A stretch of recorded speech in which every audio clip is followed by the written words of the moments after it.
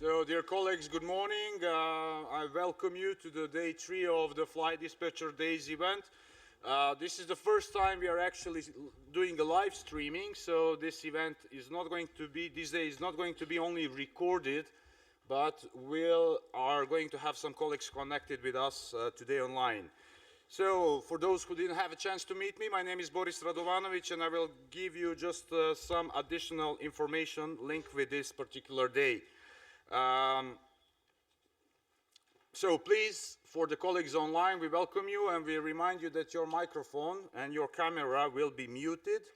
You are kindly invited to use the Q&A function within the Teams channel, and also you are able to access our other channel for the questions using this specific QR code. All the colleagues in the room having their badges are already familiar with the approach we took in the last 2 days.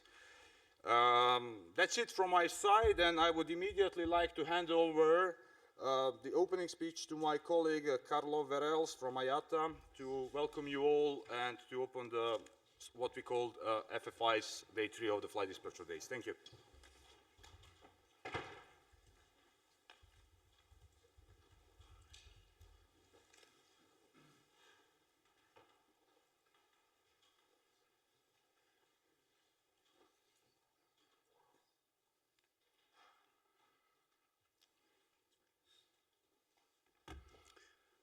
Thank you. Well, I don't know about a speech, but I'll certainly say a few words. So, good morning to all of you here in the room, and also good day from Brussels to the online audience today.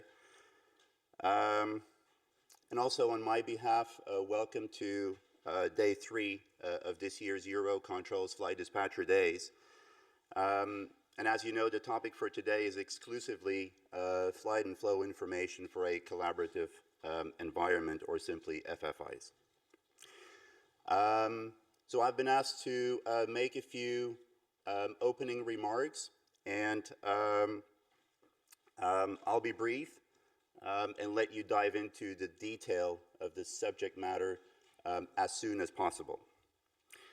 So like Boris said, my name is Carlo Verelst. I work for the International Air Transport Association, IATA. And together with my Airlines for Europe colleague, Mr. Chris Woodland, we staff the aircraft operator liaison cell here in EUROCONTROL. And there we represent the wider aircraft operator community.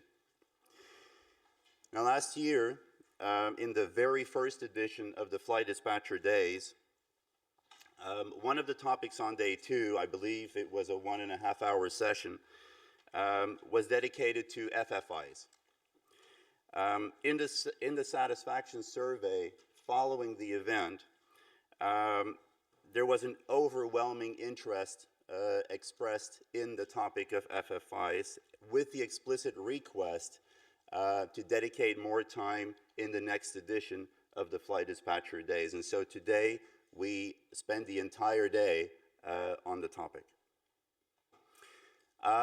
Quickly looking at the agenda for today. So right after my words, there will be a detailed introduction to the topic by the people from the Flight Plan and Flight Data Evolutions Working Group here in EUROCONTROL. That will be followed by explaining the B2B communication protocol. Then the regulatory framework will be explained by the colleagues from SDM, the SESAR Deployment Manager.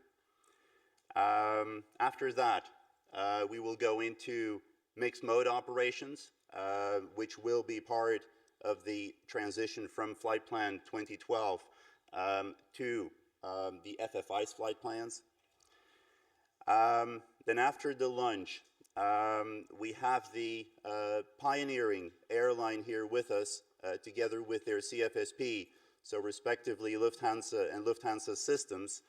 The airline that started, I believe, if I'm not mistaken, Marcel, already back in December of 2023 with filing EFPLs. and of course, their CFSP who developed the product for the airline and together with the airline. And then finally, we will go into the future of FFIs. So in other words, what comes after the initial implementation, so FFIs release 1, so beyond that, and also looking at touching on trajectory-based operations.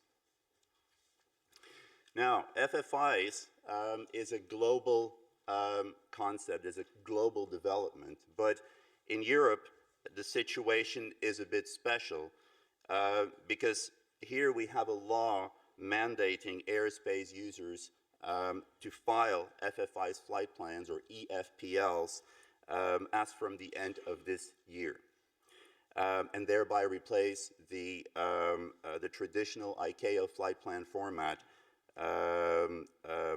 by the new FIXM FIXM Flight Information Exchange Model format. You may have also heard that at the global ICAO level, the current aim is to sunset the ICAO Flight Plan 2012 as from 2034, within less than 10 years. Now I'm curious, and I'm actually wondering, how many of you are familiar today with FFIs and what change it is going to bring? And I'm just asking for a quick raise of hands, a show of hands, for those that are not yet familiar with it. And you know, either response is good, thank you. And just for the people online, I think, I didn't look behind me, but I think maybe 30% of the, if I do a rough estimate, maybe 30% of the people raised their hands here. And either way is good. No hands means we're doing good with the preparation for meeting the mandate, I guess, in the end of this year. And for those who did show hands,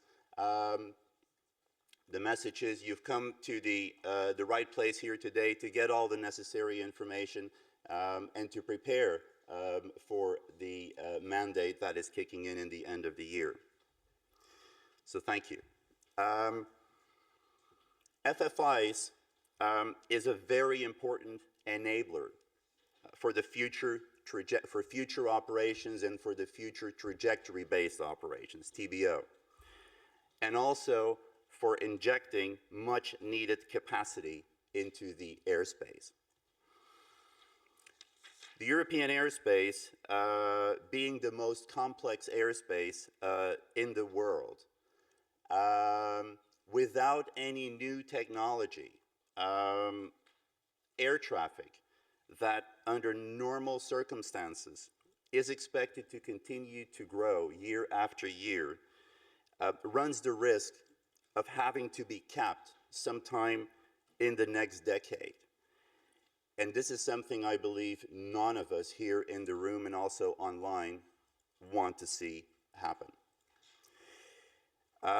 FFIs must bring the granularity at the flight planning level to increase predictability, as you know, a cornerstone of air traffic flow management, and also to increase efficiency in the airspace. You know that today, the trajectory that you calculate in your operational flight plans and have your pilots fly on is transmitted to ATM, to air traffic management, in a truncated ICAO flight plan field 15 route string. This is because the ICAO format does not allow for the transmission of anything more granular than that. So upon receipt, ATM, both EUROCONTROL, individual ANSP, so ATM calculates that route string backwards using generic aircraft performance data, not your specific aircraft performance data, to try to match your flight profile as best as possible for use in their systems, for predictability, for whatever they're using it for. FFIs must bring those different profiles closer together and ideally get away with the differences as soon as confidence in the data has been established.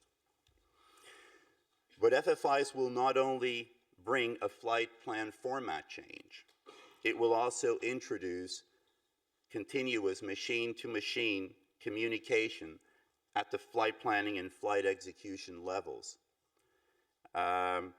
pre-departure, post-departure. And you will hear much more about that later in the day when the future of FFIs is being addressed. With FFIs, we're in the middle of a revolutionary change in flight planning.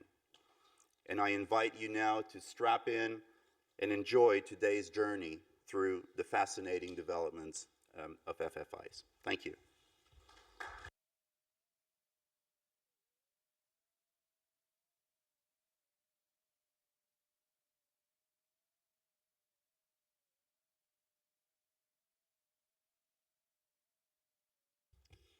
Good morning, everyone.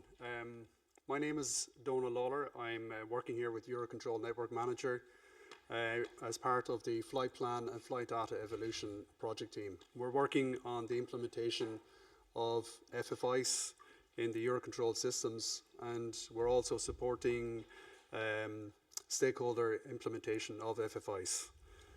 So I spoke last year, I gave a brief introduction to FFIs. I think I spoke for about 5 minutes, and then after that we had some very good presentations and insights from Lufthansa and Lufthansa Systems on their experience of FFIs.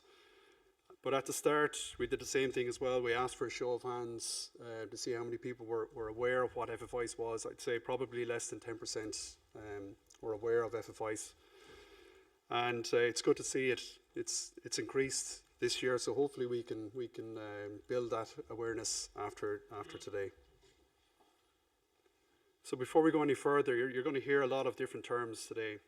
FFI brings a new terminology into our lexicon. We already have a lot of terms. So we already know about the filed flight plan. But from an FFI's point of view, so all of these terms that I'm going to show you here have been introduced by IATA. They have amended the PANs and SARPs for FFIs and became applicable towards the end of November last year. So all these terms are official terms in use now and are taken from the Doc 4444 PANS ATM manual. So filed flight plan, so it's the latest flight plan as submitted by the pilot and operator or designated representative for use by ATS units. It's important to note from an ICAO point of view, it can be an FPL or an EFPL. So what do we mean by FPL and an EFPL? So an EFPL, this is the symbol used to designate a filed flight plan exchanged using the FFI services. And the FPL is the symbol used to designate a filed flight plan exchanged using the aeronautical fixed service. So that brings me to the FFI services. So the EFPL refers to the FFI services. So FFI services are a set of services established for the purposes of facilitating the exchange of FFIs, accurate assessment of demands, appropriate resource planning, and optimizing flight planning and execution. So it's a bit of a mouthful, that definition, but I will give you more kind of practical information on what the services are and some further information about each one of the new FFI services. So you have services, so someone needs to provide those services, and this is the FFI services unit, defined by ICAO as a unit designated by the appropriate ATS authority for the provision of FFI services. And they say it could be an ATS unit or a local or regional ATFM unit.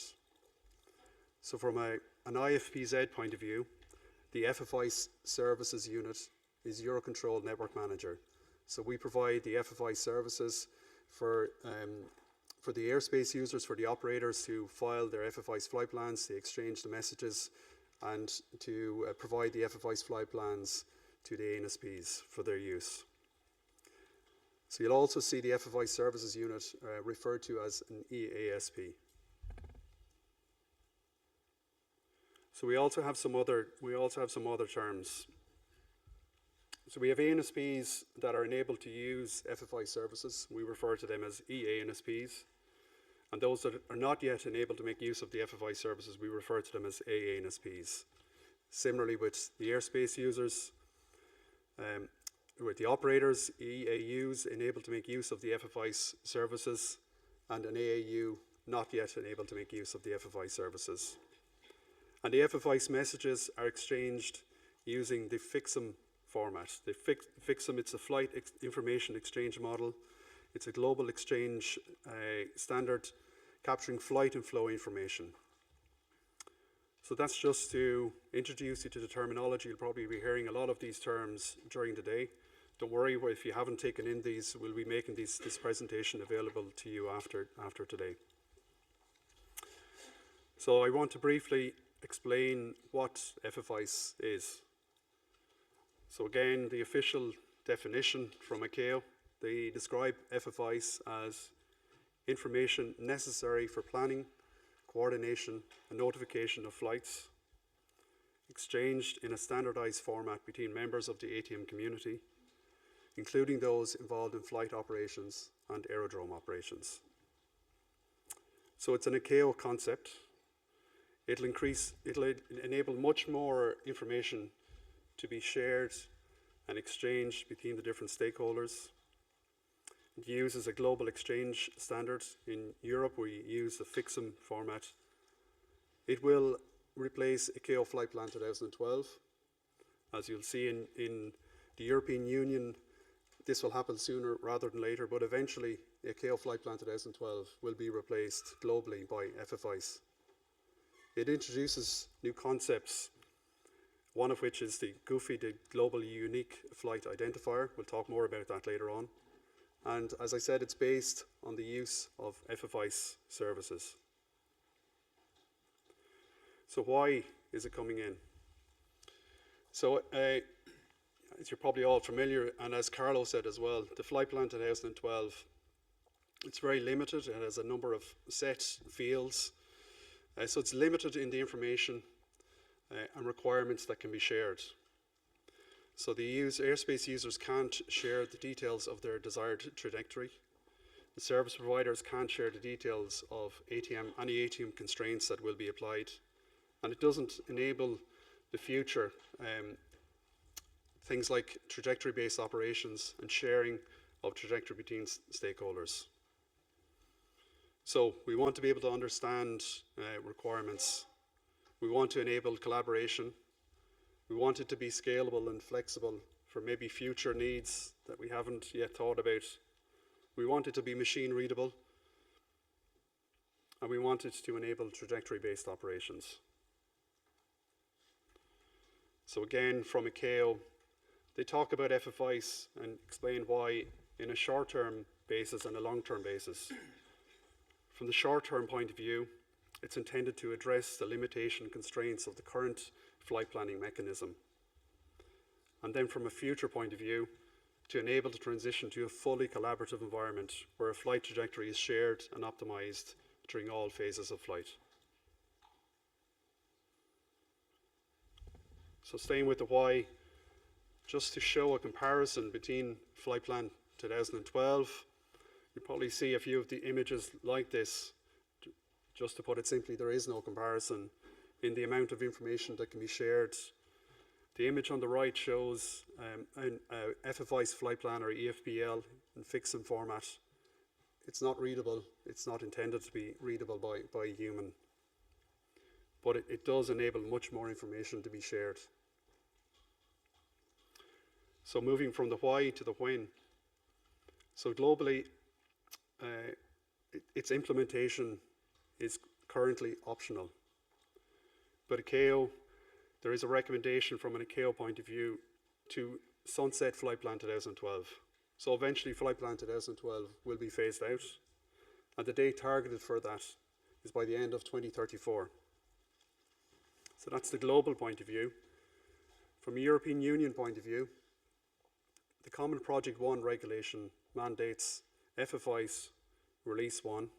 FFI's Release 1 refers to the first phase of FFICE, which is mainly focused on pre-departure. So it mandates FFICE Release 1 implementation by the end of this year.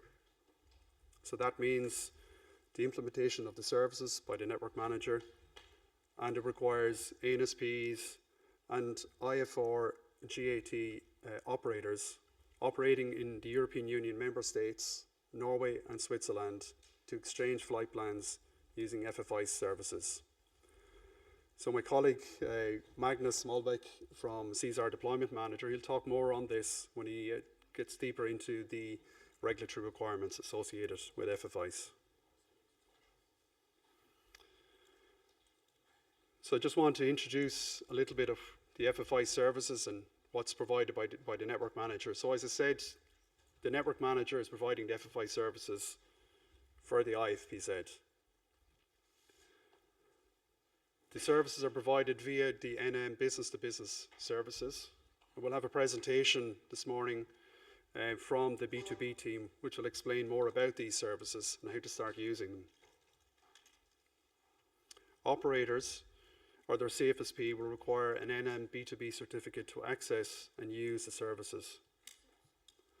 There's a test platform referred to as pre-ops provided to allow users to develop and test their FFICE applications. And the image here shows the IFPZ, and we provide the services in the IFPZ. I said that FFICE, it's mandated by the end of this year in the European Union member states, Norway and Switzerland. But obviously the IFPZ is a larger area than that. We'll also have different degrees of different stages of implementation, different speeds of implementation of FFICE. So that means that FFICE and Flight Plan 2012, they need to coexist, and this will likely be for an extensive period. So for this, the network manager has implemented a mixed mode operations to continue to support both formats. And I'll talk more about that later today. So briefly talking about the services. So there's 6 services introduced by FFICE. So the 3 on the left that I just show on the screen, these are basically enhancements of existing functionalities that we can do with Flight Plan 2012. Starting at the top left, the filing service. This enables operators to submit, update, or cancel flight plans. The next service is the flight data request service, which enables stakeholders to request specific flight data, and it's equivalent to the RQP and RQS that we know today. And then we have the notification service. And this is intended to notify flight events. For now, the flight events concerned are the arrival and departure notifications. And then there are 3 brand new services or functionalities. Starting at the top right, the data publication service.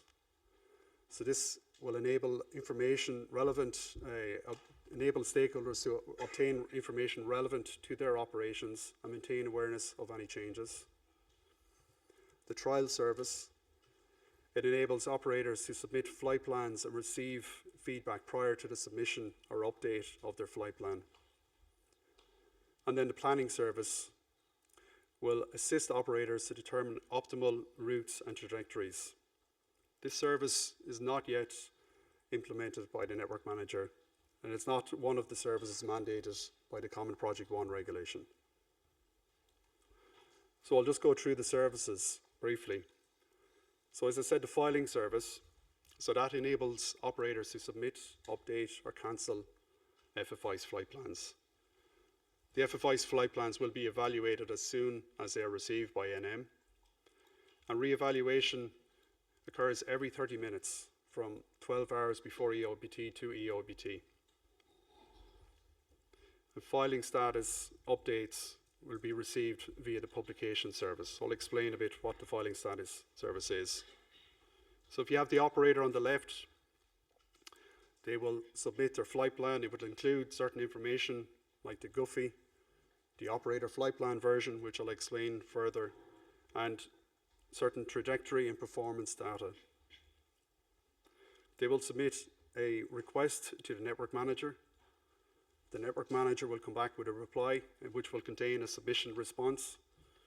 The submission response will just be to indicate whether the message that has been sent, whether the request has been valid or not. And then the filing status will indicate whether the request is operationally acceptable or not. The next service was the trial service. So it'll enable operators to submit what-if scenarios and receive feedback prior to the EFPL submission or update. So these are intended to be one-off transactions.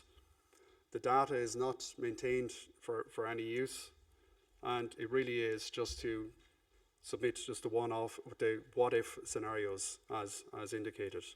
So trial request submitted to the network manager, submission response to say if the message is valid or not, and then a trial response indicating the acceptability of the trial request. We also have the flight data request service, so enable the operator to obtain filing status of a flight and ANSPs to receive information regarding specific flights. Again, I won't go through it again, but we'll have the request. The response will contain a submission response and a flight data response from the network manager. The notification. So this is a requirement for ANSPs to provide data regarding certain flight events. So for now, the flight departure or flight arrival, it could be delegated to operators. So they'll send a request, again, to reply with a submission response to say whether it has been accepted or not. And then we come to the data publication service. So this will enable subscribers to obtain information about flights that are relevant to their operations and to maintain awareness of changes to flight plan and trajectory information relevant to them, and based on a publish subscribed model. Finally, just to give you a brief overview of the planning service. So this provides a collaborative decision-making process between the operator and air traffic management concerning the intended operation of a flight. It serves two purposes. Firstly, it will assist the operator to determine the optimal route trajectory for a flight by identifying the applicable ATM configuration and restrictions. And then from the ATM point of view, it will enable them to obtain earlier and more detailed and more accurate assessment of anticipated traffic demand. So as I said earlier, not required by the CP1 regulation and not yet implemented by the network manager. So I talked about new information that FFIs brings in.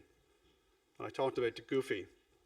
So the GUFI is defined by ICAO as an unchangeable data element associated with a flight that allows all eligible members of the ATM community to unambiguously refer to information pertaining to the flight.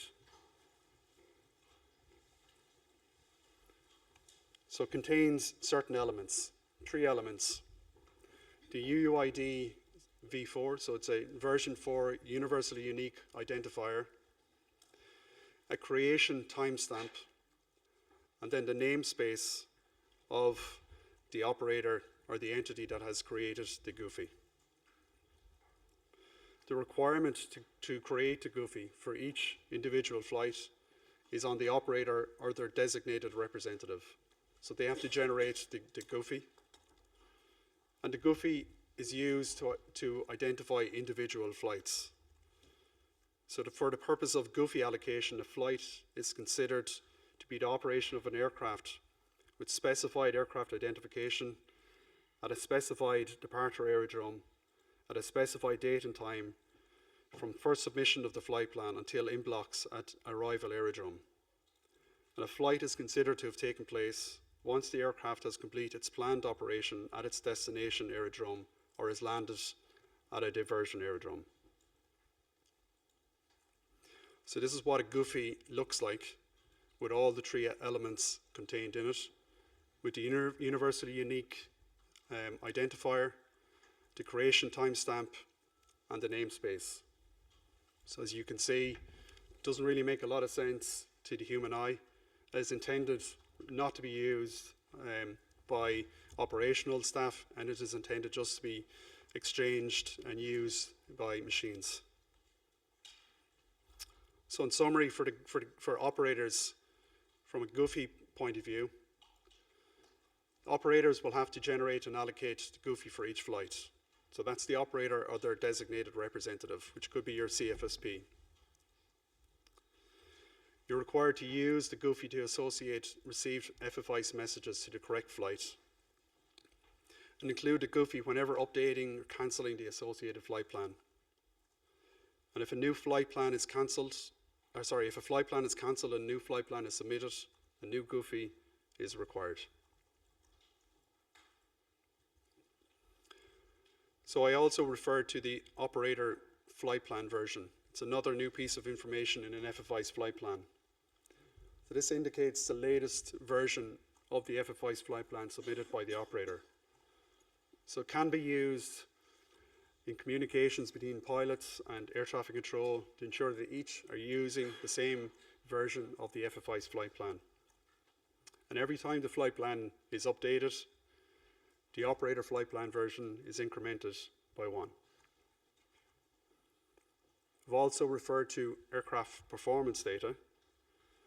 So this includes climb and descent performance profiles, climb and descent speed schedules, and these, depending on where you were operating or the type of flight, may need to be included in the FFICE flight plan and are used by air traffic management to improve trajectory calculations. And finally, 4D trajectory. So 4D trajectory is a list of route trajectory elements supplemented with 4D points expressed as latitude, longitude, time, and altitude. So this is used to more precisely reflect the expected path of the flight. So I'm not sure if you can see from the image, it shows route points Sierra 1, Sierra 2, and Sierra 3. So Sierra 2 is a flyby waypoint. So the aircraft will not fly directly over Sierra 2, but the trajectory, which is Tango 1, Tango 2, Tango 3, Tango 4, Tango 5, more accurately reflects what the aircraft is actually going to do at Sierra 2. And this is really useful information for air traffic control.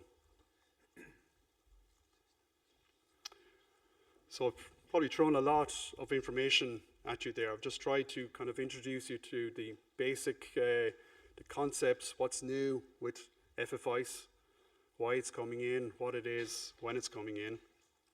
The presentations that you'll hear for the rest of the morning will go into more detail. With our team here in Network Manager, we as I said, we provide support to implementers of FFICE and those using the FFICE services provided by NM. And we have a web page. It's easy to find, eurocontrol.int/FFICE. This provides an introduction to FFICE. It gives an explanatory video, talks about our implementation of FFICE, and gives a high-level steps for users to implement and start using FFICE. You can also contact us using the FFICE@eurocontrol.int email address. So that concludes my presentation, giving you an introduction to FFICE. Happy to take questions that you may have, firstly here in the room, and then online as well. Go ahead.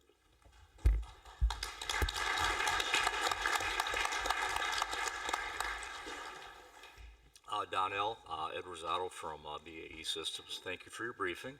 One quick question. On your trial service slide, you had a note about including a Goofy. We had not intended to provide a Goofy for trial service. Is there any benefit to doing that?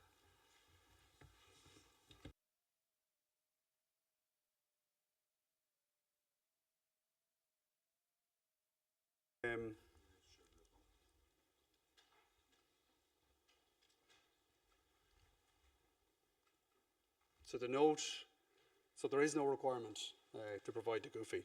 But we will, in our response to the trial request, in our reply to that trial request, we will include the Goofy if it has been provided. So that's all the note is intended to signify there. Welcome. Go ahead. If I may add to it, assuming that you have already had a flight plan in the system, being it submitted, I mean, being it a preliminary flight plan for a planning service or a 5-flight plan, the GUFI is expected, well, we expect that you would be using the GUFI because you are aware of that GUFI already. So what the benefit of GUFI is that it helps systems to associate messages with a certain flight plan. So whenever you provide a what-if type of request through a trial service, which is a trial, which is a GUFI, which is a trial request, you would be expected to provide the GUFI as long as it is for something that has already been submitted.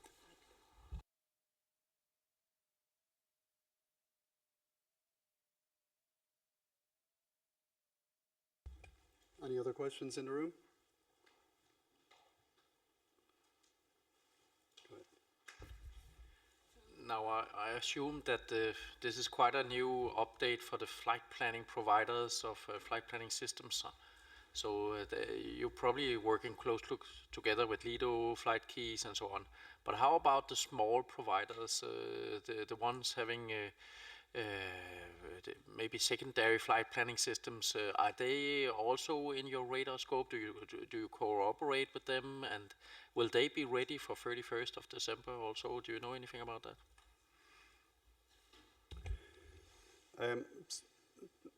So we have a group here in EUROCONTROL. We call it the Flight Plan and Flight Data Evolution subgroup. We meet twice a year. We invite all stakeholders affected by FFIs to participate in this. It's been going now for, I don't know, obviously maybe 3 years or more, 4 years maybe.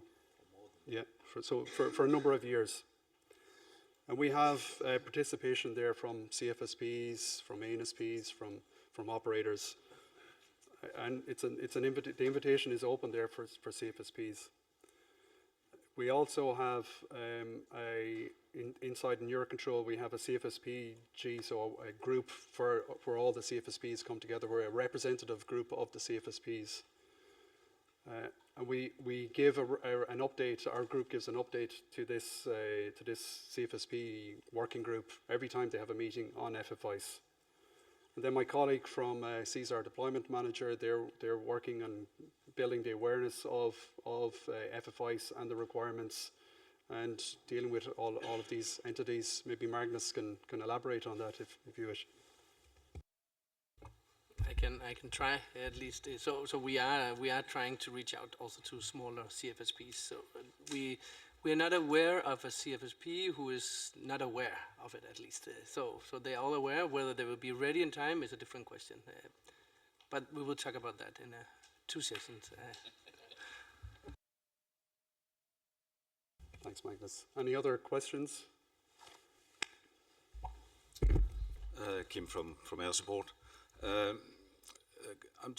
know the FFI's project is already rolling, but maybe a stupid question, but how come creating a completely new XML-based format rather than maybe looking into existing known industrial formats like the ARINC 633 format that everyone basically knows of? It's a huge task to basically implement a completely new XML-based format rather than using existing and known formats. Thanks for your question. I don't know if any of my colleagues here in the room might be able to comment on that question. Just to probably clarify the question, because are you referring to a format that exists and is used also for flight information exchange, or is for something else? Well, it's more like, as I understand, according to the FFIs, it's basically it's basically showing all the aspects of the flight plan with all the waypoints and so on. And those data are actually already available within the ARINC 633 format, and that format is well known, and it could, as I see it, maybe just have been expanded to add the additional data. So we basically, it's a smaller task to implement an existing format than an event in a brand new format. The FFIs is not a small task. It is a huge task for us. I'm coming from a CFP company also, and we of course intend to be ready by the deadline. But It's not a small task. I'm not familiar with the format that you're referring to myself. Adding 631, 613, It's the ARINC 633 format. 633. Well, I'm not which familiar is, with that. it's a format used primarily for all the calculations. When they are done, you uplink them, and they are provided within like an EFB service. And this is XML based. It's basically containing all aspects of the flight plan. I think the reason is that it has been considered globally that it is not necessarily appropriate for flight information exchanges. Therefore, globally, for FFIs, which is not necessarily a format only, it's more than that. There's procedures, there's processes coming with it. But the model, the data model that's been developed to support the FFIs is FIXM. So, and this is something that's been agreed and discussed at the global level. Can I jump in here as a participant in many aviation communities, or committees, I should say? ARINC 424 is your database, your flight information database. 424A is now the new XML-based database, but it's new. FIXM has been around for 15 years, been around a long time. We just haven't used it a lot. The one that you're talking about is the uplink format, and that is not nearly robust enough to do what is intended under FFIs. I wasn't mentioning the 424, it was 633 format. That's the uplink format. Yeah, That is exactly. that's not robust enough to handle all the information No, but that's required. maybe you could expand on that format. It's already an existing format. So is FIXM.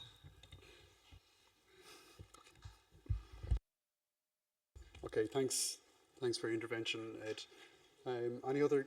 Go ahead. Could you explain a little bit about the mixed mode operations you mentioned? So does that mean at end of the year both flight plan formats will be accepted by AFPS, or what does that mean? So the mixed mode means that Network Manager will continue to support Flight Plan 2012 at the same time that we will support FFI's flight plans, and there will be a separate presentation on that later today.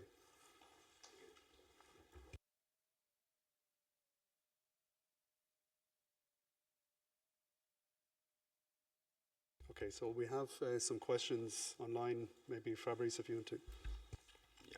Yeah, we have two questions that are interrelated from Cargolux and Flying Group. First one is there no physical change to the look of the flight plan? Will the crew or dispatcher see anything different, or are all the changes purely in the background? And the other one is, will a readable version of the EFPL be available to check filed FPL? So I think it will be up to the choice of each airspace user to present what is useful to the crew. That's my answer.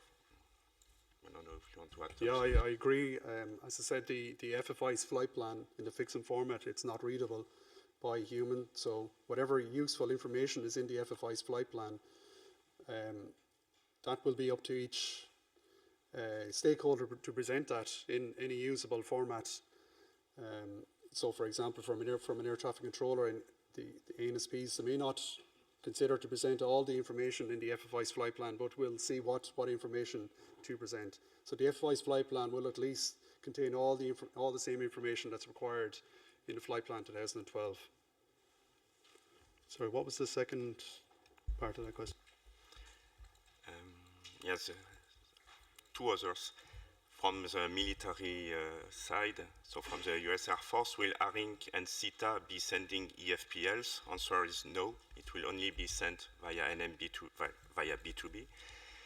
And the other one is from US Army also. As it pertains to FFIs, are military entities exempt or only required to submit EFPL light flight plans? If so, could someone speak of the specific requirements to allow military flights within European airspace? It will maybe be covered by Magnus' presentation. I don't know if you want to answer directly.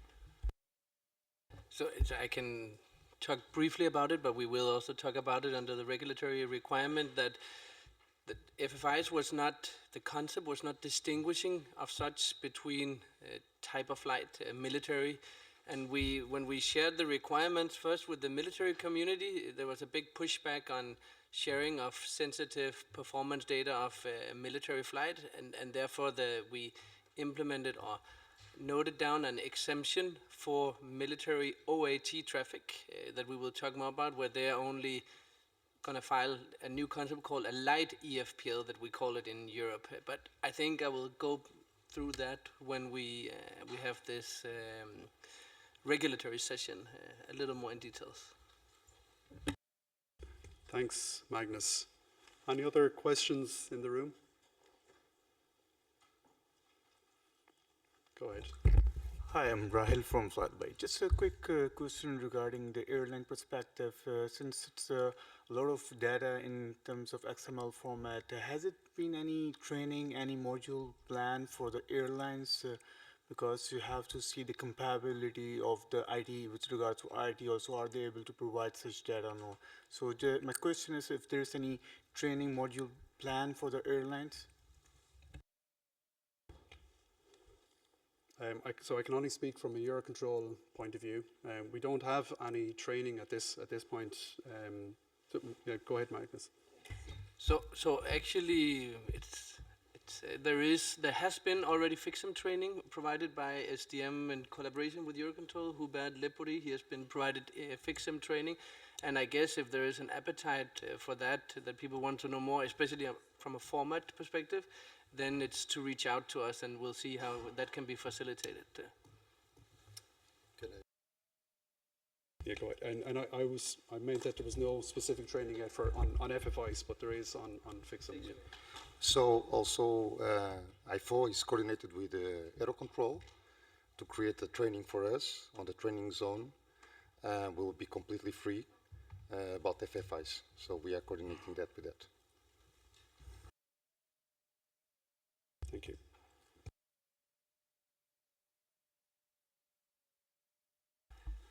Yes, we have another question on the Q&A. Thanks for the nice presentation. Thank you. Concerning the GUFI usage for a flight going from Europe to USA, if the airline files the flight plan with a GUFI, will it be shared downstream with FAA, assuming FAA will support FFIs in the future? And if vice versa, has ANEM the ability to capture the GUFI for a flight coming from the USA if available, or whatever other region in the world? Can we ensure not to have duplicated GUFIs for the same flight? Answer is yes. We will, well, FAA has to create an FFIs publication and consume the ANEM B2B service. And we will also, if an EFPL is sent from whatever region from the world, we will use the GUFI and store it and make it available to anyone. Yes. If I may add to it, Fabrice, I think this is very much linked with the submission procedures for FFI's flight plans and collateral or other services that are implemented by an EASP that serves the departure aerodrome. There are two additional services that can be provided by such an EASP. One is forwarding, in which they take the responsibility to forward the EFPL received from an airspace user to another EASP in the form of an FFI's flight plan, but it also takes the responsibility to provide back all the feedback and responses from that or those EASPs. And there's also another service called translation and delivery.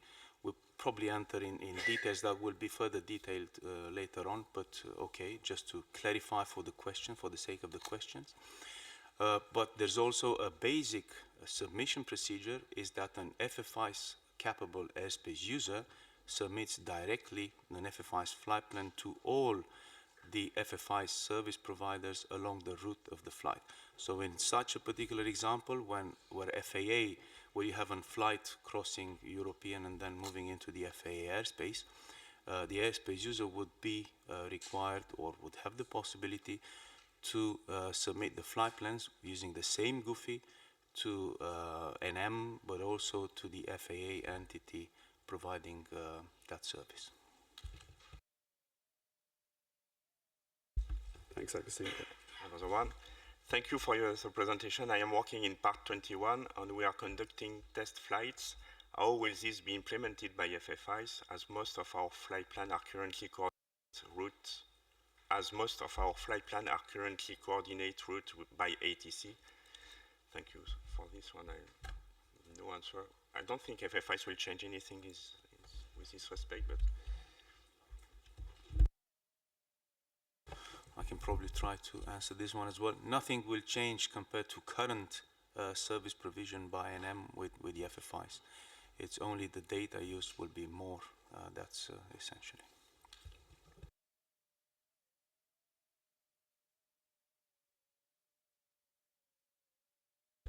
still one. Regarding the free training to be provided, will it come to fruition and be offered or disseminated prior to the end of the year?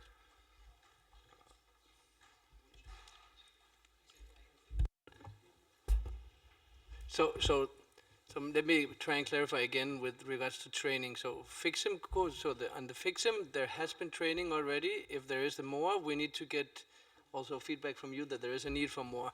There is also an ongoing training course already that has been there for a couple of years already in Luxembourg, that EUROCONTROL offer, where it's called the SWIM course, where there is also a module on FFI. So that has also been ongoing for a while. I hear that there will be some specific FFIs one.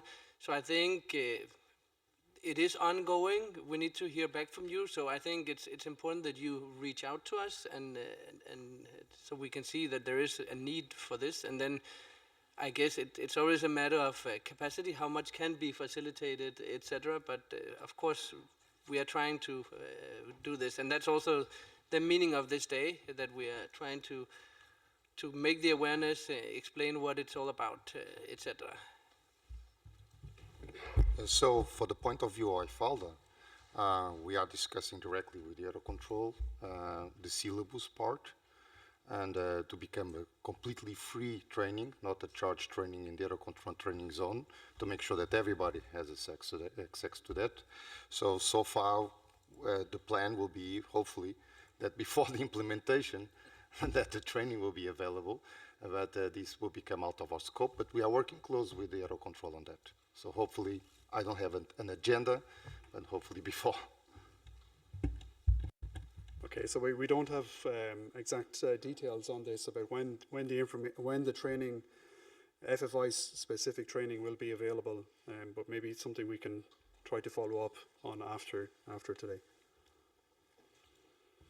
So we just coming up to the final minute of our slot before we go ahead, Fabrice. Just to say that there is a question regarding the mixed mode operation with the DLA sent over on EFPL, and we will take it during the mixed mode presentation that will come in a few minutes.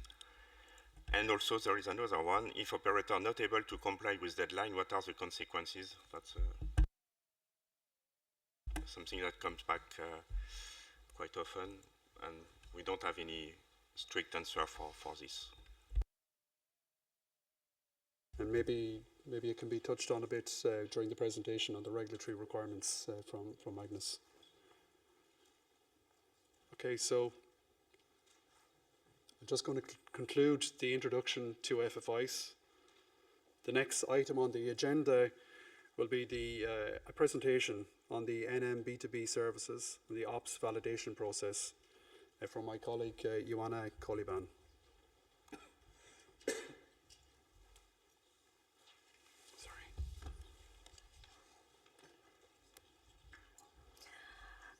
Good morning, everybody. So, Ioana Coliban, in charge of data exchange and B2B domain. If it was not already understood, today will be a slide day. Slides and dry notions for some of you. The past 2 days were B2Cs, more concrete examples on topics, so bear with us today. As well, to make the link with what has been discussed the last 2 days, I will introduce the B2B team, which is an enabler of the FFIs, what has been called here. And I will start with my colleagues in the order of dealing with the B2B request with Lisa. She's in charge of taking the request from your side, making the eligibility of your request and building a B2B profile. Alexandra in charge of operational validation with you guys, depending on the topics, on the right services, and as well Lorenzo back on the technical part for the technical validation. So just to introduce the team, this is the B2B team. However, from the business side, we rely entirely in this context with the FFI's team, in fact known as a Flight Plan and Flight Data Evolution Group, managed by Donald, and with the support from Augustine, Fabrice, Gabriel behind. But not only in this context, the B2B team relies on the business part of NM, with our operational colleagues participating in the operational validation for the right services. We are talking here about the flight or the flow, airspace as well, but as well with our change owners of the services, changes brought in this case for the FFIs, for the team present here, driving this concept, and as well from the flow part, the CTM team, talking here about Miriam, Boris for the opportunities part, and as well our colleague Andy Woolen, who's the business owner of the flight and flow domain. Just to give you some names and to see how spread the B2B is behind NM. And not only the NM, but ACM division as well. But let's go to the presentation. I have one button, so let's see what is going on. When we are talking about the B2B service, we are talking about two types of interactions. We are talking about request reply, what FFIs is behind, but not only that. And we are talking about publish subscribe. We are talking about two types of way of communicating with us through the read services, where you are consuming the information from us and you are building your own application, but as well the write services dealing with what you can deliver to us through the FFI's flight plan, but not only that, but for example, the e-help desk ticket or the slot swap, what we discussed yesterday. The request reply, we are talking about services, package of services in the airspace, airspace availability, airspace structure, GNSS structure. In fact, the B2B started like that, with the AXM format, exchanging and sharing the airspace information. Then we added the flight, and in the flight we can talk about the flight filing, flight management, preparation, safety, and passenger demand prediction. This is a service put in place for the airport domain. We are moving now to the flow. And the flow, we were coming with MCDM measure scenario or simulation, tactical updates, traffic counts, and regulation. FFIs has been the latest big package added on our site on the B2B services, and here today you will hear a lot about this topic. General information as well, covering general behavior of the B2B. Some history behind the B2B is not new. You might hear more in the context of FFIs because the FFIs is only B2B, but B2B has been always there more than 15 years ago. And as I said, we started with the airspace part, then we added the flight. The flight plan is a mapping, in fact, of ICAO 2012, and FFIs is just an evolution, a continuation what has been said a long time ago. And when we are talking about this target audience, airspace user, aircraft operator, CFSP user, the eligibility of accessing the B2B service is quite huge. In fact, we are mapping and we are building the B2B services based on the main operational stakeholders. here talking about the airspace users, we are talking about FMP ANSPs, and we are talking about the airports. We are targeting these operational stakeholders, but as well, we rely as well on the software developer who will be in charge to develop your application. Developing an application on the B2B services is complicated. And from yesterday presentation of our colleagues from Air France, pioneer in this domain, it took some years to build. We don't have that luxury when we are talking about FFIs, and we have the mandate to be FFIs compliant by the end of the year. Again, for the newcomers in the B2B domain, just an information what we can provide as services for aircraft operator. We are talking here about the publish subscribe. The publish subscribe, you subscribe to a topic and you put in place a consumer, therefore you will absorb the information as published by NM system, and as well request reply. The request reply flight filing, FFIs as well is included in the request reply already presented in Donald's presentation. The FFI's publication, FFI's flight filing is the mapping of the operational reply messages, the flight data from where you can get the information of the flight, not only in the pre-departure part, but as well while filing. Flight plans, flight filing result is the ICAO 2012 regulation rerouting MCDM. We are encouraging you to consume indeed the publish subscribe, because that will give you the up-to-date information for a flight. However, to file an FFI's flight plan, the request reply method, it's available.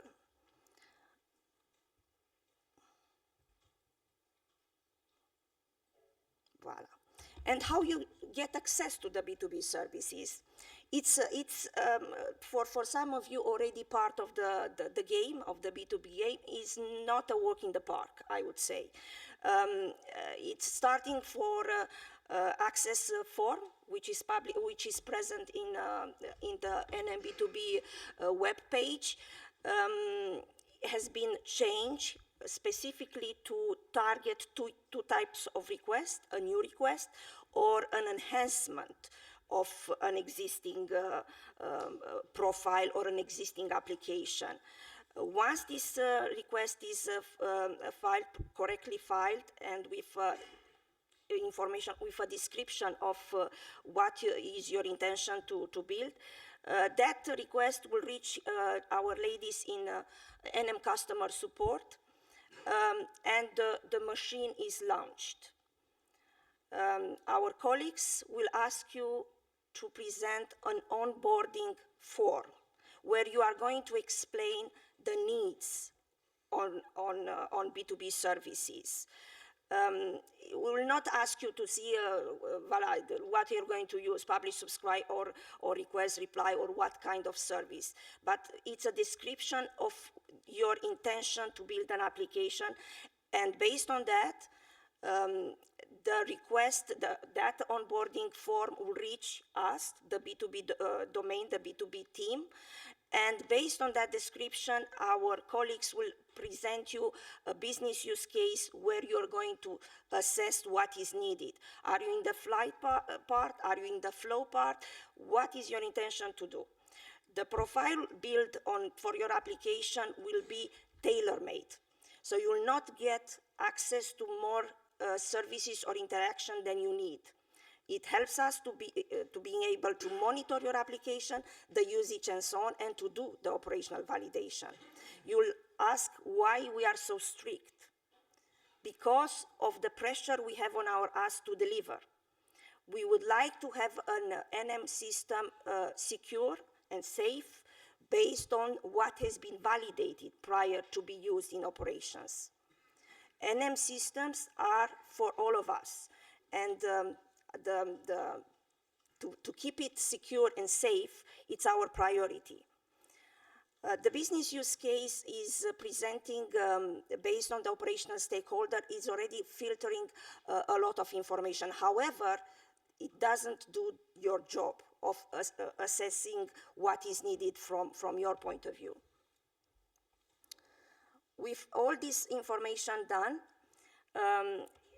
this slide will contain some information how the filtering is applied. You'll have an instruction how to fill in the book, the business use case, the filters applied, and the result of this filtering. As I said, the result is not, you'll not come to our team to say, I would need that, because my colleagues will ask you, for instance, for some specific resources to give a business justification of the need. However, with all this information, you'll receive a profile and a pre-ops certificate. We are talking, now we are entering into details maybe for some already using the B2B services, and we are talking about the pre-ops testing and ops validation process. The pre-ops testing is what is done on your side to be able to move to an operational validation with us. So what we are asking you, so you, to build an application, you'll have some requirement to be set. Your requirement might be what I'm filing through the AFTN today, through the legacy system, I would like to do the same thing what on FFIs today. This is a requirement. So you need to build an application already maybe in place, however, with additional information, to be able to file a flight plan. However, when you receive the request, the reply from us, to be able to absorb that information on your side. Might be a simple way, might be more complicated. However, this pre-ops testing, accessing the pre-ops platform, will give you the certitude that what you set in place is working fine.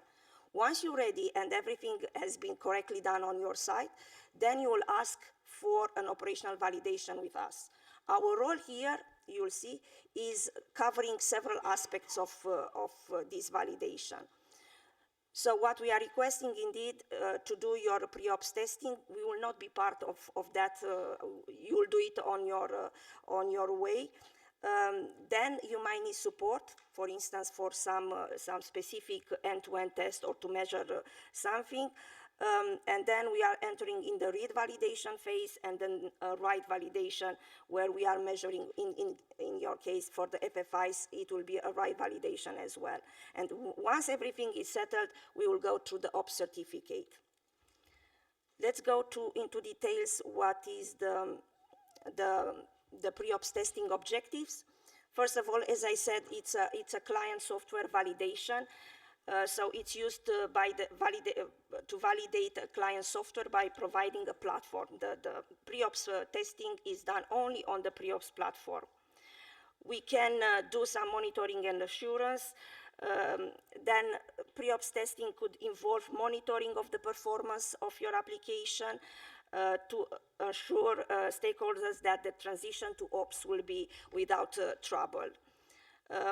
As I said, some end-to-end test or stress test from your application could be organized. Data alignment, what is a pre-ops platform? Is similar to ops, but is not identical to ops. So that's the first part.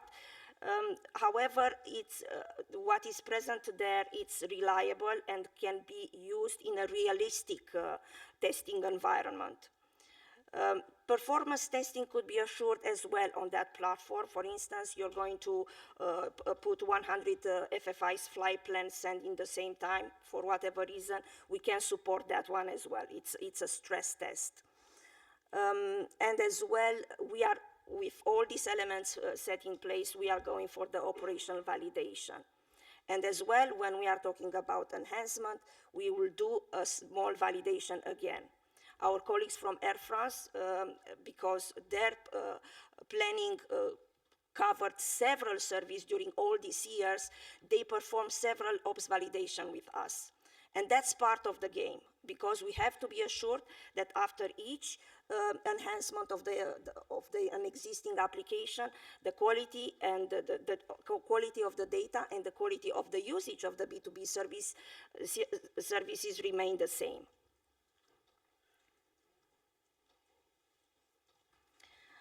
A part of the pre-ops platform, what is available for you, we have as well other two elements for your consideration.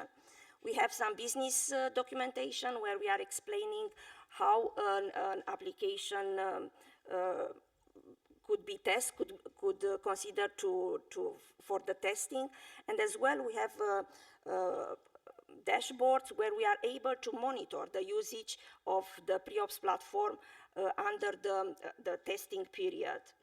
There are available some API usage dashboard could be available as well, where you can monitor the error message triggered by the pre-ops while doing the testing.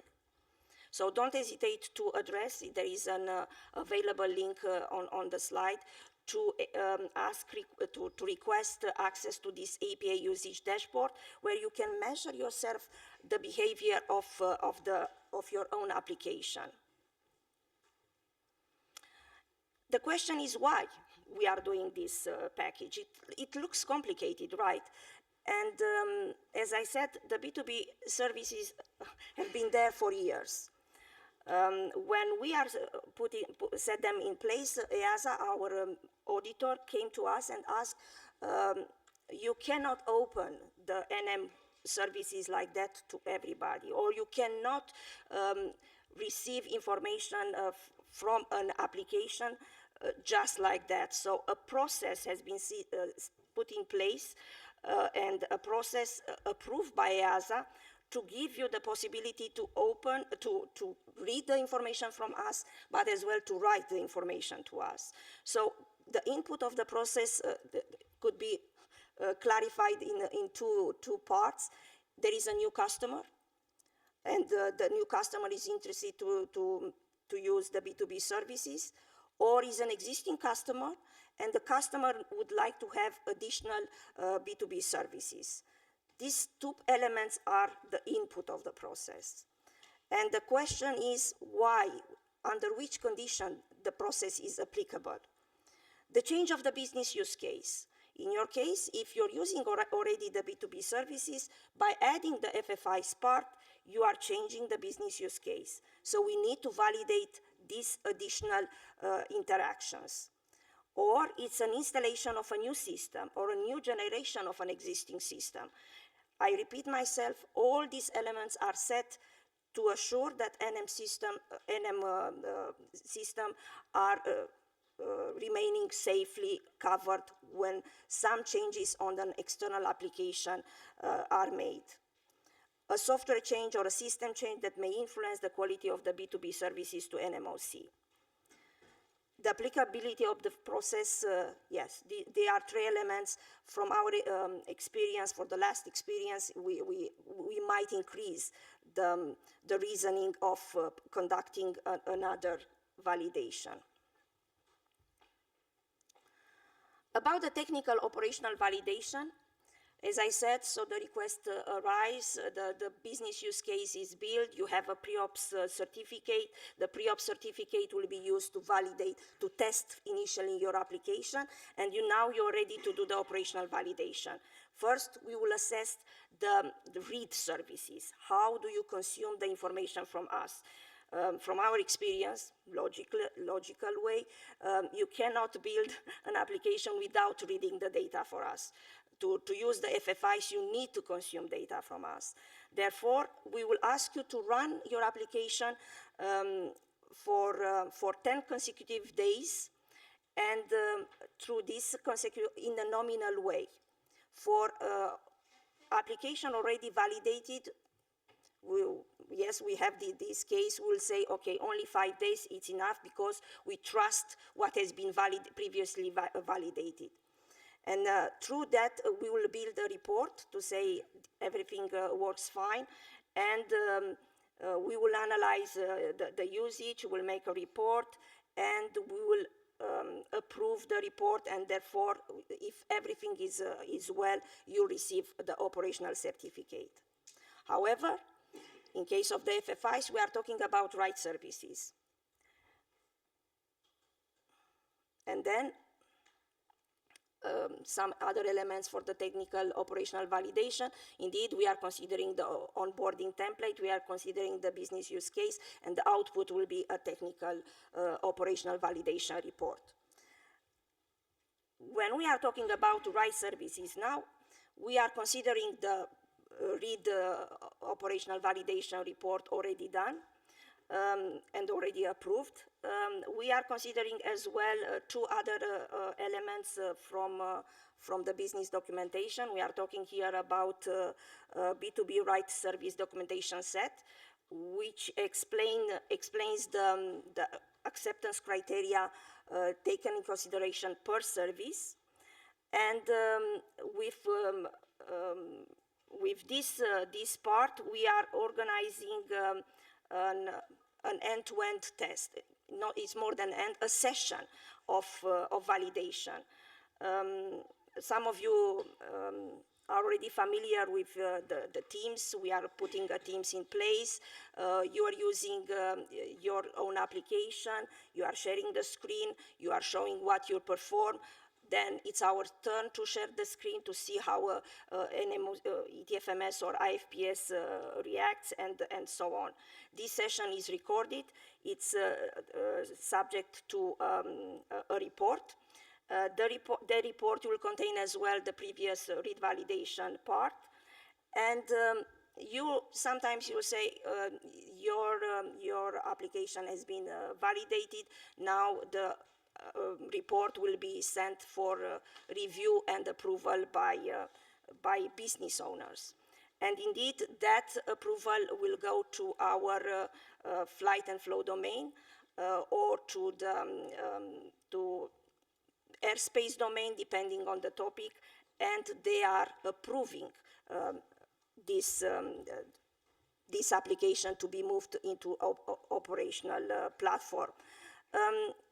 As I said, this is a process set in place by EASA together with EASA, and it's a quite an old process approved in 2016, if I'm not wrong, if I correctly recall the date. And with all this part, just to give you a duration of the operational validation process, we are talking about a few months. Here, considering the pre-ops testing from your side, from a request with what is received by NM customer support until going ops, what we've noticed, it's a few months. And not the validation part is taking much, but your own pre-ops testing and your own adaptability to maybe to some issue raised during the validation. So be aware that the FFI's implementation, it's taking time from our side as well, through the workflow, which is not easy to settle, but as well from your side with the validation. Some documentation to be shared with you. From the technical part, yes, the B2B reference manual, the business documentation, the validation part, we are talking here about the right service documentation and operational deployment process, from where I extracted the slide on the applicability of the process of the input in the process. As well, we are talking about a B2B SharePoint, where the request for support could be addressed, and what is more important in the FFI's context, sometimes we are receiving FFI's question on the business, on the B2B part. We are collaborating with our colleagues in FFI's for covering that topic. And with this slide, I think I'm conclude my presentation, and on time as well. Thank you.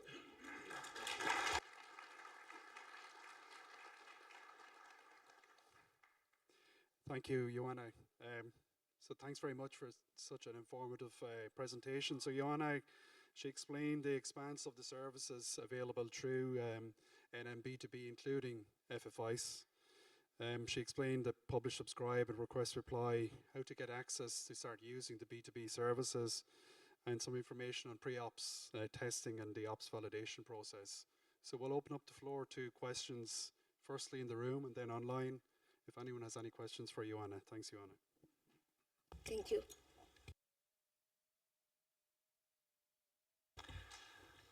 I'll jump in here. Thank you for your briefing. Having gone through this process recently myself, you're right, it is not a walk in the park. It is very comprehensive, and if you need to do this and you haven't done it yet, please do it right away, right? Thank you, Ed. Indeed, we do not insist a lot, but we have to highlight this process. We are more stricter than before. As I said, we are conscious about the importance to deliver, and without not being so rigorous or strict in our approach, we might be lost, and as well we are audited. So that's the part which worries a bit, that at the end EASA will be there and will say what has been said. Show us the proof that everything was followed properly and correctly. And the reports will be assessed and so on. So just we are together in this game. Thank you.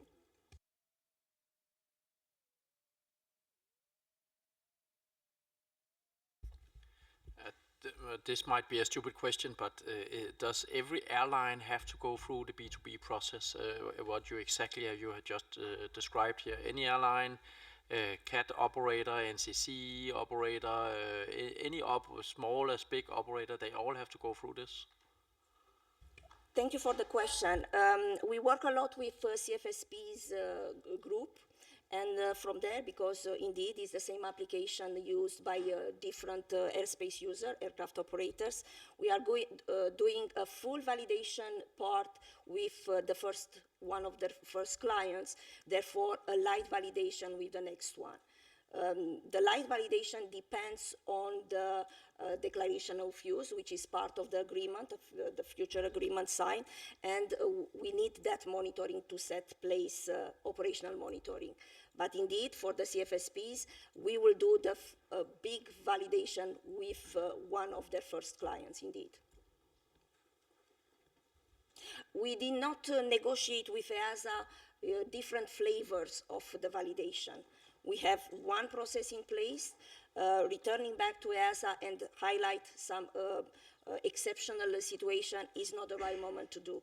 So we will follow the existing process, and we are making adjustment of based on our experience, and as well based on the application we are validating to that process.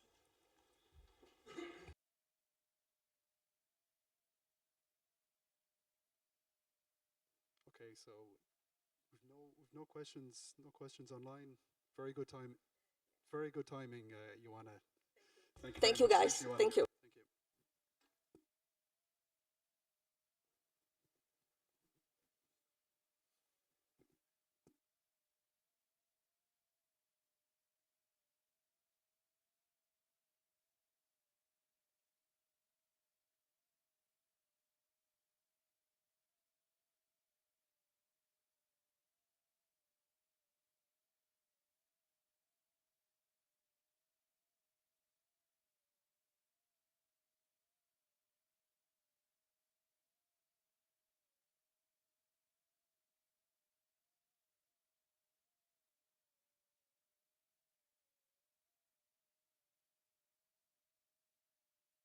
Sorry for the delay.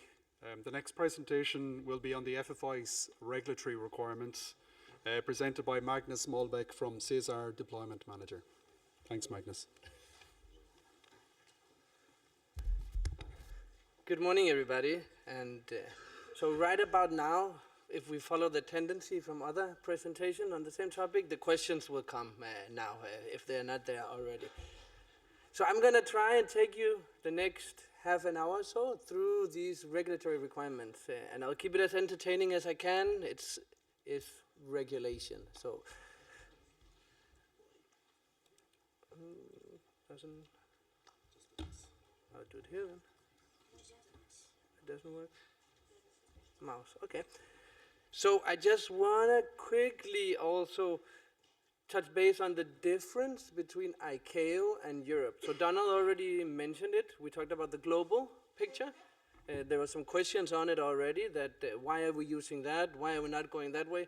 Well, it's always when you try to reach a global agreement, there also have to be compromises. So I'm sure that many of these discussions have been taken from a global level, but I guess that's something that the ICAO people will know. But we have the old manual on FFIs, and we have a volume 2 that is about to be published. There's been a state letter sent out to all states, also related to FFIs. And you can see down here the timeline a little from ICAO, where the important one is, of course, the one that I put a red ring on, the sunset date, the suggested sunset date of 2034, and yeah, the rest of the things. But they're applicable already now. So if we look at, it's difficult with the mouse here. So Donald talked about this already, so I'm not going to go too much into it. We're talking about enhanced capabilities that Donald also mentioned already, and new capabilities.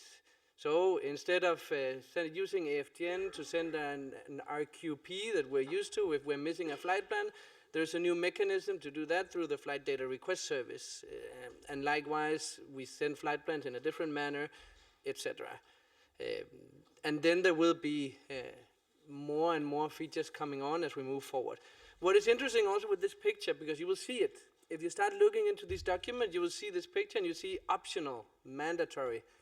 From a European perspective, disregarded already. In Europe, the things are mandatory, and you'll see what exactly. I'll go through it, but this is an ICAO perspective. If you implement FFIs, this is the way you do it. That's how they are doing it in ICAO. So let's move on a little bit. Just a little on ICAO provisions linked to EU also. So ICAO provide the global baseline, we all know it, to harmonize, also for interoperability, etc. It goes to ICAO states and EU states. I'm distinguishing here because we have different processes in Europe. In EU, we mandate things to get things done, whether it's good or bad. It's depending on who you are, I guess. Then it goes further. It is adopted and incorporated into national regulations that can be many different. There can also be exemptions from a country perspective. And later, it impacts the aviation stakeholders in the countries. So that is more or less that how it works. In Europe, we have, of course, EASA, who also provide additional regulation. And there are also Europe-specific regulations that we are going to talk about now. So this is the picture that you have to remember from today, from my presentation. This is the regulation and how it came to be that we, by the end of this year, are mandated to implement FFIs in Europe. So it already started in 2012, where the first European master plan was developed. It was agreed, consulted between all stakeholders. So everybody said, we want this. And out of that, there is always a task that is called the essential operational changes. So we go together as a community in aviation and we say, these are the changes that we would like to implement that will impact and are important to implement in Europe. Out of that, we created the first common project regulation called PCP. It was Regulation 716 from 2014. And since then, already then, the notion that you will see today, that you have heard about, were mandated in Europe. So since 2014. Later, we saw that it was a P, so the pilot. So we made some, in Europe, there were some changes that we had to make to that. So there was a long regulation update process. This is the yellow one you see there. The PCP was updated to become the CP1, so the Common Project 1 regulation, went into force in 2021, where there were some mistakes that were corrected, etc. So this is the process, that's why we have it. Out of the CP1, we have also developed a SESAR deployment program. That is where you can see the how. So the regulation is 20 pages, giving you high-level requirements, then you dig down in the SESAR deployment program. CP1 regulation mandates implementation of FFIs, among other things, by the end of this year. There is also other things beyond the CP1 FFI's deadline in 27. So what is the CP1? It consists of 6 ATM functionality. You see them here, AF1 to AF6. The important one today is AF5. It's system-wide information management, okay? This is also something that you need to remember, because system-wide information management is the mechanism globally agreed that eventually will replace the AFTN, AMHS mechanisms that we are using today. Okay, we talked about request reply, we talked about publish subscribe. These are the new means on which we will get our data and file our data.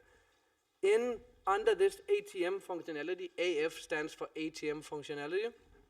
We have, under the number 5, we have FFIs. That is where it is hidden. But it's also hidden under other of these ATM functionalities. But I will not go through this, but it's a holistic picture of all the changes agreed in Europe for all aviation stakeholders, including med providers, etc. So if we look at FFIs, just quickly, there's a lot of animation, I'll stay here. In Europe, Network Manager, EUROCONTROL Network Manager is mandated to provide these FFI services. Not all of them as mandated in ICAO. It's a subset of them. It is the filing service and trial service for the filing and of the flight plans. It is the flight data request service, the means to request flight plan and supplementary flight plan data. It is the publication service, the new means to receive. So you will no longer address the flight plans as you did with AFTN. You are requesting the flight plans that are applicable to your area of responsibility. And then the notification service, the new means to send departure arrival notifications to flights. On top of that, Europe, this regulation is also mandating the ground to update their systems to take use of this data. So we're not saying only that airspace users, you need to start filing a lot of new data. We're saying ground need to use it. So we're having a transition both from an airborne and on a ground perspective. And so is NM also updating the system to make use of this data. In the end, we'll go back into what is the enhanced data, but we are looking towards some benefits naturally by doing so gradually. So we're not having one big bang, everything will be perfect. Little by little, these benefits will come. So from an airspace user's perspective, or who is mandated, then here we have an airspace mandate and we have a ground mandate. From an airspace mandate, which is impacting most of you here in the room today, it's all IFR GAT traffic operating within the EATMN airspace, meaning EU, the scope that was mentioned by Donald. It's the EU member states plus 2, Switzerland, Norway, then of course including MUAC, who are mandated by this regulation. So the airspace overhead EU, whenever you fly, wherever you start, if you enter this airspace, as of 31st of December this year, there is a EU mandate that you have to file an EFPL. On the ground, the ANSPs especially need to upgrade their ground system to receive and process the EFPL and make operational use of it. In the end, we tried to make a thumb rule saying that it's all systems using Flight Plan 2012 today are impacted by this in the future. We also have a subset of tower systems mentioned here that are mandated to do it, but often these towers are fed with flight plan data from the main ground systems. So probably most towers will be also doing this for the mandate. So looking into what is mandated in terms of content, and that's also interesting, we are actually digging one level down because from a regulation perspective, it's very specific. We are mentioning 40 trajectories. We're mentioning things that would never normally be mentioned in a regulation. Therefore, there is an expanded route with a selected trajectory point that is mandated. We're looking at a trajectory where you need to provide top of climb points. You need to provide at least a minimum one top of descent point where the trajectory begins and a descent from the final last cruising level. Trajectory change point, vertical points. And you need to provide takeoff mass, performance climb and descent status profile, and climb and descent speed schedules. including also the global unique identifier, the GUFI, is mandatory to be provided. All of this is not something that we have just invented in Europe. Everything is coming out of the manual that we saw, the ICAO Doc 9965, Volume 2, that is going out for publication. So it's not randomly figured out in Europe. So we're going to a complete different granularity, detail level of a flight plan to be filed here, or EFPL to be filed. Back to the military questions. I mentioned it already. We presented it to military, that they have to file performance data, and then they said, we will never fly GAT again. We'll only fly OAT, because then we don't need to file anything. Therefore, we implemented an exemption called light EFPL, which means that it's only optional to provide flight performance data, expanded route, and trajectory information. Meaning that from a military perspective, if you see the table, if they fly OAT, they're exempt. They don't need to provide an EFPL. If they fly GAT, they need to provide a Flight Plan 2012 information in a FIXM format, including GUFI and operator flight plan version. So that's basically the requirement. Whereof the full EFPL requires all the information. VFR are not mandated by this regulation, and when you talk about mixed OAT, GAT, we also disregard them here from this regulation. But mixed rule, VFR, IFR, is mandated by the regulation. So this is how the process has been gone. We have looked at the Doc 9965. This has been mapped into the requirement also here. In Doc 9965, basically they have everything available, everything is possible. And in Europe, we are taking what is part of the regulation and saying this is the mandatory part. And the SESAR deployment program 24, available publicly already, is something that you can look into where you can get all the information about this. So I need to also talk about this. I said I want you to take this away because this is important. We are exchanging, we're transitioning now to a new mechanism. FFIs will not be, or FFIs flight information will not be shared using legacy mechanisms. Meaning we're moving towards SWIM. And this is the SWIM scope that you see. There's a technical infrastructure. There is an information exchange model. We know that from a FIXM perspective, from FFIs. This is what we're talking about. But SWIM goes beyond FIXM. So we're also changing the format for meteorological information, for AIM information. All of that is being changed now by the regulation in Europe.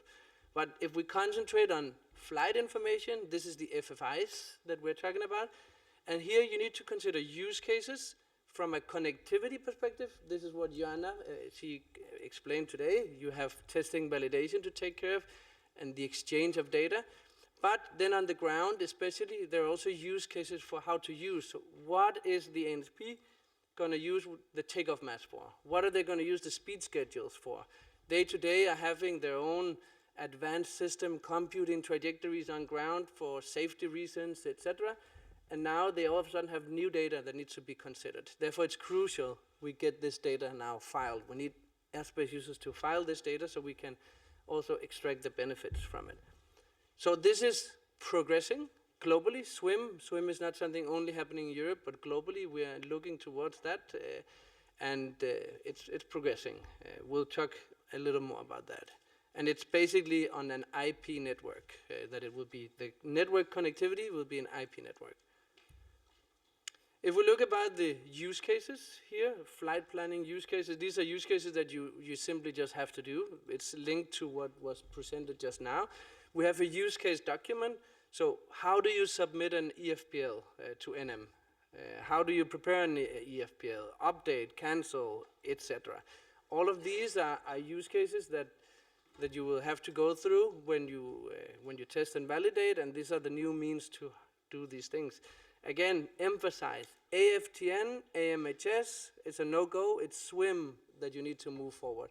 Should you continue the other mechanism, it will make you non-compliant with the EU regulation.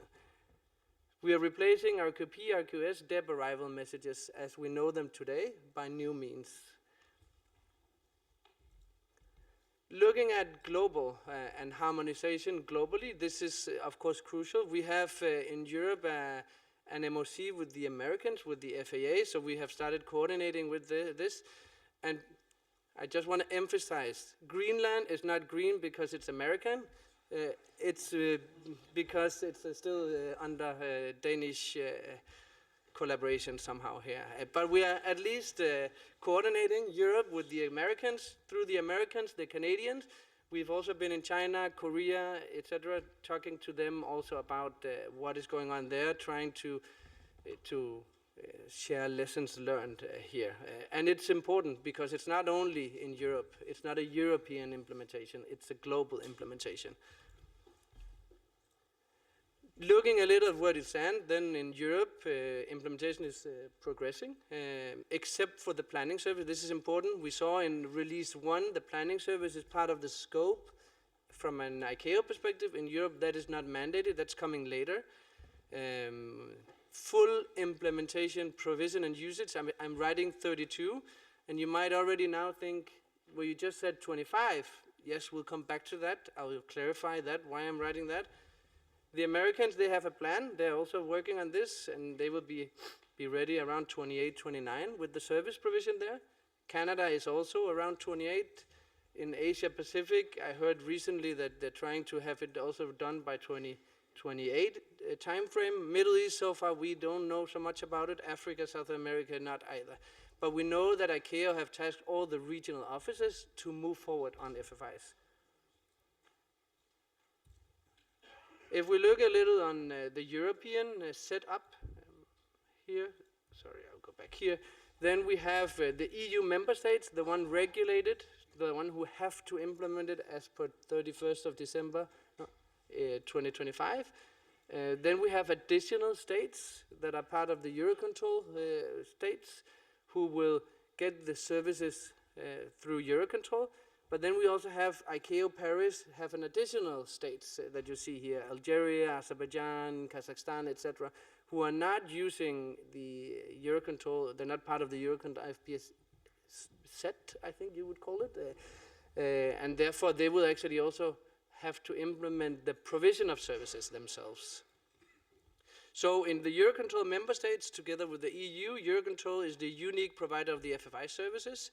Airspace users and NSP are consumers of the services. Sorry. And that's not the case in the non-EUROCONTROL states, where they will also be the provider of the services. So there are different regulatory contexts, different roles, different distribution of FFI's information, similar challenges when it comes to using of FFI's information. So let's look at the status a little bit here. Where do we stand? So we are monitoring each year, since it's a mandate, we need to monitor. So we reach out to airspace users. You can see that we have airspace users here beyond Europe, because airspace users beyond Europe are mandated. Unfortunately, we don't reach all. It's very difficult. We have in Europe operating around 800 airspace users or different call signs. It's a little jungle to find them all. But we have received feedback from approximately 40% of European traffic. You can see they're all saying now 25, where we have some moving a little later. But in 25, the majority of the airspace users standing for this traffic in Europe are going to implement FFIs and be in operations, is what we hear from them. However, we would like to hear from the rest. Naturally, we would like to see everybody where you stand. So we really hope that this is something that you can take home also. We really need to see where you stand with this. We need to plan testing validation. We need to get the data out there. Challenges. Today, when we check what is being filed, so mostly pre-ops is being filed flight plans today. Our Lufthansa has been operational. We don't see that anyone is yet fulfilling all the requirements from CP1. We only see that it's one airspace user so far having an ops certificate, meaning when we look at everybody saying in the end of the year, we will all be ready, but one have an ops certificate yet, at least what we saw from 24. I think it's 24 data, so it might have evolved a little bit. It will make it challenging to get everybody doing this by the end of the year. There is a misconception, I would like to say. We hear when we talk to airspace users, they say, compliance, look at my CFSP, talk to my CFSP. Well, the CFSP is not mandated. It's the airspace users that are mandated, meaning you need to work on this together. ANSPs are also now, since they're becoming much more active now, they're asking for the data. We want the data, and we're expecting them to start also complying this by the end of the year, little by little. But you'll see a different picture, the ANSP picture soon. In terms of awareness, we're doing everything we can. We are publishing aeronautical information circulars now in Europe, saying that they're updating the AIPs, saying that flying in Europe, these are the requirements, and that is an EFPL.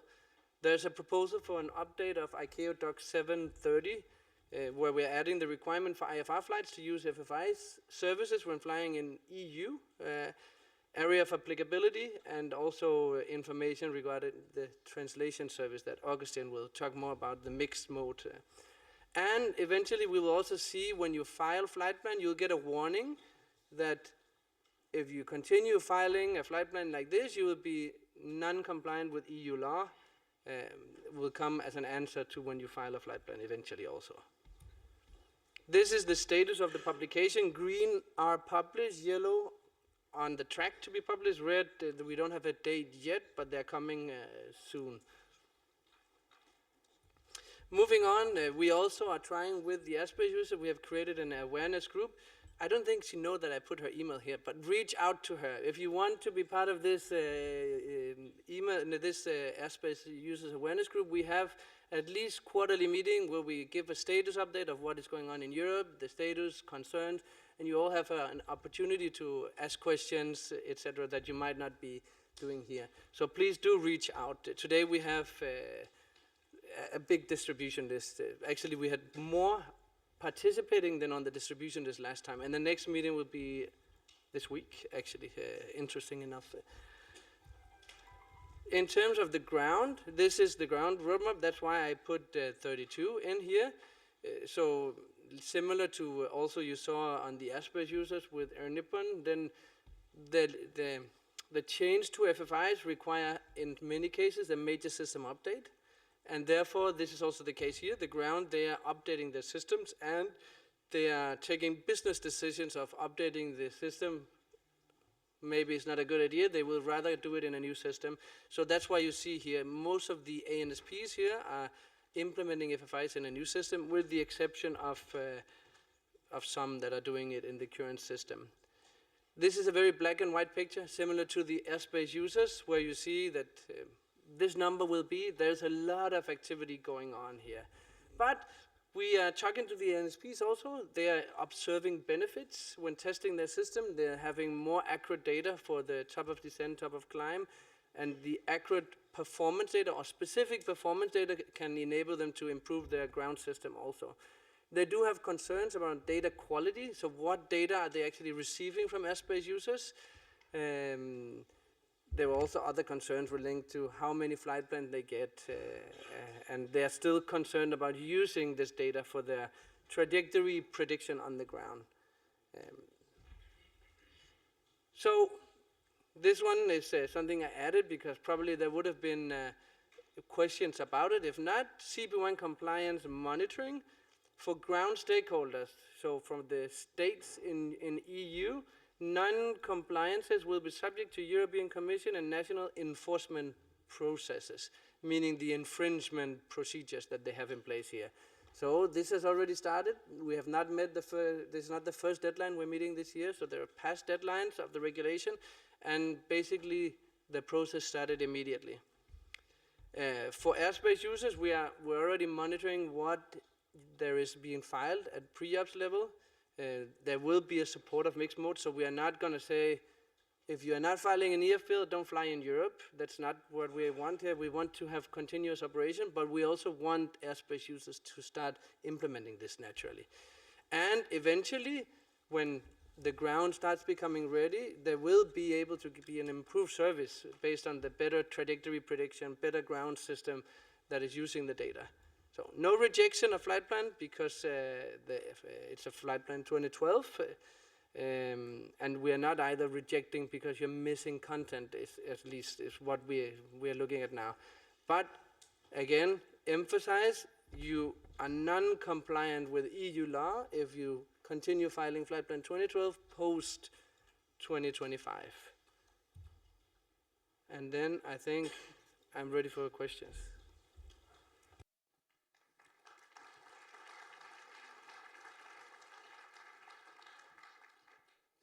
Thank you, Magnus. So Magnus gave us a bit of a background from a regulatory point of view, from the global picture from ICAO, and then from the European point of view, and the background to the Common Project 1 requirements for FFIs.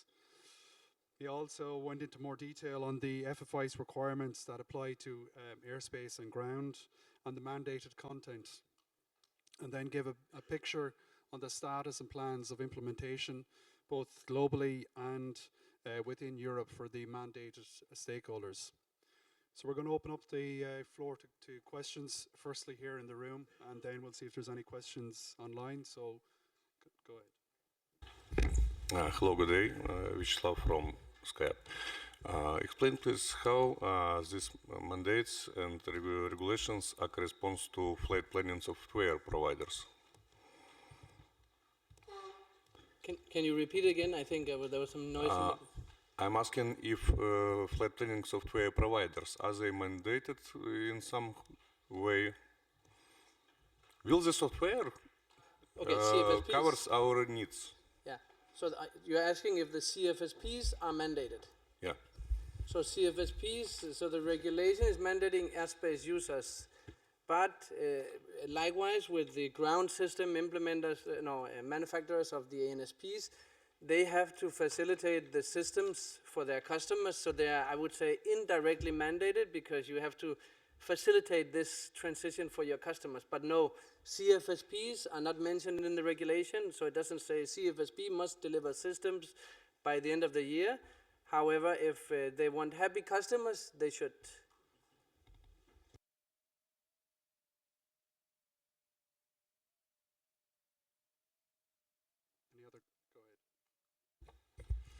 Sorry, Magnus, just one question, probably is a stupid question here. So the airspace users have to implement this in 2025, correct? It was 26, correction. But the ground ones, and I see a lot of states that are implemented like in 2030 or something like that. I'm getting a little bit confused here. So I know that states can request postpone the regulations, as we saw it in the past, with fuel schemes, the all-weather operation, and so on. Is this already a postponed request by the states? What's going to happen? I'm a little bit confused in that. It's a very good question, interesting one also. So I put this slide back. Let me make it very clear. The regulatory deadline is not changing. This is carved in stone. So this is staying, meaning for airspace users, for ground operators, etc., all have the same deadline.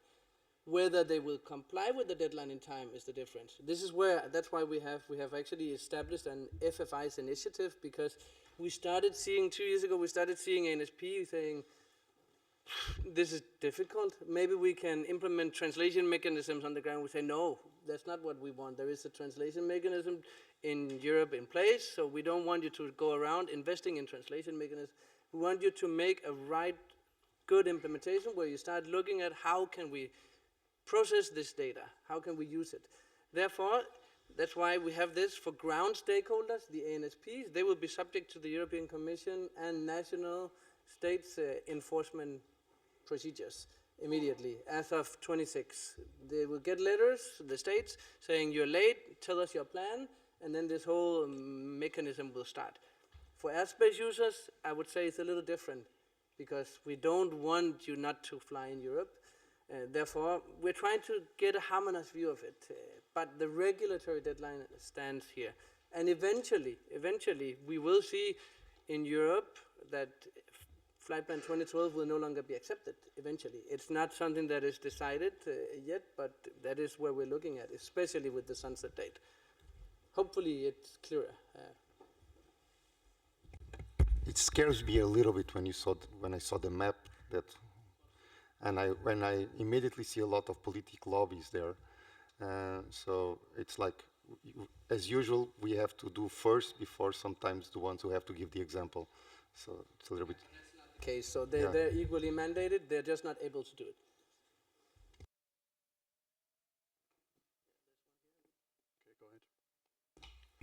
Hi, Alex from Delta Airlines.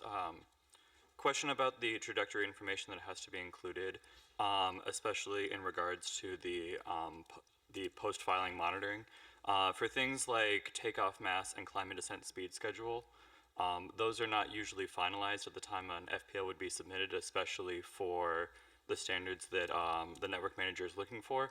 What sort of tolerances are acceptable on those? And will we be able to update those if there's no change in altitude trajectory without receiving a penalized late updater status from the network manager? Very good. It's too good a question, I think, even for me to be able to answer all of it. So we are not yet looking at least the actual takeoff weight. I think we cannot, because it will be only finalized just when you close the doors for the flight. So we have discussed that a lot in Europe. So it will be the planned data that will be proposed, that should be submitted in an EFPL. I hope that answers the rest of it also, because eventually when we go to execution, you know that there will be air traffic control, the subject to changes, etc. And then the information will be changing all the time. But it's the planned information, which is still better than the generic performance data that we have available today. Yeah.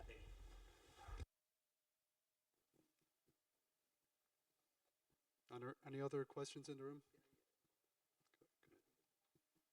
Sorry. Dispatch from Junior Airline. Actually, I have two questions. First, about the last session. So how do we send the FFI's EFPL by the end of the year if our own system, our B2B service has not been certificated? So by the end of the year, it's a mixed mode, but the beginning of the next year, the EFPL is mandatory. And so my question is that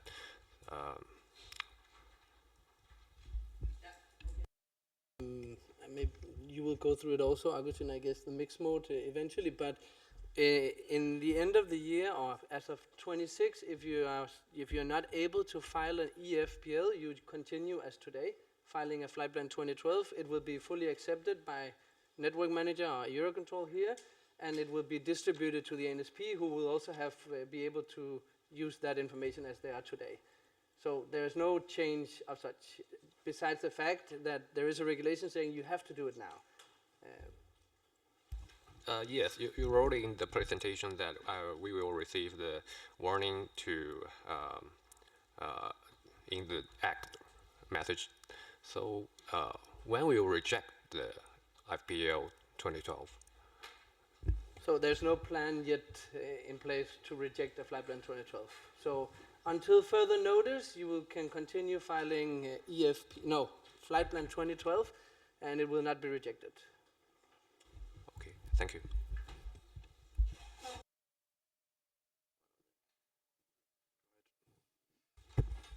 Thank you. And explain, please, when B2B services certification should be done. So the whole process that was explained by Joanna before has to be done before you go into operation. So you cannot start filing EFPLs in operation before you have gone through the whole process. Yes, I understand. I mean that we should implement the system until 2025, beginning and 2025. Is it correct? Yeah. So the we have to implement the new system until 2025. Yeah, that's what the regulation is saying. Yes. So that means that we should receive certification B2B services until the end of this year. Is that? Yeah, that's correct, and that's also what the gentleman said here. And this is mandatory for aircraft operators. Yeah, exactly. Thank so it's mandatory, and you're mandatory to go through the process, and it's a process that you yeah, reach out as soon as possible to start this process when you can, yeah.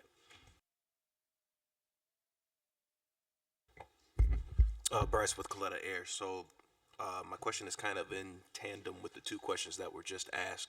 So when it is time, or I guess once we reach the end of 2025, if we are still dealing with complications with our CFSP system, is there some kind of letter or anything that needs to be submitted, kind of letting you know that we're working on the process or working on becoming compliant, which would allow us to continue flying? And I understand that there hasn't been a date that has been put in place for rejecting old messages, but can you elaborate a little bit on that?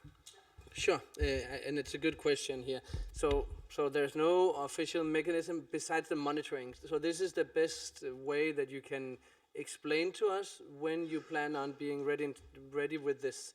So we receive feedback from these stakeholders, or airspace users, or aircraft operator. We would like to hear from you also. When are you planning on doing this? Because then it will be taken into the whole mechanism of the monitoring of CP1. So we need to hear from you, because this will help us make the overall plan. It will help facilitate testing planning. It will help the whole picture. So I think this is the best I can give you in terms of official. So reach out to us, tell us your plan. We'll report it in this document that is publicly available, delivered to the European Commission, and then I think you can move forward with the process as planned, or the implementation as planned.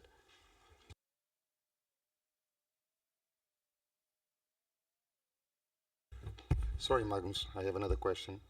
So imagine right now if I send a flight plan to EUROCONTROL, if I'm flying to the States, the EUROCONTROL will spread out my flight plan for the other air navigation service providers. Imagine that now if we have FFIs now, and I'm going to a country that is not FFIs, and I'm sending to the EUROCONTROL a huge flight plan. Will the EUROCONTROL convert it to the FPL 2012 and spread out for the other ones? Well, I think Donald will cover it in the mixed mode presentation, so it will be covered there, how it works, yeah. Anna from TUI again. Just the short question. If I understood correctly, it's not us as an airline who need to undergo the B2B validation process, but more or less the provider of the tool which is using the B2B services. That's correct? Joanna, I will look at you, I guess. So you're talking about a software developer doing your application, or what will be the case? Yeah, basically, do we need, as an airline, get the certificate for the B2B services, or we will file the flight plans via our flight planning system, I think like most of us will do. So is the provider of the flight planning tool the one who gets the certificate? That's right? So that's correct. We have these two situations. We have CFSPs having their own certificate and sharing the application through their clients. Or we have CFSPs preferring to have their clients their own certificate. So these two situations are possible. These settings will be reflected in the agreement side with NM, the difference being that we will have a certificate with a CFSP and a declaration of use signed between the CFSP and your client. This is the first case. The second case, when a specific certificate will be assigned to an aircraft operator working in the CFSP, then we will have an agreement with CFSP, we will have an agreement with the aircraft operator, because the certificate is given directly to the aircraft operator. So both situations are possible indeed. Thank you. Okay, so I think we have some questions online. Fabrice, if you want to go ahead. Yes. We have two questions related to current operations, so we will not take them. Related to airport closure, what should we do if we send a change message and so on? So that's for FFI's questions only this session. Another one is, does FFIs mean filing flight plans earlier to understand the slot situation? There is no change with this regard with FFIs, so the current rule still apply. What are the benefits of using FFIs for an operator out of Europe operating to maybe 6-7 airports in Eurocontrol zone on a daily basis? I don't know if, Augustine, you want to take it, or?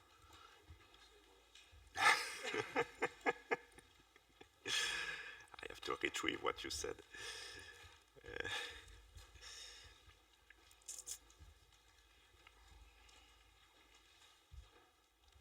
Yes, FFIs enables transitioning to a fully collaborative environment where 4D trajectory are shared and used for flight optimization. So that's, it's important to you share information with us. It's fine for us, but it's also fine for you. And FFIs is not a one-way road. Benefits would materialize also from a better, more collaborative ATM, even for operators operating a small number of flights. So yes, you will get benefits, maybe not immediate benefits, but you will get them.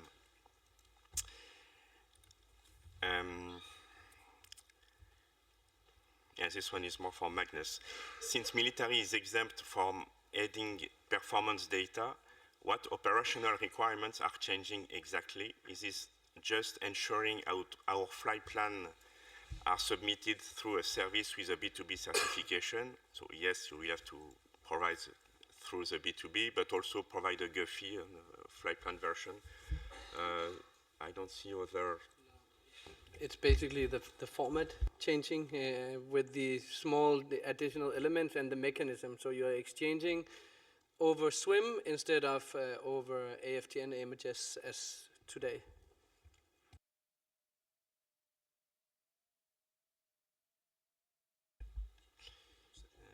Regarding information that takeoff mass will be transmitted in EFPL with performance data, does it mean that any change in takeoff mass before takeoff requires sending update to EFPL? So yes, if you have any change in an EFPL, you have to update your EFPL.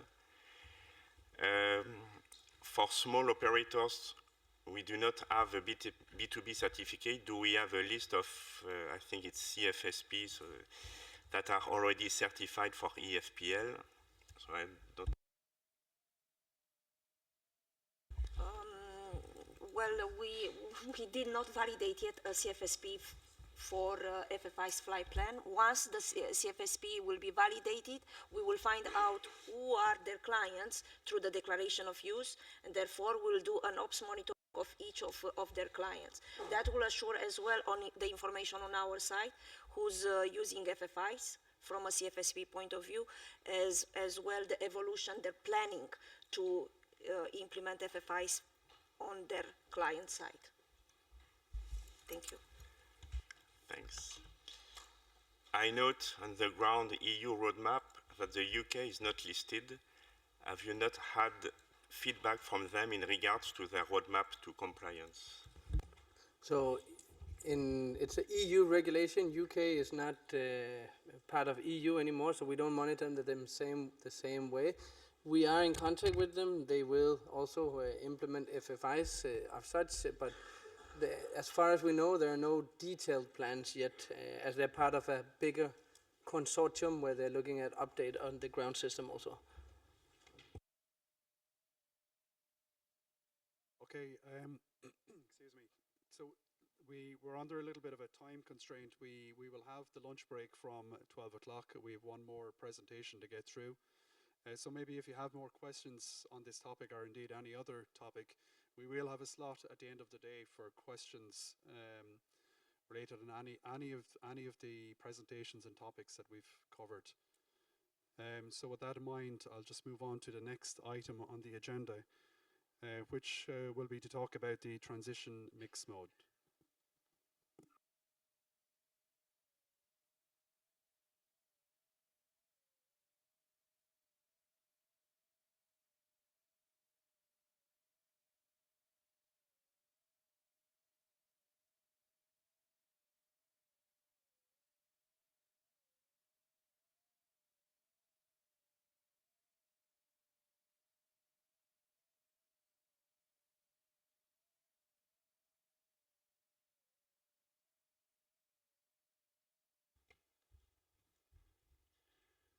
Okay, so we've heard this topic come up a few times already this morning, and I suppose it's a complex enough topic because we still have Flight Plan 2012, and we have a mandate to implement the FFI's Flight Plan, or the FPL, by the end of this year in the European Union. So to facilitate this, the network manager has implemented a mixed mode operations to enable this transition from Flight Plan 2012 to FFIs.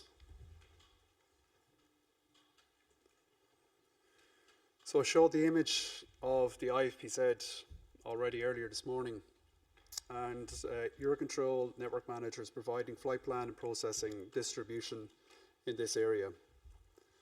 In part of this area, from the 1st of January next year, IFR operators will be required to submit FFI's flight plans using the FFI services in the EU member states, Norway and Switzerland. In other parts of the IFPZ and other operators, they'll continue to use Flight Plan 2012. We also have, even within the European Union, different stages of implementation from the mandated stakeholders. So as we said earlier, Lufthansa first sent their first operation of FFI's flight plan in late 2022. And as Magnus showed, we will have some ANSPs will not be fully ready for FFIs until sometime after 2030. So this needs to be managed, and this is why we have translation services and conversion services to enable this mixed mode. So network manager needs to be able to continue to support FFIs and Flight Plan 2012. So I'll just explain some of the language that we're using and what we mean. So we talk about translation. So this is a process for changing a submitted FFI's flight plan from FFI's enabled operators into the equivalent Flight Plan 2012 data format and structure. The reason we have translation is that we have ANSPs within the IFPZ that are not yet ready to receive EFPLs. So if we do it from an illustration point of view, so I talked about it earlier, EAUs, we talk about operators that are enabled for FFIs, that are already able to send FFI's flight plans. So if they send an FFI's flight plan to the network manager will translate that to a Flight Plan 2012. And that will be provided to the ANSPs, be able to be used by ANSPs that are not yet enabled for FFIs. Then we also have conversion. So this is another service provided by NM, and this is a process for changing a submitted FPL 2012, Flight Plan 2012 into the equivalent FIXM data format and structure. So why do we have this? Again, it's for the ANSPs, and it's for those ANSPs within the IFPZ that have already moved to FFIs and want to receive all of the flight plans in FIXM format. It's important to emphasize that for both translation and conversion, they're provided for the ANSPs. They're there to manage this mixed mode environment of the Flight Plan 2012 and the FFI's flight plans. But they don't mean compliance with the CP1 requirements described by Magnus for operators still filing Flight Plan 2012. So from a conversion point of view, we will have AUs, otherwise operators not yet enabled for FFIs. So they'll continue to send Flight Plan 2012 flight plans. And for the foreseeable future, the network manager will continue to accept these flight plans. But we'll undertake a process known as conversion, where we will convert this to FIXM format for use by EANSPs, those ANSPs that are ready to use FFI's flight plans. It's important to note this converted flight plan is not an FFI's flight plan. It doesn't contain the mandatory information, extra information required for an FFI's flight plan. It's merely a converted flight plan into the FIXM format. So to give an overview of this, can be, as I said, it can be a complicated process, so I'll just try to illustrate it a bit here. So if I start off with the EAUs, those airspace users that are enabled to submit FFI's flight plans to the network manager. So they send their EFPL to the network manager. This is for use by ANSPs within the IFPZ. And there's no format change. We'll provide the FFI's flight plan to those ANSPs that are able to manage and receive FFI's flight plans. Then we'll also have ANSPs that are not yet ready to receive FFI's flight plans within the IFPZ. Both those mandated by the CP1 regulation and those that are within the IFPZ to whom no mandate applies. And for these ANSPs, the network manager will translate that EFPL into a flight plan 2012.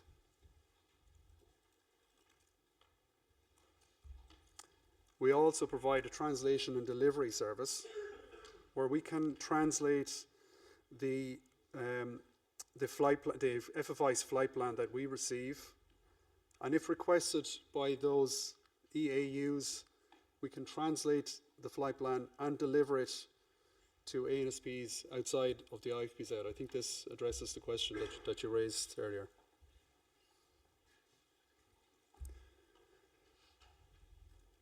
But with our implementation as well, those FFI's enabled airspace users, if they're continuing on their flight somewhere outside the IFPZ, and if in future, currently there are no other FFI services units, these are units that provide the FFI services. But if in future, or when in future, these other FFI services units are there outside the IFPZ, the EAUs, the FFI's enabled airspace users, will submit their FFI's flight plan directly to those FFI services units. Then to complete the picture, we have the operators that are not yet enabled or ready to send FFI's flight plans, so they'll continue to send the flight plan 2012. We can provide this, so there'll be no format change. We'll provide this to the ANSPs that are not yet ready to move to FFIs, the ANSPs. But we'll also convert such flight plans to the FIXM format to those EANSPs that wish to receive them. So what this means is that all flight plans will be available in B2B and AFTN.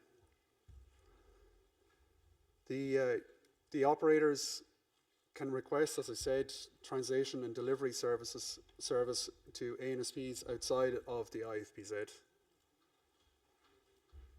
And translation will be provided as long as ANSPs within the IFPZ are not FFIs enabled.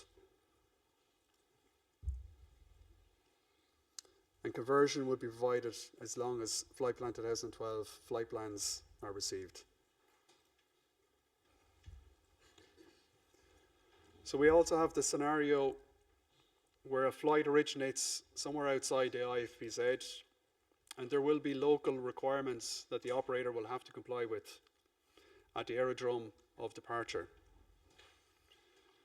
So the top point here is the operators are required to comply with the requirements regarding submission of flight plans published by the ATS units responsible for the aerodrome of departure. So there's two options that we see. So if the ATS unit responsible for the departure aerodrome is not FFIs capable, the operator shall provide an EFPL to all relevant FFI services unit. So in all cases, if the flight is entering the mandated area in the IFPZ, an FFI's flight plan will have to be sent to the network manager.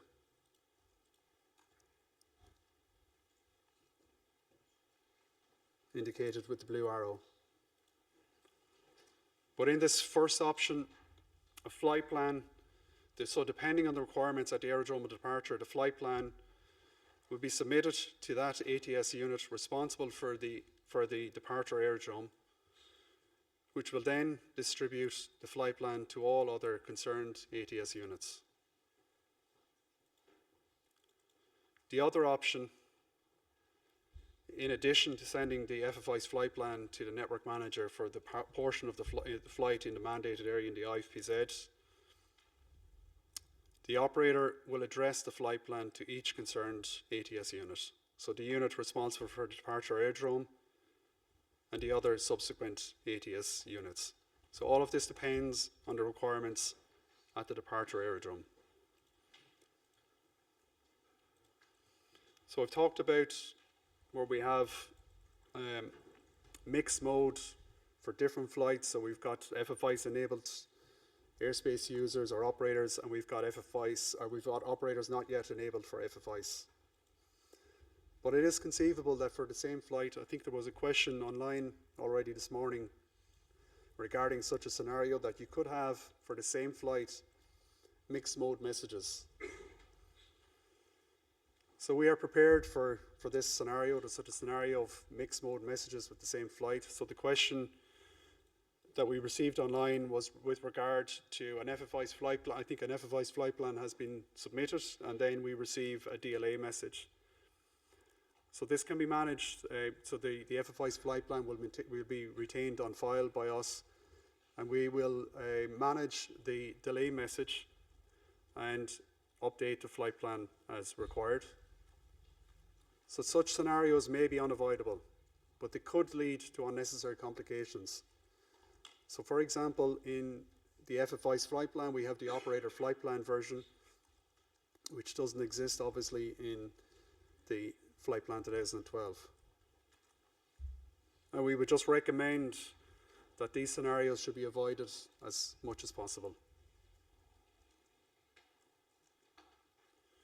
So in summary of the mixed mode, so FFI's and flight plan 2012 will continue to coexist for an extensive period.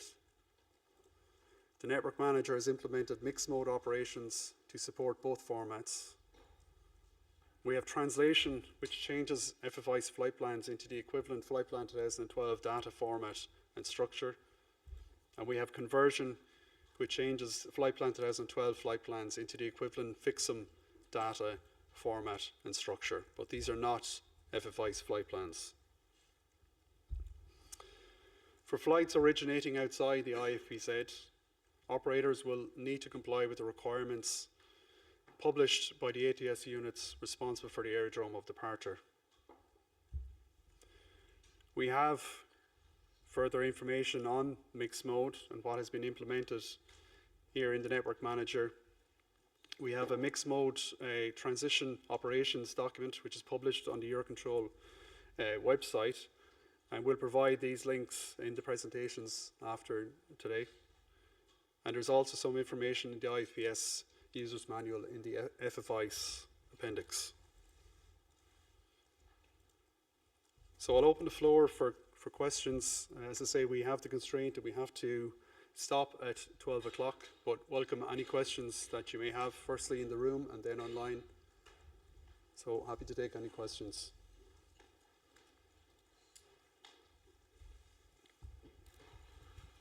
So now our system vendors are developing the new fine tool for EFPL. So it's almost completed. But so if, just in case if it's not working well, means it will not finish by end of 2025. So is it possible to continue to use the current systems via the network manager? Yes. Okay. The network manager will continue to accept flight plan 2012. Okay. Okay, thank you. right. Hello, Alexei from Skype Airlines. With FFI's format, network manager will receive a lot of information about performance. So navigation performance will be increased, and as a result, airspace capability also will be increased. And as mentioned before, airlines must send updated electronic FPL to the network manager with each operational flight plan recalculation. So how slots and delays, how it will be connected? And have you got any plans to change the logic of the system regarding this point?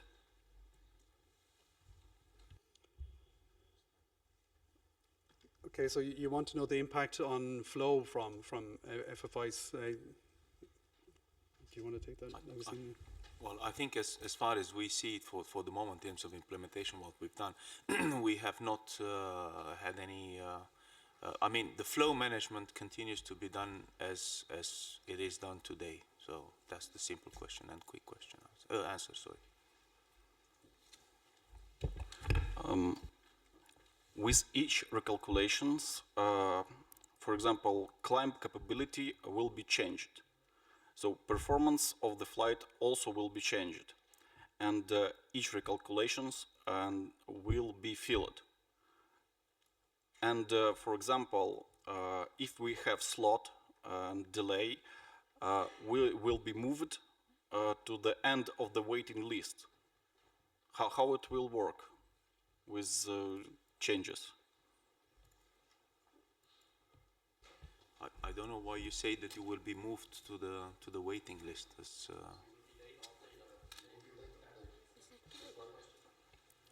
Oh, so your issue is that you're updating late. Okay.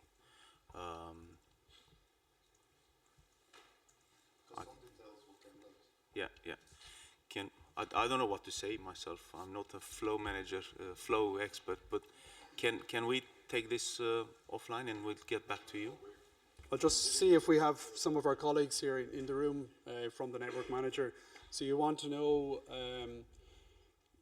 so you send an FFI's, an update request for an FFI's flight plan where you update, I don't know, something to do with the performance data or the takeoff weight, and you want to know if you will be penalized as a late updater. Is that your question? Yes. Okay, I can answer that. As already mentioned before, there is no change in behavior in the slot system if you send a normal flight plan or an EFPL. So the late updated status will be exactly the same if you send an EFPL update afterwards. Generally speaking, you are a late updater when you change anything in the profile of the flight. So obviously, doing a change in your takeoff weight will affect the profile of the flight, and therefore you will become a late updater. Which is not always bad, by the way, as explained the day before yesterday. So, for what I understood initially was that we're going to use a standardized weight in the beginning, correct? And then you are right, so if we have an update on something, last minute change, and then we put something there, and if we get a higher slot, I think this will be complicated, because then the airlines will avoid to have a big slot because they are just helping the system, but the system is not helping them. So this is something probably you have to check that. Well, if I would just like to stress again, as explained yesterday, a late updater is actually a mechanism supporting airline to benefit from available slots when they update their flight plan close to that to their off-block time. So it's not a negative element of it. It's something else which contributes to repositioning of that particular flight on the flight list, and it was nicely actually explained by a colleague, Nima, on the day one. What I mean is, but even so, if you increase the slot time, then and this will have an impact on the operation.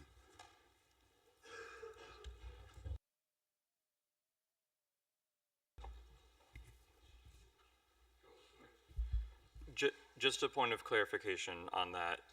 Earlier, it was stated in response to my question that the expectation for the EFPL would be using the weight and climb performance at planning, and then it was said in a later question that we'd be expected to update our weights as more information becomes available.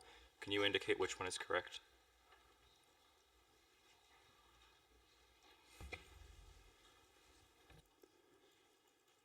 So I guess it's probably a question for what the regulatory requirement is regarding the requirement to provide the takeoff weight, how accurate, that's basically what your question is, how accurate.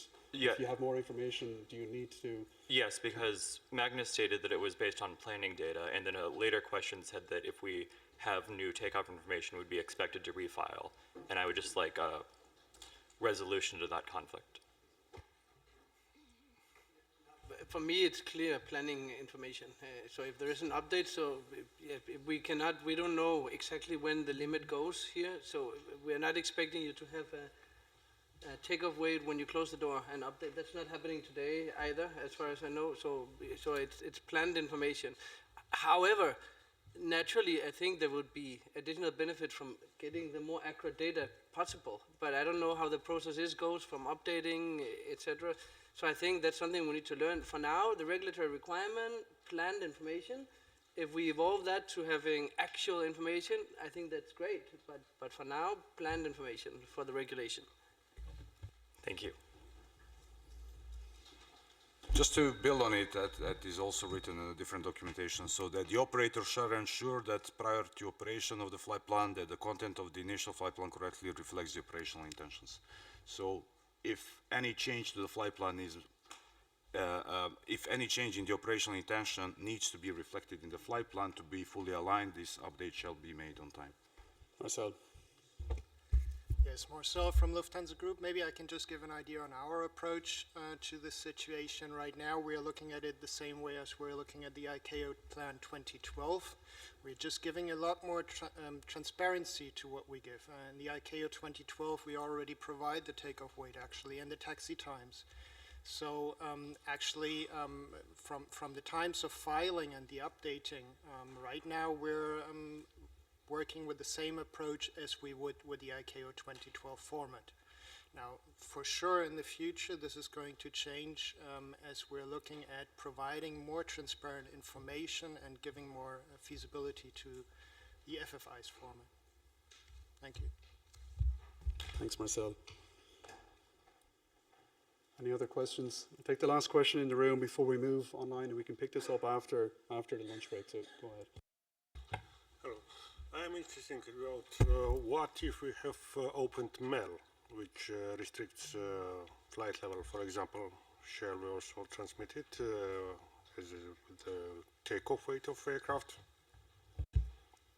Sorry, can you please repeat the question? If MEL opened, minimum equipment lift, and there is a restrictions for flight level, shall we also transmit it? If you're checking takeoff weights, it will make change with flight level maximum.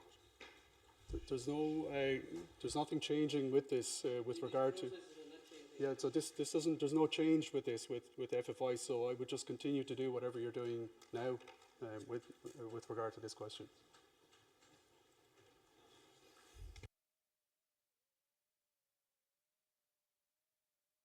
Yes, we have some questions online. Will NM provide information on in-flight trajectory update? If a new in-flight trajectory, this will be proposed to operations subject to acceptance or dealt between crew and ANSPs. We are still in FFI's release 1, as this is a filing part before takeoff. So in-flight trajectory update, we don't know yet what it is. It's under definition with ICAO. Will the application tool for FFIs be the same for all the aircraft operators, or will it be customized according to need? It depends on the application, if I may say it like this.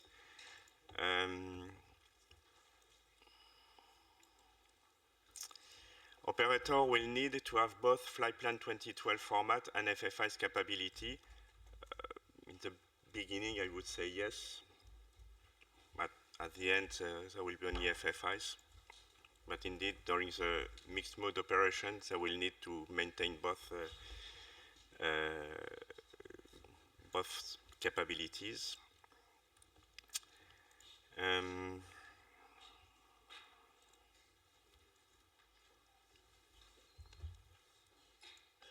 This one is complicated. As specified earlier, that the sequence to complying with FFIs is B2B services compliant, which requires ops check and validation and submitting EFPL. For some reason, if the first step is not being followed, what will happen to the FFIs process for the EFPL? I have some difficulty to understand this one, so I think we will skip it. Yeah, for the people who ask it, please send it to FFIs at eurocontrol.int and we will reply to it. Are recommended guidelines for flight plan updates or timelines outlined at all in ICAO Doc 9965? Volume 1, I don't think so. Well, in very general term, but in the guidance, yes, it is.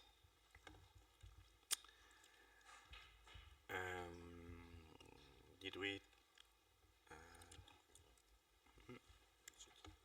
There's this one. So.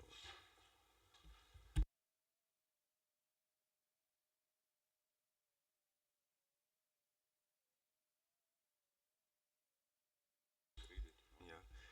Can flight plan service providers like Lido, Flykeys be told to file EFPL, although it's not mandatory for service providers? I think Magnus answered it in his presentation, so we don't want to add anything. I think we are fine with this.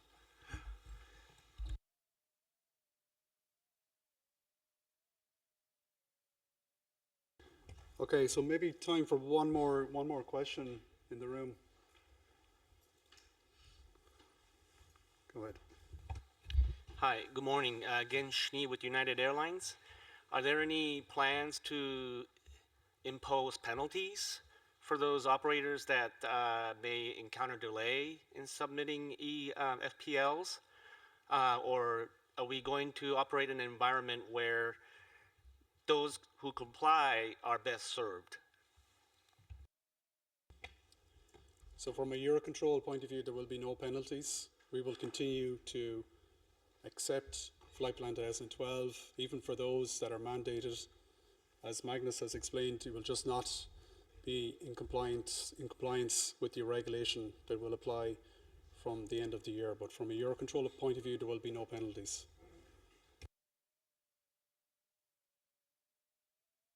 Okay, so if you have any more questions on this topic, maybe we'll give some time when we come back after the lunch break. But for now, we'll break for lunch. Come back at 1300 and see you then. Thank you.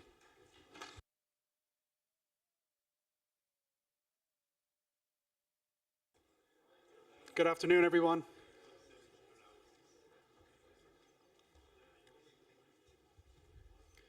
Okay, I hope you all enjoyed your lunch break. The next item on the agenda is a presentation from Lufthansa and Lufthansa Systems on their experience with FFIs. Before we move on to that agenda item, there was just a few items from before lunch, just wanted to clarify. There were some questions related to late updates and any change in relation to FFIs. I want to clarify that FFIs will not change anything in relation to this. Continue to make your change as if you would with Flight Plan 2012. And there's nothing that should change from FFIs with regard to this. The other thing to clarify, again, we just got some questions over the lunch break regarding continuation of filing Flight Plan 2012. To clarify that the regulation, the Common Project 1 regulation, it's a European Commission regulation. It applies to general air traffic flying IFR operating in the European Union, in the FIRs of the European Union member states, Norway and Switzerland. And for those operators, they will have to file FFIs flight plans. the EUROCONTROL Network Manager provides services to the IFBZ. So we have other stakeholders for whom, and other countries for whom the mandate does not apply. So EUROCONTROL needs to continue to support Flight Plan 2012 and FFI's flight plans for as long as that situation exists. So in that regard, EUROCONTROL will continue to accept Flight Plan 2012, even if for some operators they will not be, if they do so, they will not be in compliance with the regulation. I hope that that gives some clarity to that point. And just before we move on, we had to kind of rush things just to finish up for the lunch break. Just open the floor again for maybe 1 or 2 minutes just to see if there are any other questions before we move on to the Lufthansa presentation.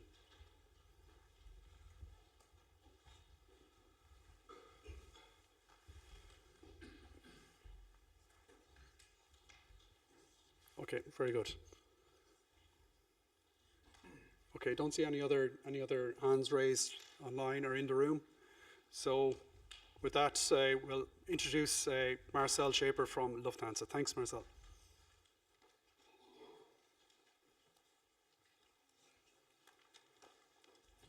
Yes, good afternoon. So I hope everybody had his coffee and doesn't fall asleep during this presentation. It's my first one in this big room and in front of such a large audience, obviously.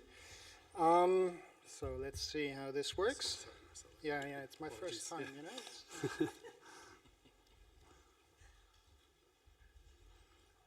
It's best if I get my presentation. Yeah. Yeah, I'll do it in the morning. Okay, yeah, perfect. So yes, thank you again, Donald, and thank you, Boris, also for inviting. Actually, I'm standing up here because there was a presentation made a year ago from a colleague of mine, my predecessor, together with you, arising so many questions that we actually spend a whole day today on this topic. So I'll just basically concentrate a little bit on what challenges we think we will face in our operations, because I think there's a lot of things that we haven't thought of yet. So we're really hoping for everybody else, every other airline that's here in the room, to go test and give feedback. And don't be afraid to test, to actually show all the other things that we might not have thought of. And maybe on a side note, I was actually invited in December 2022. You have mentioned it a couple of times this morning, and everybody was standing in front of a computer in my home base in Munich, looking at this one little flight, and then we pushed a button, and it was a big yay! First EFPL was filed through EUROCONTROL, arriving at DFS at that time, and thanks to the great collaboration, the first operational flight plan was done, or was filed to the ops system. At that time, I had no idea that I would be up here a couple of years later, actually presenting on the topic. So, without further ado, let's get started to the main changes. How does this work? I'm new to this. The mouse, okay, it moved, okay, perfect. Yeah, well, what we have here is actually, you have heard it a lot today, and you might have seen a couple of things already on the FFI's plan. This is just another time to remind you of what actually changes for us, or what we can read. There's a couple of people maybe in this room who can read what's on the left side, but most of us probably will only recognize what's on the right side. And I think this is one of the main differences. This is not meant to be human read, this format. On the right side, we see something that probably most of us dispatchers here in the room could write in any format straight away, a flight plan, and send that to EUROCONTROL. But not something that's shown on the left side. Now, what we do see here, there's on the left side even a very long scroll bar, and probably this scroll bar is going longer over the next couple of years when more information will be included in this. So, besides this format changes, oh, this works with a mouse, great. Here you can have a quick example of what we have. For example, the aircraft type and the equipment on board, and maybe also navigational capabilities. Obviously, all of this information is in the XML as well, but there's a lot of other text involved in there, just to make sure that that is machine read. Now,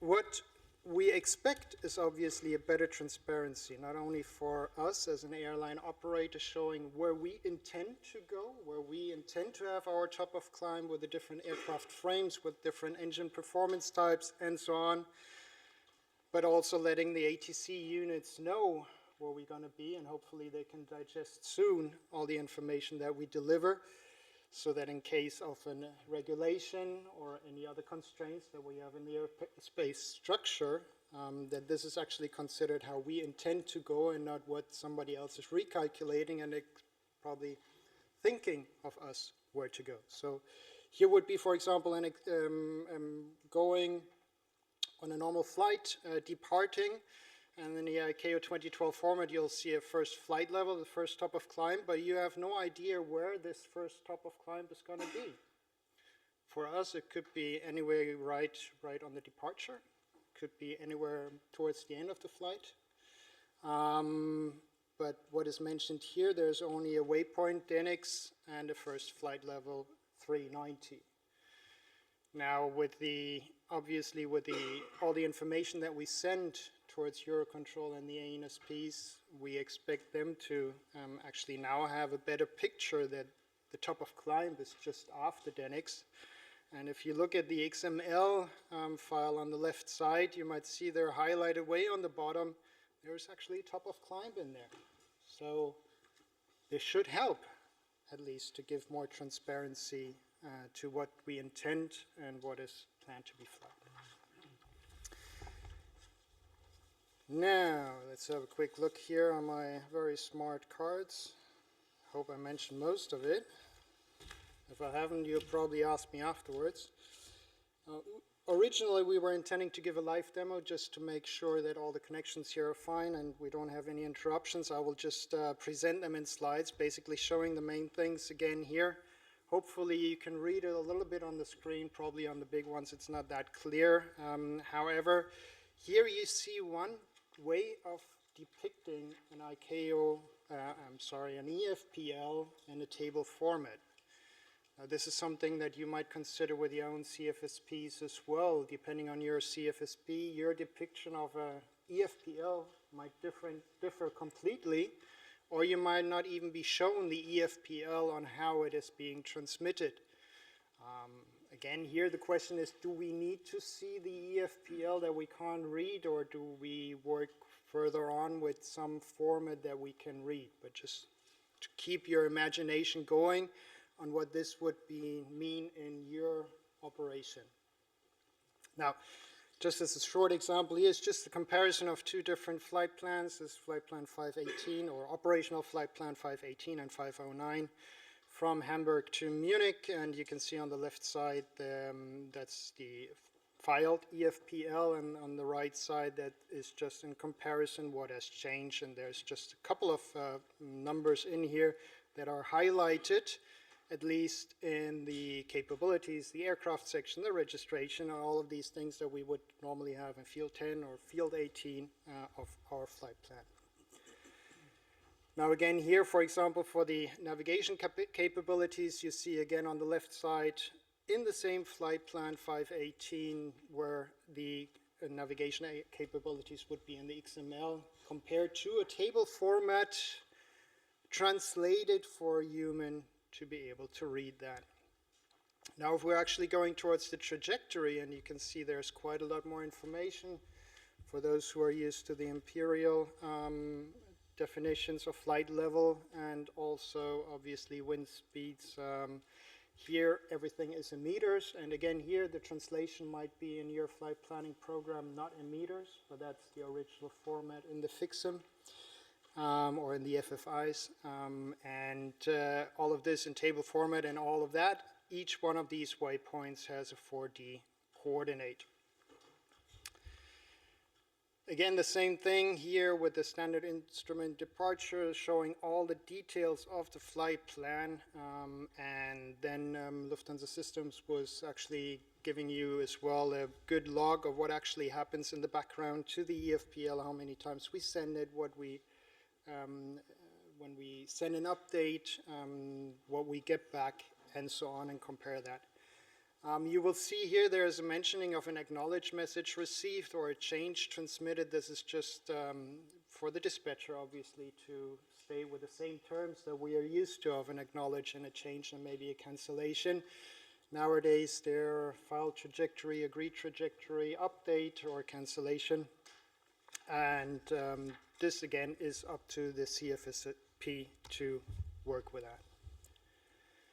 So enough said on that.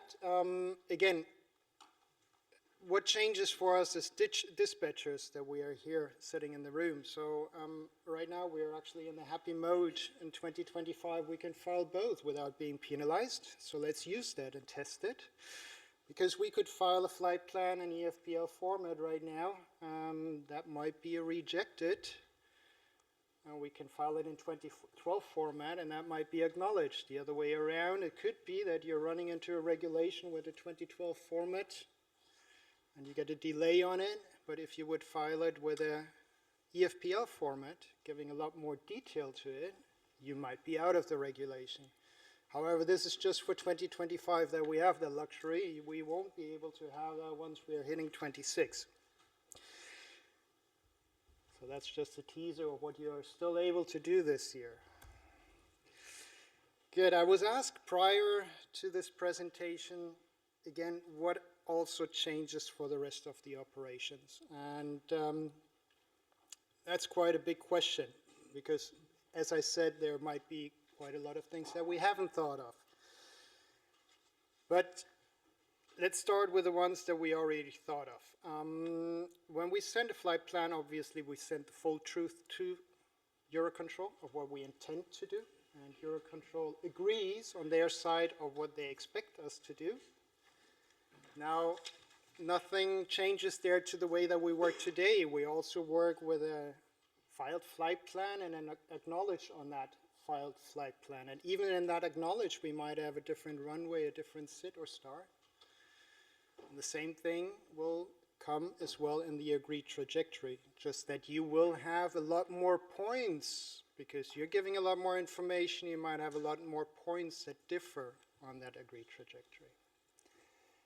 Now for our operations, we agreed that we will handle the agreed trajectory just like we do and acknowledge from EUROCONTROL.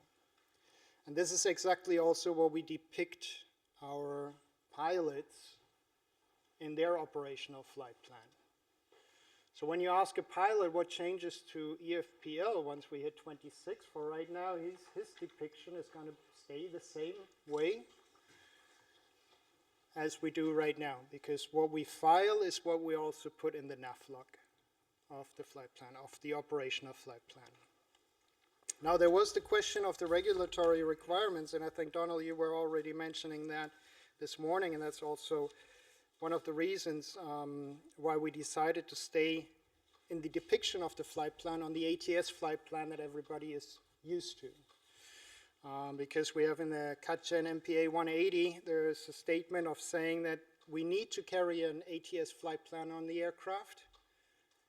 However, there is no statement in which form, but on the other side, in the guidance material to the same MPA, there's the wording of accessibility, usability, and reliability, and that's why we say, I mean, I could give him the XML, but is the pilot going to be able to read that? No, I'm going to give him that in an ICAO 2012 format.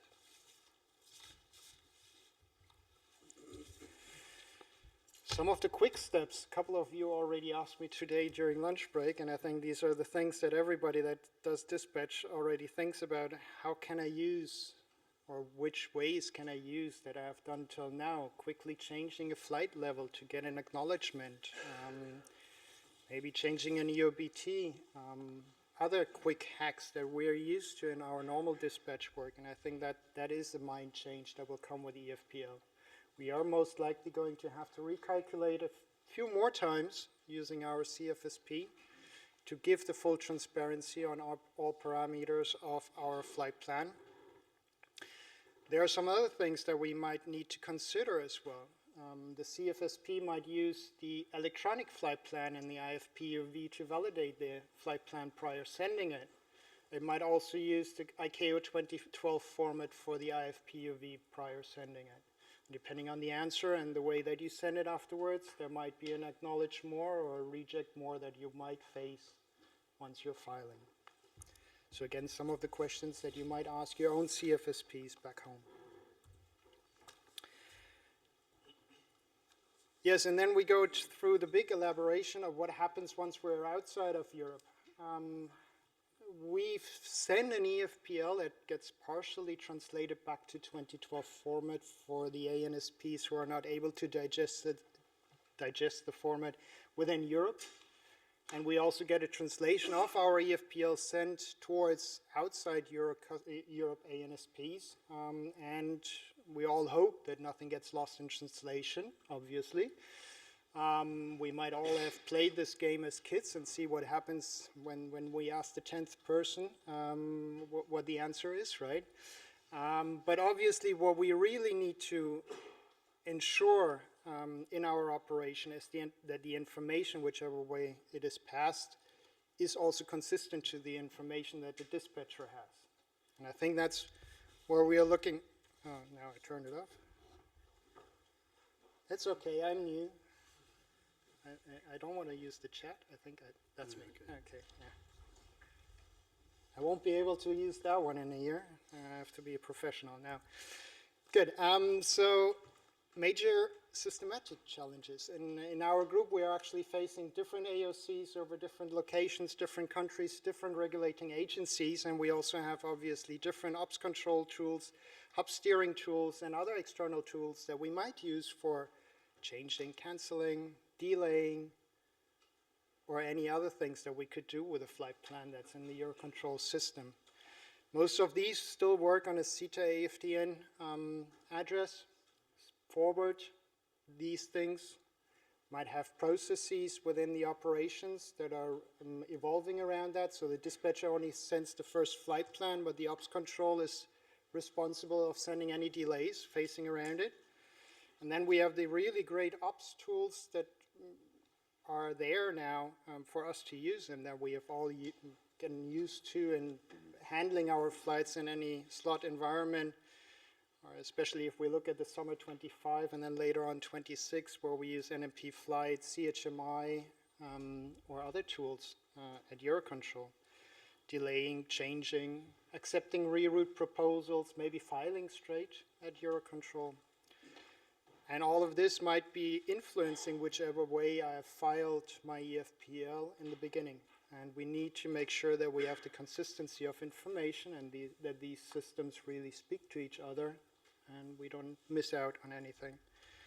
So yes, I've been on this project now since about a year. Prior to that, all of this was hieroglyphics, pretty much to me. And even in this year, we have answered quite a few questions, but I'm not sure we actually raised more questions than we answered. But I'm really looking forward to having this all implemented. Now, as I said, we started a project within our own group, having the different CFSPs that we have in our own group together, being able to test this together is, again, for the different airlines, having a single SPOC as well, and then managing all the information exchange we have at EUROCONTROL, who is really supporting us in a lot of the questions that we ask. And they're really patient and staying late after hours for us. So hopefully this will benefit as well the airline community in the whole.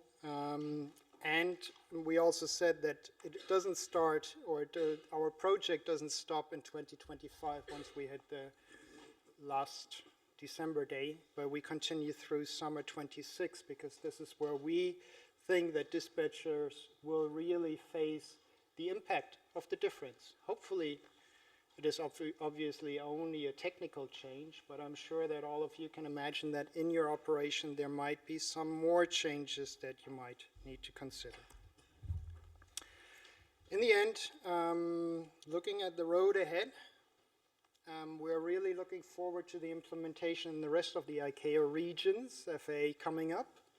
I think having looked at different projects around Europe, we are really hoping that the implementation in the other ICAO countries is harmonized so that we don't raise complexity around the topic of EFPL as such, stay on the same formats and so on as we have, for example, with some CDM procedures where we have different procedures in different countries. Everybody interprets that differently. So for us as airline or as dispatchers, we really hope there's a certain consistency behind that. The sooner we get on the FFIs all together, the sooner we can actually reap the benefits from the FFIs, and this is basically just the first step that we need to take on a long road ahead to also increase capacity and predictability. No, we will not gain all the benefits on the 1st of January 26. This is still a long way ahead, but I think this is one of the first big steps toward that, and I'm sure that, yeah, the way forward is through TBO. Thank you very much.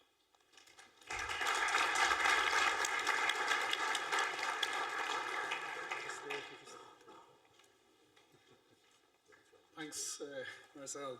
We really appreciate you coming here today to share your experience with the flight dispatchers, and I'll just open up the floor firstly to the room for any questions that you have for Marcel, and then we'll go to online.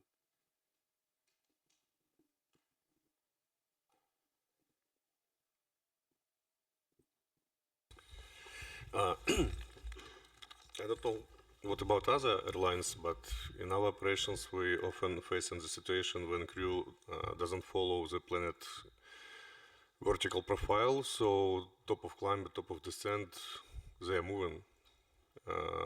I mean, they don't correspond to the planet in OFP. And I wanted to ask, with this new format in future, will be any additional restrictions or requirements for strict following the OFP, planet OFP? Well, honestly, I'm not sure if this question is directed towards me. All I can say is our approach. What is your experience in this issue? Well, we haven't received any more penalizing effects through filing through EFPL. I can say that. We're, let's say, all the processes around this, the way that we are filing, we haven't changed that in operation. There's also a reason why we say it is a change big enough on the technical side, and all the other implications through the change coming up on the 1st of January 26, and all the testing that we hopefully all do till then, we don't want to complicate things around the other topics. So for us, the approach is we are more transparent right now. We are passing a lot more information, and we have not received any more penalizing than what I've mentioned before, that in 25 we can still choose which format fits us best. Yes, sorry. Thank you. Sorry, if I may, because you've asked about the future.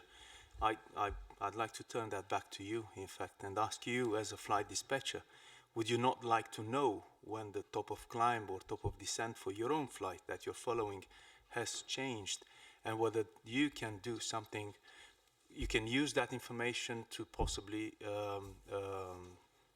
increase the predictability and affect basically the flight efficiency?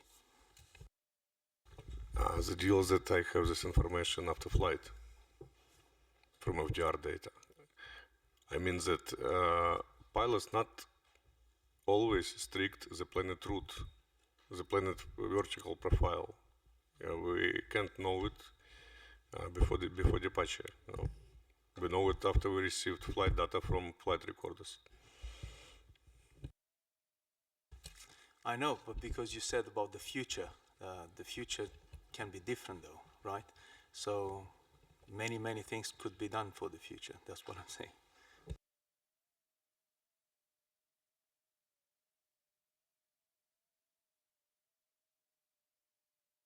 And just to follow up on what can be done in the future, and this is why, as flight dispatchers, this is such a good thing, because now we're going to have a real-time 3D trajectory for that, 4D trajectory for that flight. Combine that with our aircraft situation displays and the 3D mapping on those for hazard areas, for SIGMETs, for turbulence, for whatever. That's the benefit of all of this. And we'll also be able to have just-in-time alerting, not only to crews maybe directly, but to the dispatchers, because we now have the weight, the time off, the actual flight levels that it's going to be going through the different regions. So we have to look that we're going to have a lot of pain in the next little while. But the rewards when this is all done for fuel, for safety, is going to outweigh all of this little technical problem.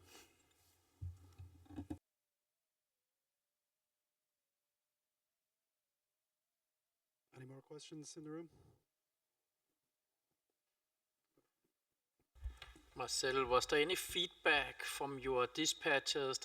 Now you guys are the first movers here. Any feedback from the dispatchers? Was there anything different in their daily, day-to-day dispatching life, or was this just in the background filing the FFIs, and was there no difference from them on a normal morning shift or afternoon shift? I think that's what maybe many of the dispatchers here want to know. What is the difference for a normal working day for a dispatcher? Yes, Kenneth, thank you very much for asking the question. I see one or two smiles here from dispatchers who were actually already involved in that topic. And I have to clarify maybe a bit further on how much our testing went till now, especially on the production environment. Now, we started in 2022, December, and we were filing a few city pairs, starting to increase the amount of city pairs through till the mid of 24 on the operational platform. Until that time, we were still only filing city pairs which usually don't have any manual intervention necessary. So a lot of regulated flights which need to have slot improvements or anything like that, we would still handle in an old way of using the ICAO 2012 format. This is due to our own tools that we had till then, the developments of the tools at that point, and also the handling of the processes itself with the EUROCONTROL tools. Now in 2024, mid of 2024, we all know the summer that hit us. We were not able to use two different flight planning systems on one location.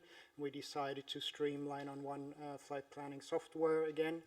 And that's why we are now only, in parentheses, filing from or towards the EUROCONTROL pre-ops, where we do the testing, filing with a certain testing team that we have in the background.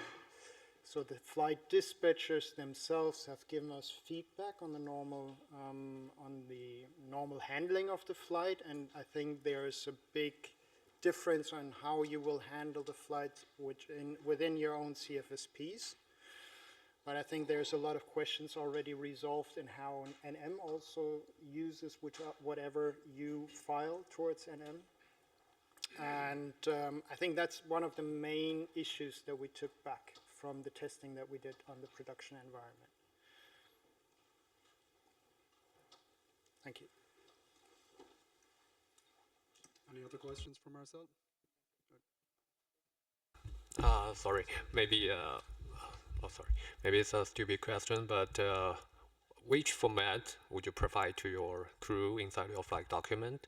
The FPL 2012 or the EFPO? The EFPO is not kind of designated to read by human, I think. So our crew maybe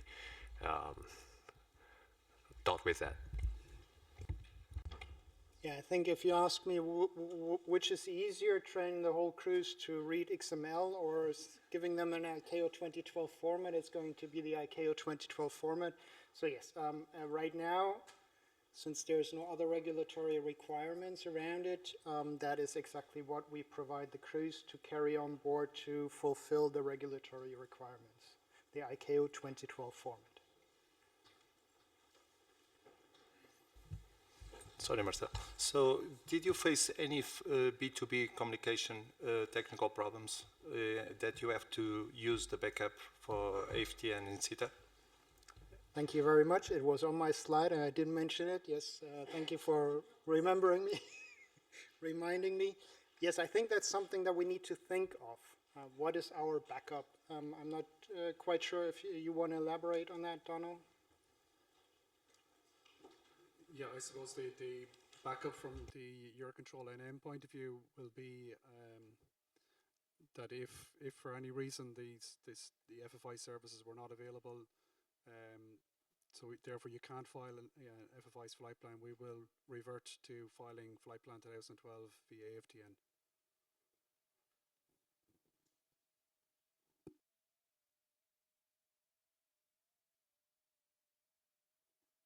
Any other questions?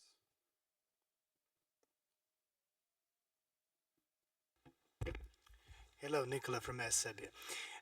Is there any difference when we talk about the interface, the software, since we are using as well Lido, regarding the difference between filing the EFPL and the standard ICAO format, about the interface of using the Lido, practically what we may expect when we practically decide to use a new format? Thank you. Well, I can say from my own experience, right now there's, let's say, on the interface itself, I think there's maybe a couple of changes, but I might leave this up to my colleague from Lufthansa Systems, who will give a presentation just after me. He might be able to answer that question a lot more in detail. Thank you. Okay, thank you. Maybe that's a nice segue to move to Thomas, unless there's any. Okay, so Thomas, Marcel, thank you very much for your time. Thanks very much for joining us today. Thank you.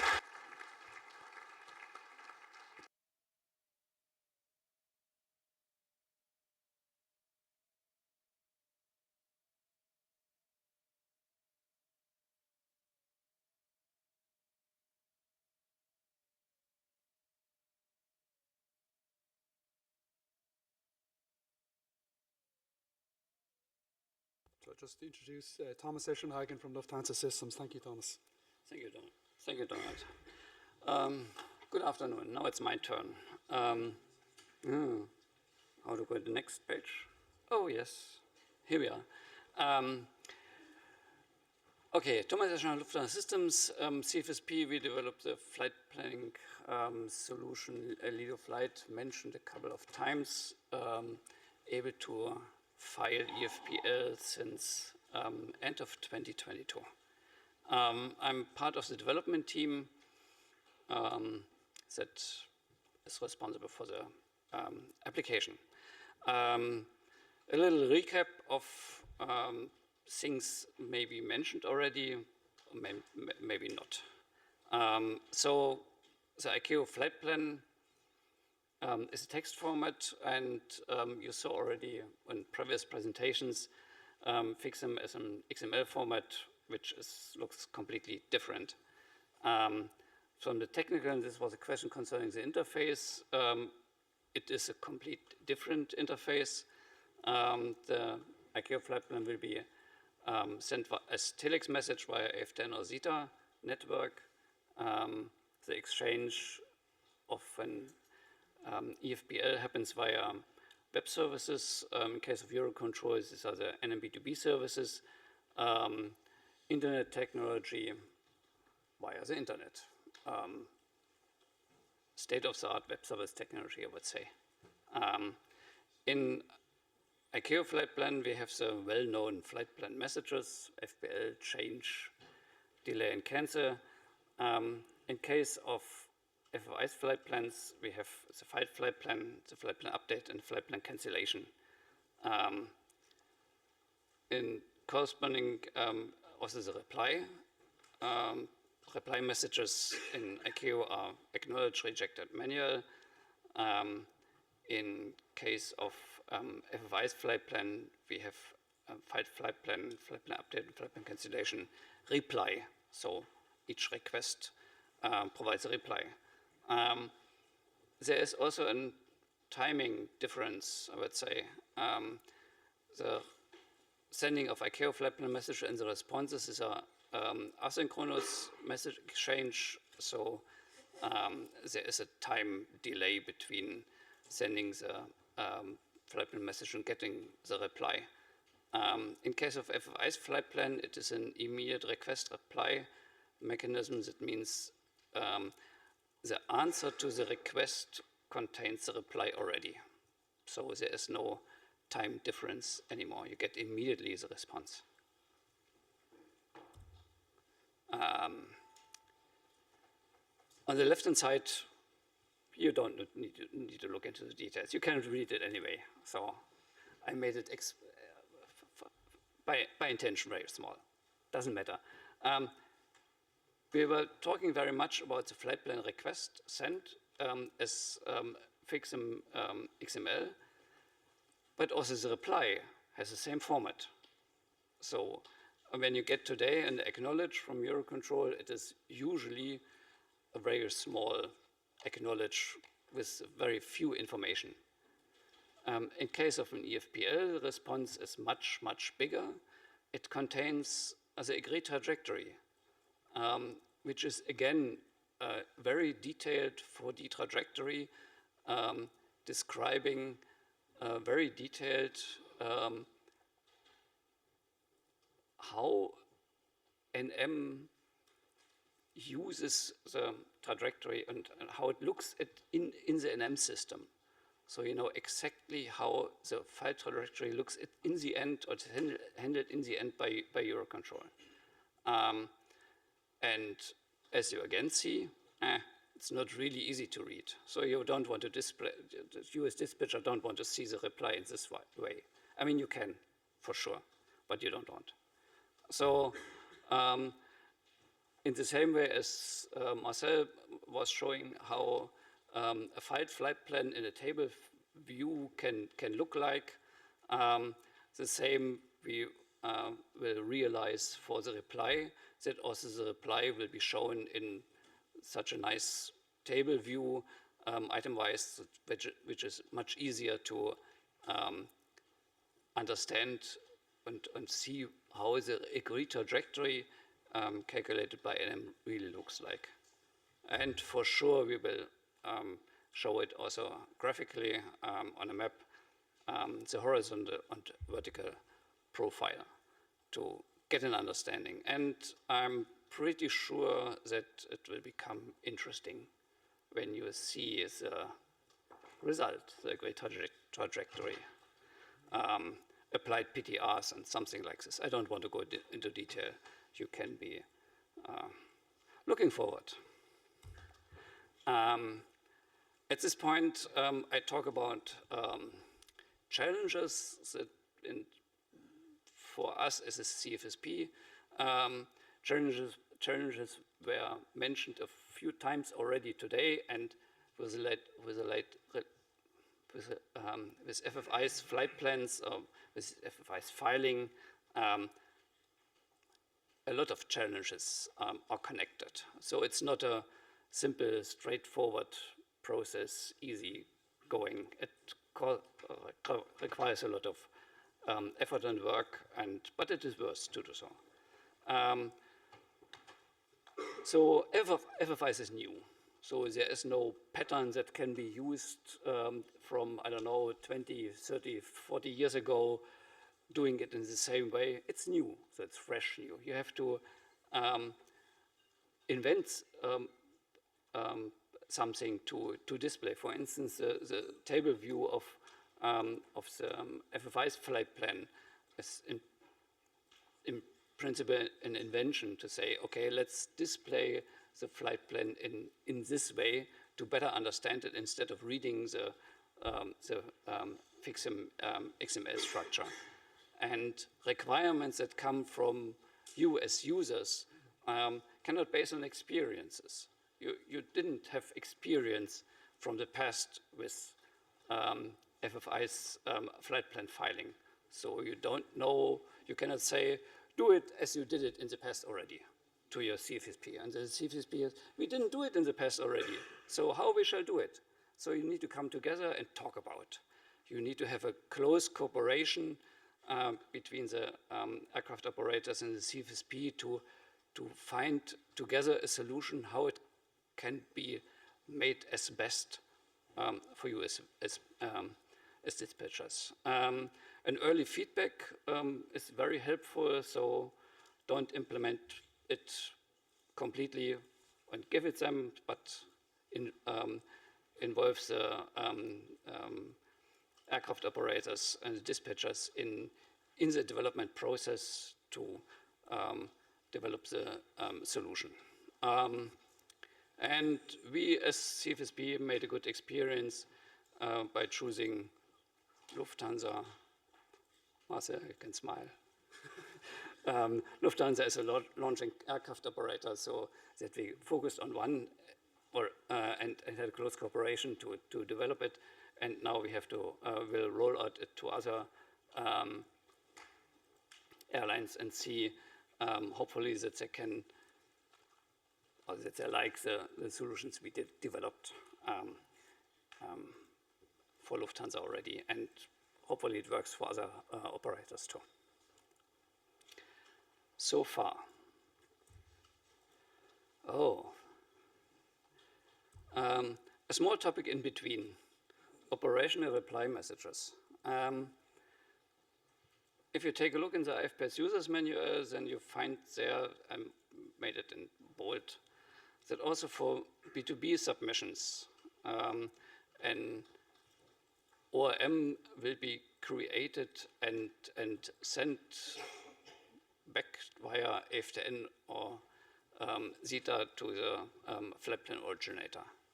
So also the FFI submission is in practically complete. So you send a request and get a response immediately with all the information you need. In addition, an operational reply message is sent via EFTN or SESAR. It needs to be considered that it exists, and so you have to, in the stream of reply messages you get, you have to be aware that also ORMs for the EFPLs are included. The target address is configured, it's an air navigation unit ID at EUROCONTROL, and this is connected to the NMB2B certificate used for the web service communication. So, okay, maybe it's too technical.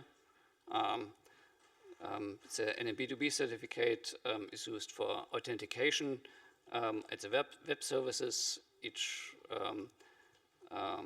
operator gets an own certificate. It has a navigation unit ID, and there's a target address. The challenge here is that the EFPL for different aircraft operators, if they are submitted with the same B2B certificate, they get all the reply messages to the same EFTN address related to the air navigation unit ID. It creates work, but at least, but it needs to be handled because it is like it is. This is about, okay. Oh yeah, mixed mode. Which mixed mode? Good question. I think I can imagine, I don't know, at least I would think 2 or 3 different interpretations of mixed mode. At least I heard 2 already today. What I want to talk about. Mixed mode I want to talk about is the sending of flight plans to different ANSPs, either as ICAO flight plan message or as EFPL. This is one definition of mixed mode. Another definition is you mix ICAO flight plan messages and EFPL for one flight to the same ANSP. So if you send ICAO flight plan messages and EFPL for one flight to EUROCONTROL, this is another interpretation of mixed mode. So I want to talk about the different one. It is easy for flights departing in Europe. Okay, okay, I have to correct myself. In the mandated area. Thanks, Donald. So mandated according to the CB1 regulation. If you depart in this area, it's easy, you send an EFPL to EUROCONTROL. done. But what happens is the flight departs outside of this area. You have to send an ICAO flight plan as well as an EFPL. ICAO flight plan to all NSPs outside of Europe, and I always say Europe, it's faster, and an EFPL to EUROCONTROL. This is a challenge itself. A list of challenges. I have here 5. I want to go through. I hope I don't take too much time. You have to set it up in your application. To which NSP you send which format, which is the preferred one, which addresses are used. You need to configure possible fallback mechanisms, possible contingency sites. So there are a lot of settings per ASP that you have to available to decide depending on the departure of the aircraft and on the route of the aircraft, to which ANSPs, which format shall be sent and via which technical interface.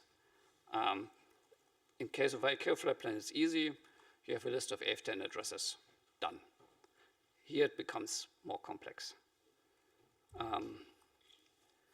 Formats. US dispatcher will see in principle, in the case for flights departing outside Europe, 2 formats. On the one hand, you have the ICAO flight plan that is sent to the ANSPs outside Europe, and you have the EFPL that is sent to EUROCONTROL. So both need to be evaluated. In the case that it's your business to take a look on, is this correct or not? So both formats in parallel. Reply messages. I mentioned already the EFPL reply for EFPLs, but in addition you get the, you can get the reply messages via AFTN from ASPs outside Europe, and this produces a mixture. So you don't have only one format, you have 2 different formats. And hopefully you don't need to read the EFPL response is there, but you have a more nice view to see the reply for the EFPL. Technical problems. Oh yes. Sometimes it's not working. And as Donald already mentioned, as EUROCONTROL at the moment, and hopefully, no, it will change in the future. I know the plans exist already, that EUROCONTROL will have a standby site available for the B2B services. Will take some time. As long as this is not yet available, the sending ICAO flight plans via AF10 is a fallback mechanism. So whenever there is a temporary outage caused by an upgrade, maintenance, or whatever can happen, technical error in any system, then the filing via ICAO flight plan via AFTN is the only fallback mechanism, which can cause the other mixed modes, a mixture of EFPL and ICAO flight plan messages for one flight. And then you need to, if you need to, it needs to be decided in which order the 2 formats will be sent. What happens if there is a problem only on one and not on the other one? Do you can or shall resend only part of the flight plans or flight plan to part of the ASPs or to all? How you are aware as dispatcher to which ASP was sent which flight plan and in which format, and then in the end the question is how you get support to do the right thing. So For instance, if you decide to send first the EFPL, and if it does not work, what happens? Do you try it again and stop filing AFTN? Or do you switch to AFTN immediately? So all these things are challenges that need to be analyzed, and solutions need to be found to do the right thing. It becomes complex.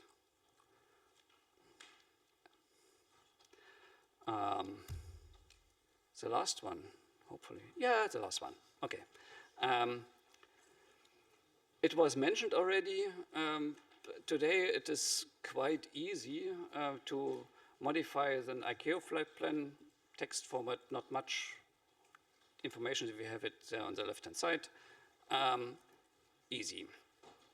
A text modification of an EFPL, okay, I read it's not possible. No, it's not true. For sure it is possible. It's a text. But not for you as a dispatcher, obviously. On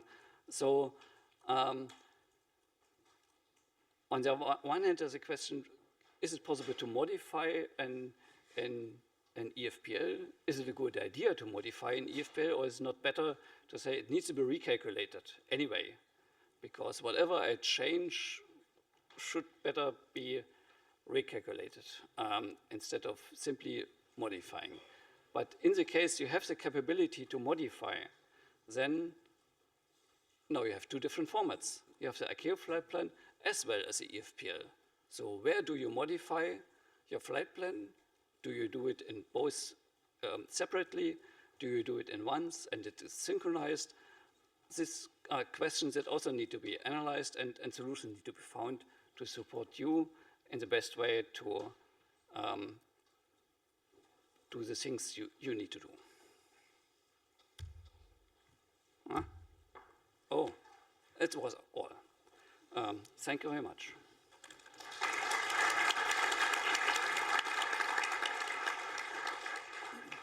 Thank you, Thomas. I'm going to open up the floor here for questions to everyone here in the room. If anyone has any questions for Thomas, thank you very much for your presentation. We really appreciate it.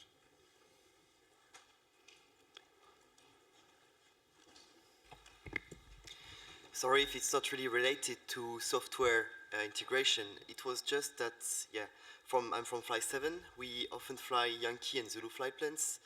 And I'm just wondering how will be the addressing of flight plans to the appropriate VFR TMAs and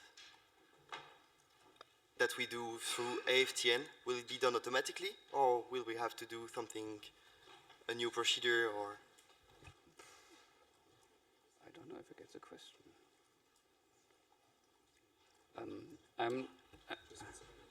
Okay. So you're asking about the distribution of the flight plan information, correct? Yes, exactly. If we fly Yankee or Zulu flight plans, so with VFR parts on the flight plans.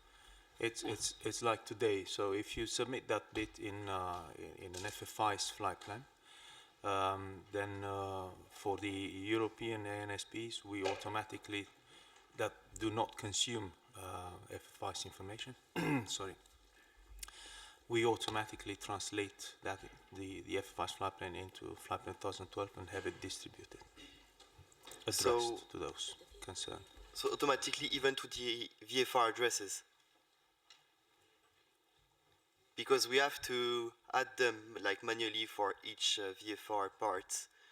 Let's say we have a flight arriving into the Austrian airspace. In VFR, we have to address the flight plan to the correct address. Okay, sorry. So for the VFR bit, it is like today, basically. So okay. No change. So it will be through AFTN, or will they have their own web server? Or no, certainly would be AFTN. Okay, or thank you. SETA. Thanks, Augustine. Any other questions? Yes, hello, it's Martin from Swiss. Thomas, you very quickly mentioned PTRs, and then you went on very fast. So it's more a question to NM experts, I guess. Is the new concept leading to PTRs disappearing completely?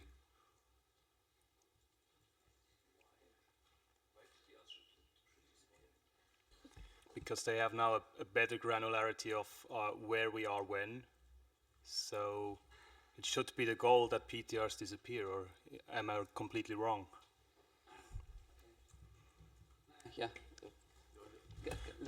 I go first. Or Okay. You want to go first? Yes. You want to go Okay. ahead. Is a yeah, okay? Is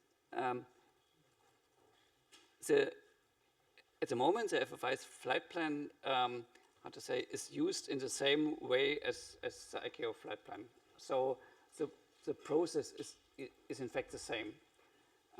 With PTRs, in principle, there are two types: some kind of static PTRs and rather dynamic PTRs that can be activated according to the traffic. And obviously, static PTRs will not disappear because they are needed for any reason. And this dynamic PTRs, yes, there can be a possibility to, how to say, less activate them, but this will probably not happen by the FFI's flight plan filing, but rather by the planning service that was mentioned. So the idea is to early, with the planning service, to early send an FFI's flight plan, I don't know, 24, 36 hours in advance, not considering or considering the restrictions that are active at this point in time, or that are known at this point in time only, and depending on the traffic demand, then activate the required restrictions like PTRs only. So this is a concept for the future where hopefully less restrictions are necessary if the traffic allows it. So it's so the ice flight plan itself does not change it much. Just to supplement a little bit what Thomas just said, I think today with the Flight Plan 2012, you just get in response from NM an AC, MAN or reject. You don't have the details that NM already holds in the system for that particular flight plan. Now with FFIs, you would get that detail because, as Thomas said, you get back an agreed trajectory, and not only that, you also get the information regarding which PTRs affect and how they affect that particular trajectory. So we think this is a plus for the SP user. It's a matter of transparency. Yeah? That's what it is. Now, whether the PTRs will disappear in the future, I'm not so sure about it. However, we're already trying to put in place, because one of the criticism that we get with the ATM system gets regarding the PTRs here in Europe is that the PTRs are based on letters of agreement which are not constantly and always applied. So they say if we take that into consideration in our flight plan, then we might end up taking more fuel and so on and so forth. Now we are trying to put in place some more intelligence into that, and there is an activity in SESAR looking into probabilities to be attached to the PTR, so that would help on one hand the airspace user to understand better the likelihood of that particular PTR is to be applied for the flight itself, but also for the air navigation service providers to assess whether the PTRs that they have as a result of the letters of agreement, they make sense to have them in the system based on the same information, I would say. Thank you. Thank you very much. Okay, next, Andy. Good afternoon. Hi, Thomas. Could you maybe go back to the slide where you showed a sort of an interface with the Lido UI view of the information, please?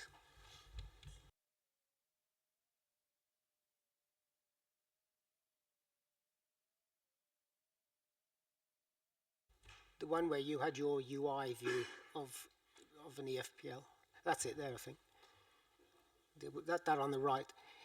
Because one of my concerns when we first set out on FFICE was how the humans, when they need to discuss, and we know that we hope they won't be discussing intricate details of trajectory differences, etc. But there are other elements of the FFI's flight plan which don't exist in ICAO format, and so there will be conversations where we need to be looking at the content of an EFPL from 2 different places on the globe and having a conversation on the telephone about it. And the ICAO format is the one we're used to, but it doesn't have all the information of the EFPL. Our ops room look today at an ADXP format, which will be a new acronym to most of you in the room. It's our own internal format, but then I like what you show there, and I think it's something that maybe we should all be working together with to come to a similar view on our interfaces. So when 2 humans, whatever industry, whatever part of aviation we're in, are looking at a similar screen when we're having those conversations. So I think it's something I'd like to work with Lido and the other CFSPs with to try to come to a reasonably common look and feel of our interfaces when we're showing the EFPL information. I'm pretty sure you will find a very good solution because NMP Flight has a very nice user interface.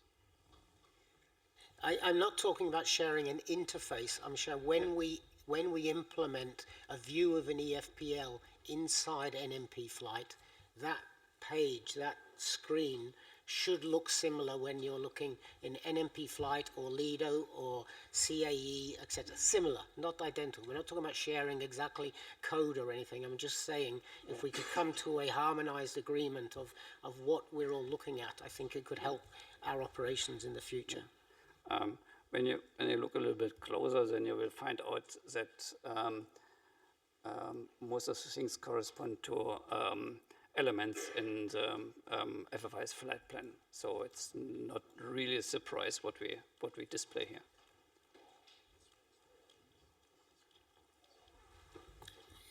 Okay, maybe I'll take this to the CFSPG and discuss, because I'm talking about the same label for a piece of information. You know, that level of when you're talking to somebody on the phone, look at that piece of information, that row, because I want to have a conversation about it.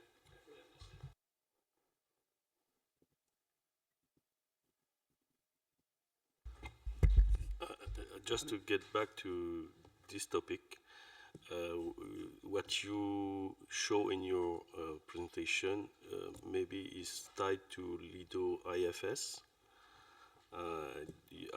As far as I know, you will implement it in the Lido legacy. Will we have the same presentation in Lido legacy, the way to view the correspondence between the XML and the inside, the data inside? Yes, what you show here is, what you see here is coming from our new implementation of our flight planning system. Yes, in our old system we have a capability to send EFPL. It is available in the last version release, last service release, but how to say, you will not implement in the old system the same capabilities as in the new ones, because it's as I said, an old system, and but at least we have the capability to send EFPL. Okay, just another question on that. In the last slide, you were talking about the fact that we could modify or not. It has been said that it's not readable.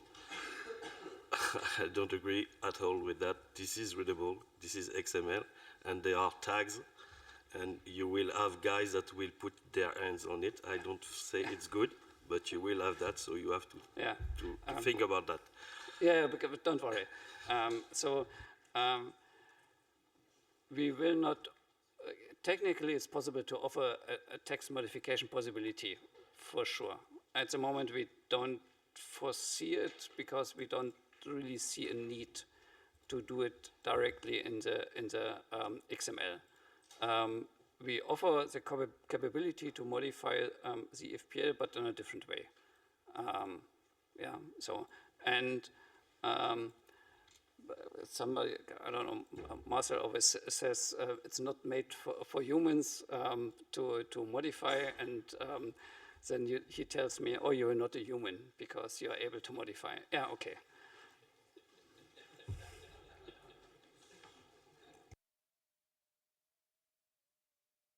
Any other questions? Go ahead. Hi. I can see from the new FFI's format in one of the slides that there will no longer be change or delay message. Is that correct? That instead it will be flight plan update? Yes, technically in FFIs there is not a delay message. A delay in FFIs is sent as a flight plan update.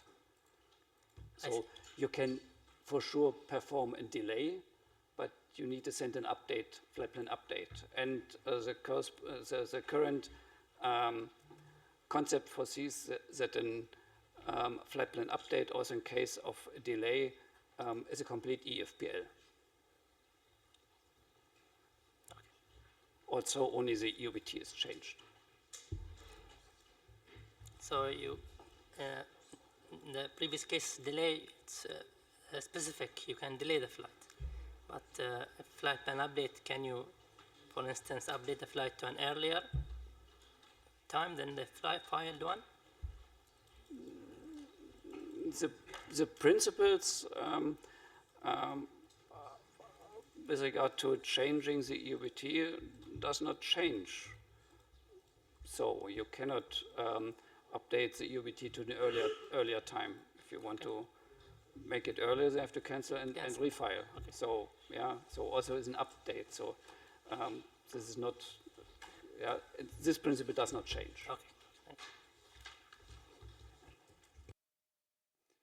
Any other questions for Thomas in the room?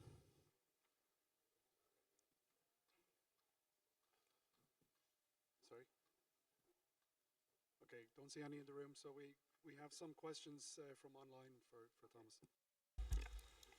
Yes, we have several questions, in fact.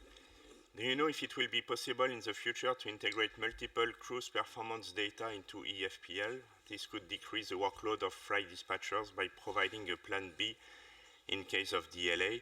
So I think by multiple cruise performance can be translated into trajectories, so providing multiple trajectories in an EFPL is not possible for the moment. It could be an idea to provide the first trajectory. If any issue, then the second trajectory, but it's not planned for the moment in FIXM.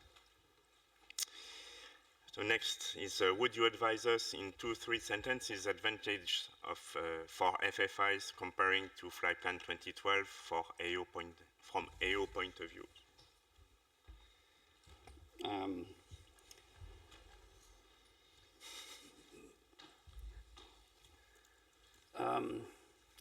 All know what we really plan. This is in short. So the complete 4D trajectory is shown, and it could get some the ASPs that get the 4D trajectory could be a little bit surprised how the trajectory is really planned, because in the ICAO flight plan you don't see much. You see the route, and especially in some of the interesting parts of the trajectory, depart, climb and descent phases, in the terminal procedures, you don't see the details in the ICAO flight plan, but you see it in the 4D trajectory exactly how it was planned. And this is, from my point of view, the biggest advantage at the moment to raise transparency.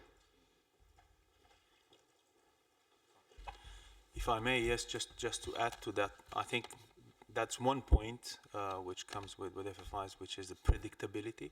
So you know better, you have more information also coming back from the ATM service provider. But not only that, we should not forget that FFIs is not only a flight plan format change. I know many engineers in this room think it's about the format change, and that's what it is. No, FFIs has the word collaborative environment in its definition, and it puts in place a collaborative environment effectively by having this system-to-system exchanges. It caters for more automation to be put in place and so on and so forth. So it is not only a format change, but these are just the collaboration and predictability. I think it's the first things that come to my mind. Thanks. We have another question related to the FFI's integration with existing aircraft FMS and what modifications are needed. I don't know if you want to elaborate.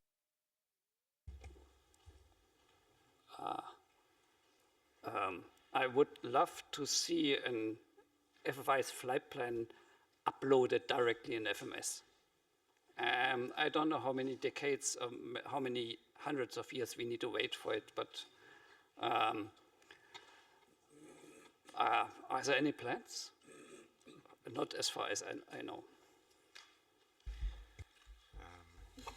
Yeah, maybe not the FMS, but most likely there's more freedom for the avionics providers in developing the electronic flight bags.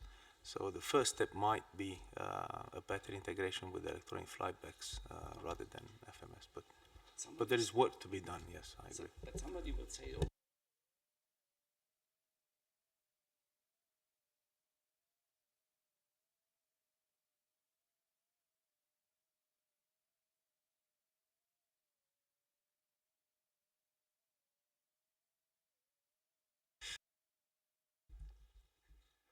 Will there be a difference in terms of flight level or speeds, the requested flight plan, and the reply we receive once EFPL filed? Answer is no. We will, in the agreed trajectory, we respect the flight level or speed change provided in the requested, the filed trajectory. Next one is NMP flight. Well, this one is done. Is the flight planning in the digital? Pardon. In the flight planning in the digital age white paper, the role of flight dispatcher is described, and there is a quote. Different scenarios illustrate how the future role may differ based on the regulatory environment or the nature of the trajectory adjustment. Scenario 1, dispatch FOC as the primary decision maker. Scenario 2, dispatch FOC as a support function. Could you please explain these scenarios further to understand the upcoming changes? That's a very generic question. Well, I think, if I may, Fabrice, I think the coming developments like FI's Release 2, for example, which talks about the possibility to negotiate trajectory changes in post-departure, they will effectively make the role of the dispatcher rather more important than it is today. And of course, with that comes various level of certification and qualifications that the dispatcher will have to be subject to.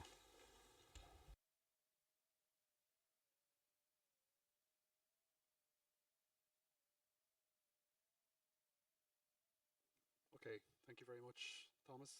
Thanks for all the questions. So the next item on the agenda.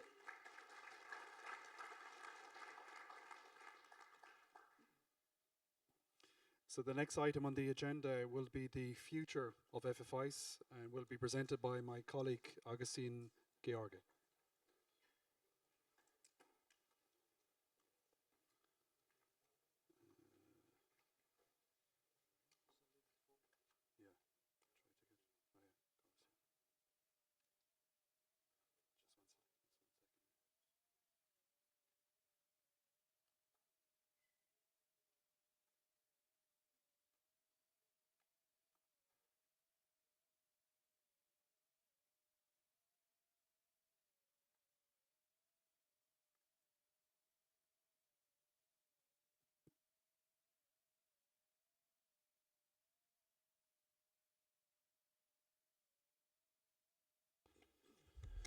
Okay, so good afternoon, everyone. I hope you can hear me.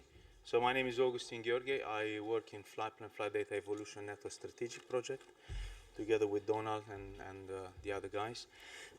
I'm also sitting in the ICAO ATM requirements and performance panel, which you could say is the panel guilty for working on these concepts. So I'll try to talk to you today about trajectory-based operation. I will start with trajectory-based operations, and then moving on into future FFIs, which is essentially for the moment FFIs release 2. So just to give you a little bit of background and introduce you to the very sacred document that we have, which is the Global ATM Operation Concept.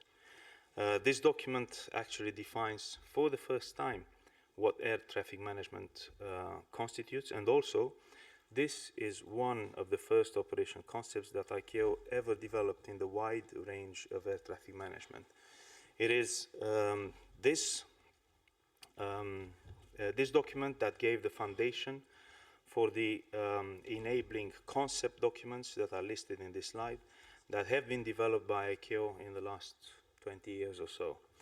And also, the GATMOC provided the framework for the performance management and performance improvement.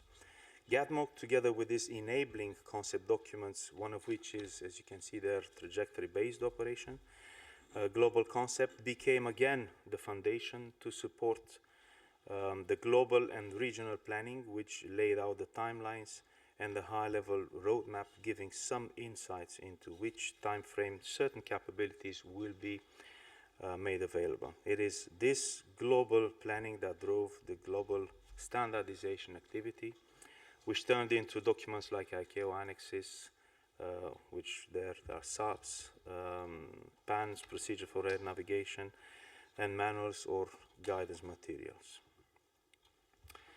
Now, the TBO is not really new. It was already envisioned in this GATMOC document, at least the key principles, which is the constant and continuous optimization of the flight trajectory with the advanced or readily available information. Now, the concept itself was presented quite some time ago at the Air Navigation Conference number 13 in 2018, where it received the broad support from the global community, not only from the regulators, but also from the industry partners. Now, when ATM RPP embarked into developing the concept, the ink was not even dry on the paper, I could say. And our beloved airspace users said, what are the benefits right away? So I think what we've done, we turned this completely around, and we asked the airspace user, well, you tell us which benefits you need. You help us develop this TBO in a way that it delivers benefits. So what they said we need flexibility so that the airspace user is empowered to conduct in-flight replanning and prioritization to meet individual business objectives. They said we need efficiency and predictability where decisions are made more strategically, improving single flight and system efficiency while reducing tactical interventions, impacting predictability. They said we need participation by the ATM community so that an increased information exchange allows ATM solutions to better incorporate the airspace user perspective. And we need global interoperability so that the airspace user and the ATM service providers operate to a consistent plan expressed through the trajectory maintained across ground and airborne systems. So how to make this happen? Well, we need to look first to today's situation, and this is what we have today. It's an extrapolation of how we started air traffic management in the past, very centered around voice communication. You see the actors like flight crew, flight operations center, air traffic flow management, ATC, and they all interact and exchange information using voice communication. They all benefit by some individual form of automation. In some parts of the world, there is more, in others it's less, and in some parts of the world as well, this automation is also connected. But this is a situation you cannot further extrapolate into the future. The situation cannot respond to the traffic needs of tomorrow because we have very limited collaboration on the flight plan. The flight plan is filed, aircraft takes off, and the plan stays the plan and is further tactically handled. You see here all the issues associated with it. Basically, what you have is an imprecise execution of the plan. And you don't have the predictability that we need in order to make it happen. That's the issue, we think. And this is really, in order to improve this, and now we're talking transformation, and TBO is about transformation. And I think this is a word that you should remember, the transformation word. So what we need to do this, an information-centric approach. And the center here is shared and maintained consistent trajectories. And these are the first two words of TBO, which are key, shared and maintained. And if you have everywhere between all actors, shared and maintained flight information, and the 4D trajectory is one of the centerpiece of that information, only then you can base automation on it. And you can use, which is the third word important in TBO, so you have shared, maintain, and use. So you can use the information and that automation for collaborative decision making. And that is what brings the benefits. Furthermore, it's important to not only talk about TBO as, okay, we are going to share some flight trajectories and we're going to maintain it, but we need to invest in automation. Investing in automation means also that we have to dare to revisit the role of the human in the whole system. Because the amount of information in the system with TBO will be mind-blowing. There's no human that will be capable to do anything with that information. You need to invest in automation, in innovation, artificial intelligence, machine learning, what have you. And only then you can have the solutions that are needed. An improved control precision, and accurate execution of the plan that was filed. Now on this next slide, you have in one figure what TBO is all about. It comes from the TBO concept document of ICAO. And what you see, I'm not going into the details, but you see on top scheduling, flight planning, and re-optimization. That's from an airline perspective. And the blue arrows indicate the instances where the flight information can be exchanged and is used for collaborative decision making. You see that it starts with flow management, interacting with the arrival, departure airport, traffic synchronization. That's all part of the game. But the message here is that TBO is ATM system-wide. There is not a TBO box somewhere sitting in control room or an aircraft. It is an ATM transformation. You remember transformation? It's a system-wide, and it needs to be approached from a system-wide perspective. Now, how do we make this possible? Well, this slide actually shows you the type of the capabilities that are mapped to a set of technical enablers. These technical enablers will not be really solving all the solutions by themselves and enabling the TBO. As I mentioned before, in addition to these technical enablers, we will need an enhanced automation to support better use of these capabilities. And also, we do need revised operation procedures that will take into consideration the new role of the human in the system. Let's just look at one aspect, flight information. Well, we already have a mechanism that really exchange flight plan information starting before the flight execution. But as someone in our meeting always says, it is a fire and forget. So today you submit a flight plan and then leave it to NSP to deliver you the best clearance.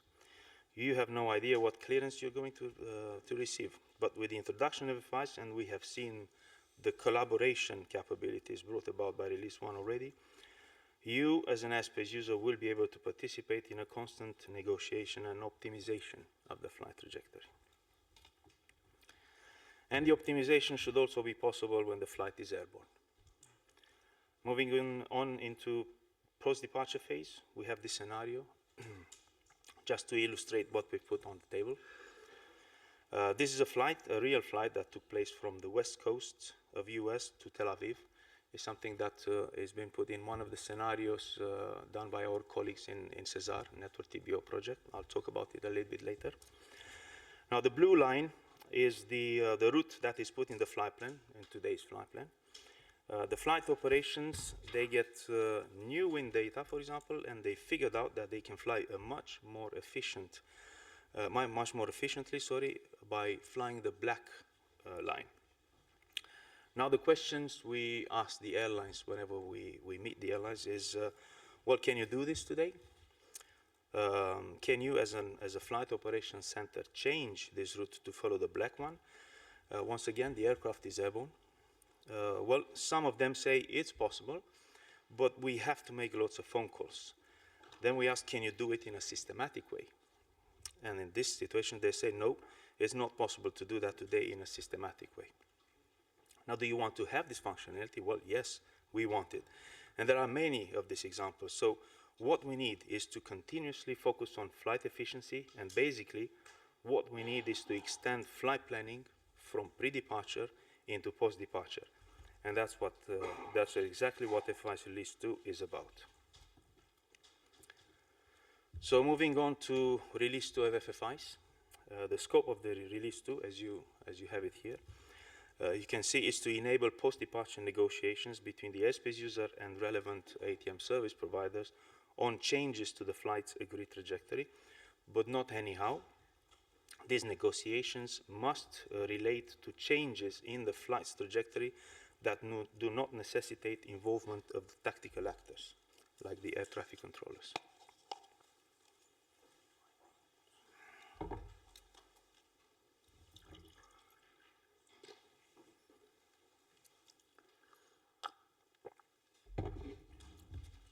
Okay.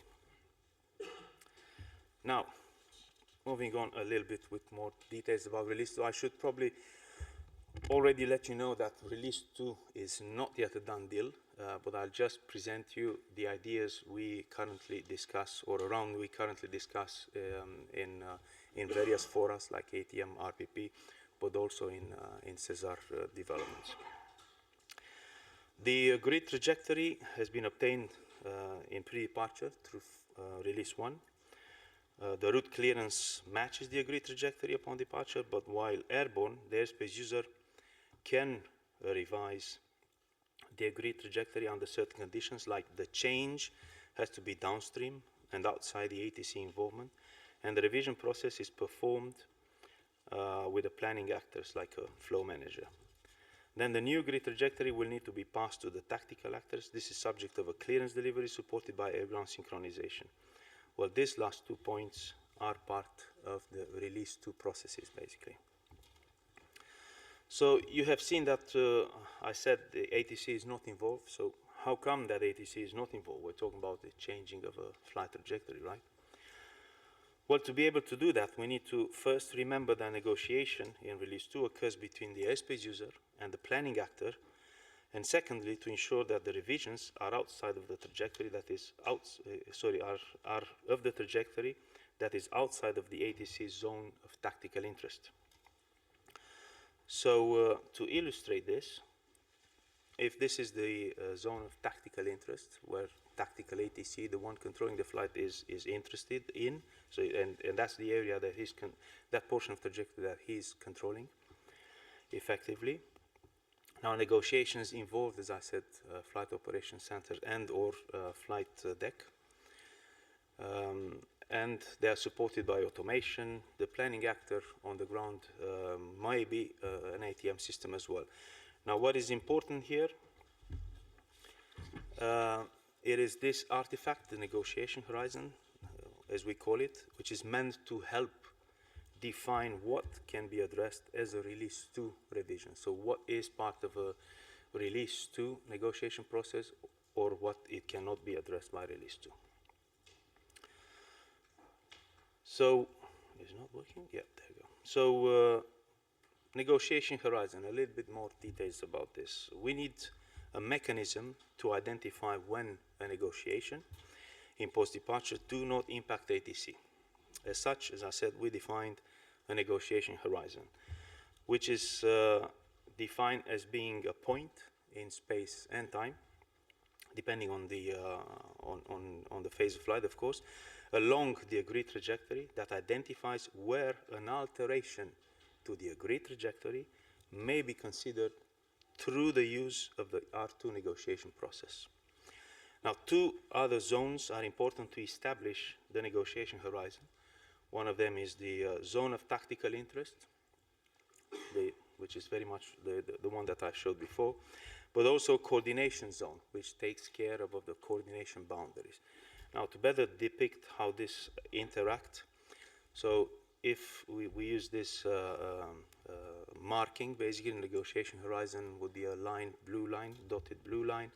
Zone of tactical interest in the graphics, it will be highlighted in lilac, whatever color that is, and the coordination zone is in gray. Then if this is a flight having an agreed trajectory like this, the blue one, and you have a coordination boundary there, which is at t plus 30 minutes, let's say, this is the coordination zone, and the flight is under the control of a certain air traffic controller. And this new rectangle here is the zone of tactical interest. Now, and then the negotiation horizon resulting from all those information would be seated here, which means that if the alteration point or a request for a change, for a new trajectory, for a new trajectory, would start before that negotiation horizon, then that is not possible with release 2. So it will have to be beyond that negotiation horizon. Now, as the flight progresses, that coordination zone becomes, let's say, active. So the coordination it has been performed. So flight entering that coordination zone. In this particular case, you will see that the negotiation horizon is not here at the end of the zone of tactical interest, but is rather at the end of the coordination zone. So likewise, an alteration point before the negotiation horizon cannot be accepted as being conducted through the release 2 processes, but it has to be beyond that one. So as I said, these are still under discussions, but generally speaking, the revision process involves 2 steps. And the first step in the revision process is the one we call negotiation, in which the airspace user makes proposals for trajectory modifications and adjusts them accordingly to the feedback received, of course. The aim of this step is for the airspace user to verify concurrence and commitment to the proposal by all relevant ATM service providers.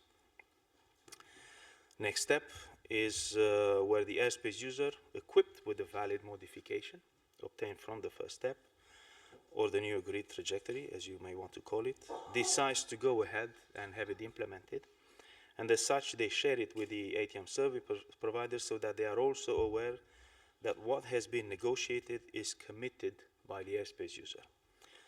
This is all happening between planners, like flight operation centers, with flow managers, for example, so with planners on ground as well.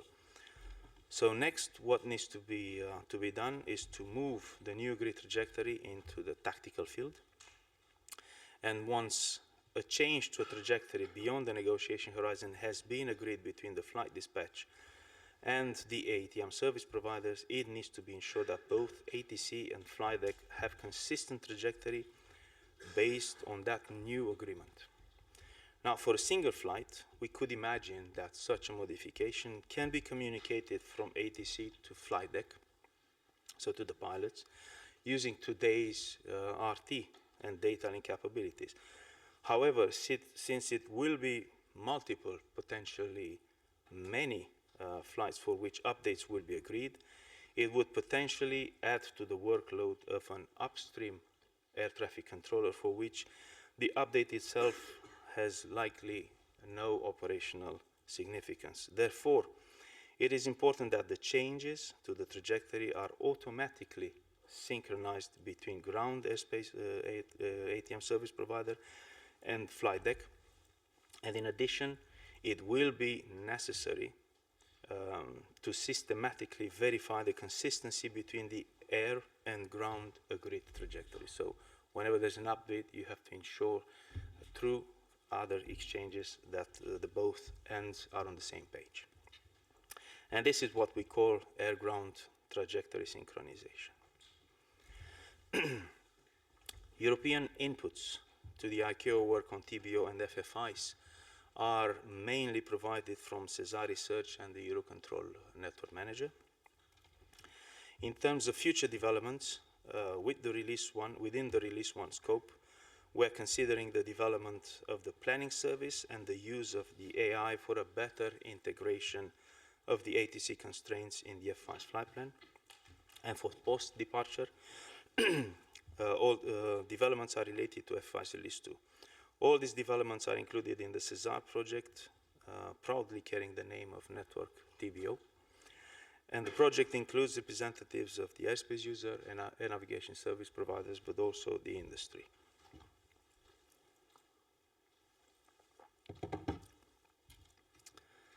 And just a list of takeaways for you, I would say. Sorry, the FI's Release 2 is designed to address significant improvements under the TBO. Hey, what's this? Okay. TBO is a paradigm shift. It is always a heavy word, the paradigm shift. But this is a paradigm shift, and now, thanks to technical innovations and developments, I think we can make it happen. We need to invest in automation and assess the evolving role of humans, and look at processes in a fully integrated way.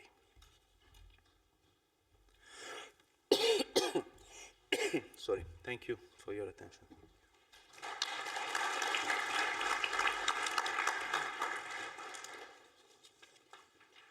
Thanks, Augustine. I think it was very appropriate to, that was the final presentation of the day. I think it was very appropriate to finish up on the future of FFIs and kind of explains why we're doing what we're doing now with FFIs Release 1 and what we're doing under the CP1 mandate, because it's all an enabler for all of this future that Augustine has set out. Are there any questions here from the room for Augustine on his presentation?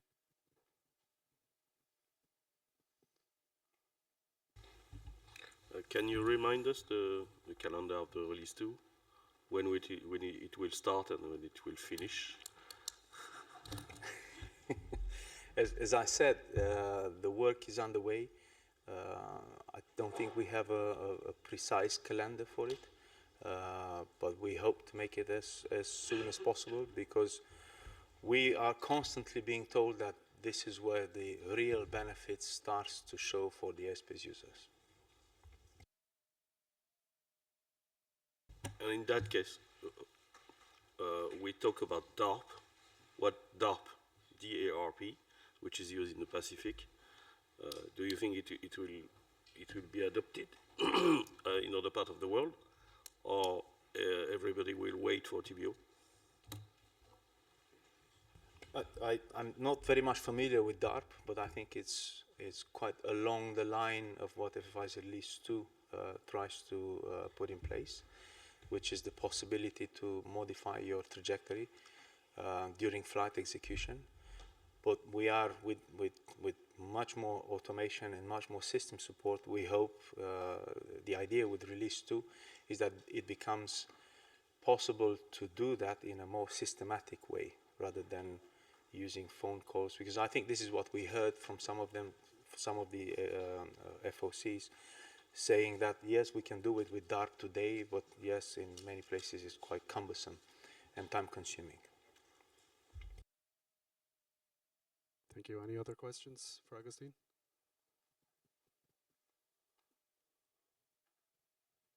Okay, I don't think we have any questions online either. So what I suggest to do is we'll take a 15-minute break for coffee or tea, or take a rest for 15 minutes, and we'll come back at 1500 and we'll just have some final questions and wrap up of the day. Thank you. Thanks, Augustine.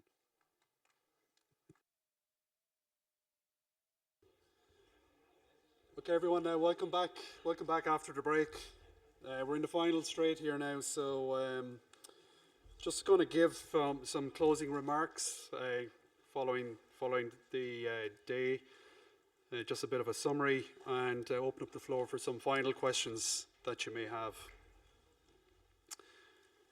So just today we had a number of presentations. We started off with the introduction to FFIs, just to try to explain what it is, the FFI services, and so on. And then we moved on to the B2B presentation, which is how the FFI services are provided by the network manager. And we followed that with a presentation from Magnus, from SESAR Deployment Manager, on the regulatory requirements, particularly those that will apply from the Common Project 1 regulation from the start of this year. We then heard about the mixed mode and the transition from Flight Plan 2012 to the FFI's Flight Plan. We heard of the experience from Lufthansa and their CFSP Lufthansa systems, and then we finished it up on the future of FFIs and trajectory-based operations. So I was asked if I could kind of summarize in a few sentences what this means for operators. So it's, as you can imagine, FFIs, it's a complex topic, but if I was to try summarize it, what it means into a few sentences for operators.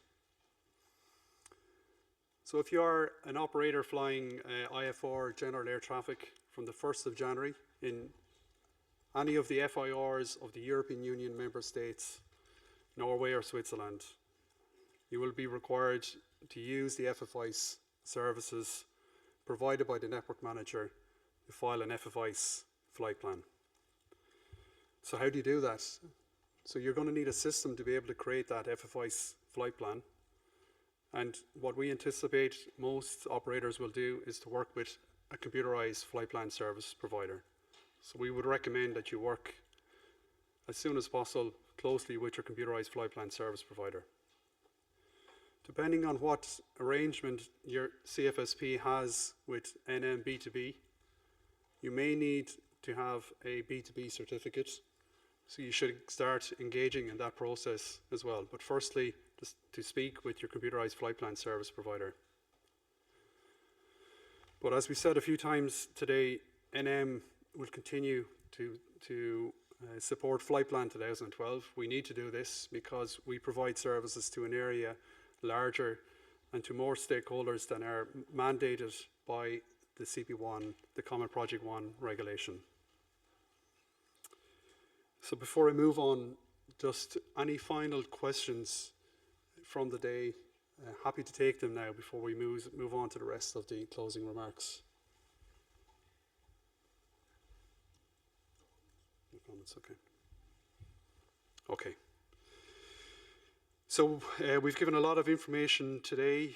All of these presentations will be make them available to you in the coming days. If you need any more information on FFIs, we have a web page on our website, in the EUROCONTROL.int website /FFIs. You will find an FFIs web page giving high-level information. And you also find contact details for our team here in EUROCONTROL that are working on FFIs, and we're happy to help you in your implementation and use of the FFIs services.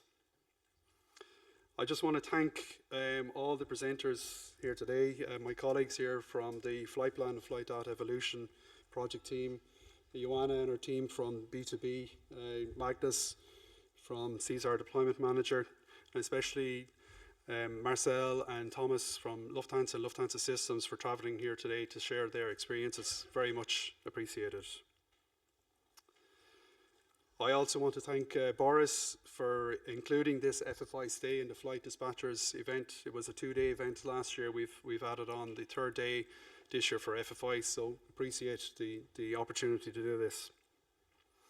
And finally, I want to thank everyone here in the room for your and online for your active participation. It really contributed to what I think was a very fruitful day. So I hope that you've gained something from today. FFIs is the future of flight planning. and will enable much more collaboration in the future. And when we talk about benefits, we try to find immediate benefits from FFI. So probably are some benefits you can identify from an operator point of view and also from an ANSP point of view. But probably the biggest benefit is an intangible benefit, and that is that it enables the future of FFI's trajectory-based operations as Augustine presented in his presentation. So for some of you here, FFI's flight plan, it's an immediate requirement. It's coming in by the end of this year.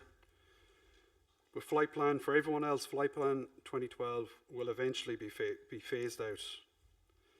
And FFI's will be the future. We encourage you to ask questions, raise your concerns, and hopefully we can all make the transition to FFI's as successful and as smoothly as possible.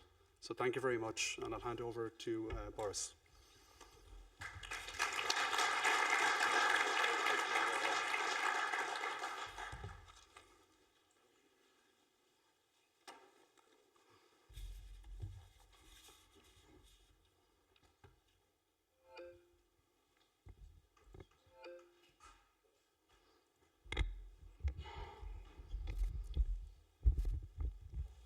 So, dear colleagues, we still have many people in the room, which is encouraging, I have to say. So, thank you for your braveness to follow all 3 days of the flight dispatcher event organized this year. So, before I go with pretty good text, actually, I prepared to close this day, I want really to ask for your feedback. You will get the link at the end of the day to provide your opinion, but I would like to hear it now. Please, go ahead.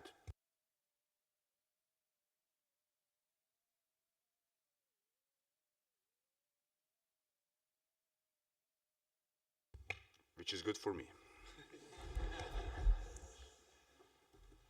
What I would like to share with you is this, actually. So this year, we welcome representatives from over 200 organizations. So initially, we had almost 600 people registered to attend this event on site. And together with your organizations, we managed to select and identify 220 participants, mainly flight dispatcher, flight planners, and also industry partners from all around the world. We did really our best to represent Oriole logos and Oriole locations in this quite simple graph and picture. And we came together here, all around the world together, and share the knowledge, exchange our ideas, and find a solution to different challenges we face every day. And actually, participants, your engagement has made this event meaningful and really valuable to everyone. Donald already said that this year was special for another reason. We extended it to the 3rd day, adding the FFI's topic, and dedicated the whole day to that one. The importance of the FFIs, I don't want to repeat. It's not just a technical change, it's a big step forward in the way how we initially plan and then manage flights or trajectories across the whole network. So we hope that today's session gave you a clearer picture of what is coming in the near and not that near future, and how you can think about preparing yourself for it. So here I would like to say a special thanks to colleagues from the SDM for their contribution to the session. Thank you very much. Your insights were quite valuable. We were honored to hear different inputs from our excellent presenters from Aegean, Air France, who just said bye to all of us. We had a KLM with us, Lufthansa, Lido. Thank you very much for supporting this event. You shared your experience and practices, and this is not always possible in competing environments. So for that reason, your inputs are quite valuable. Thank you all. We need to find a way to cooperate.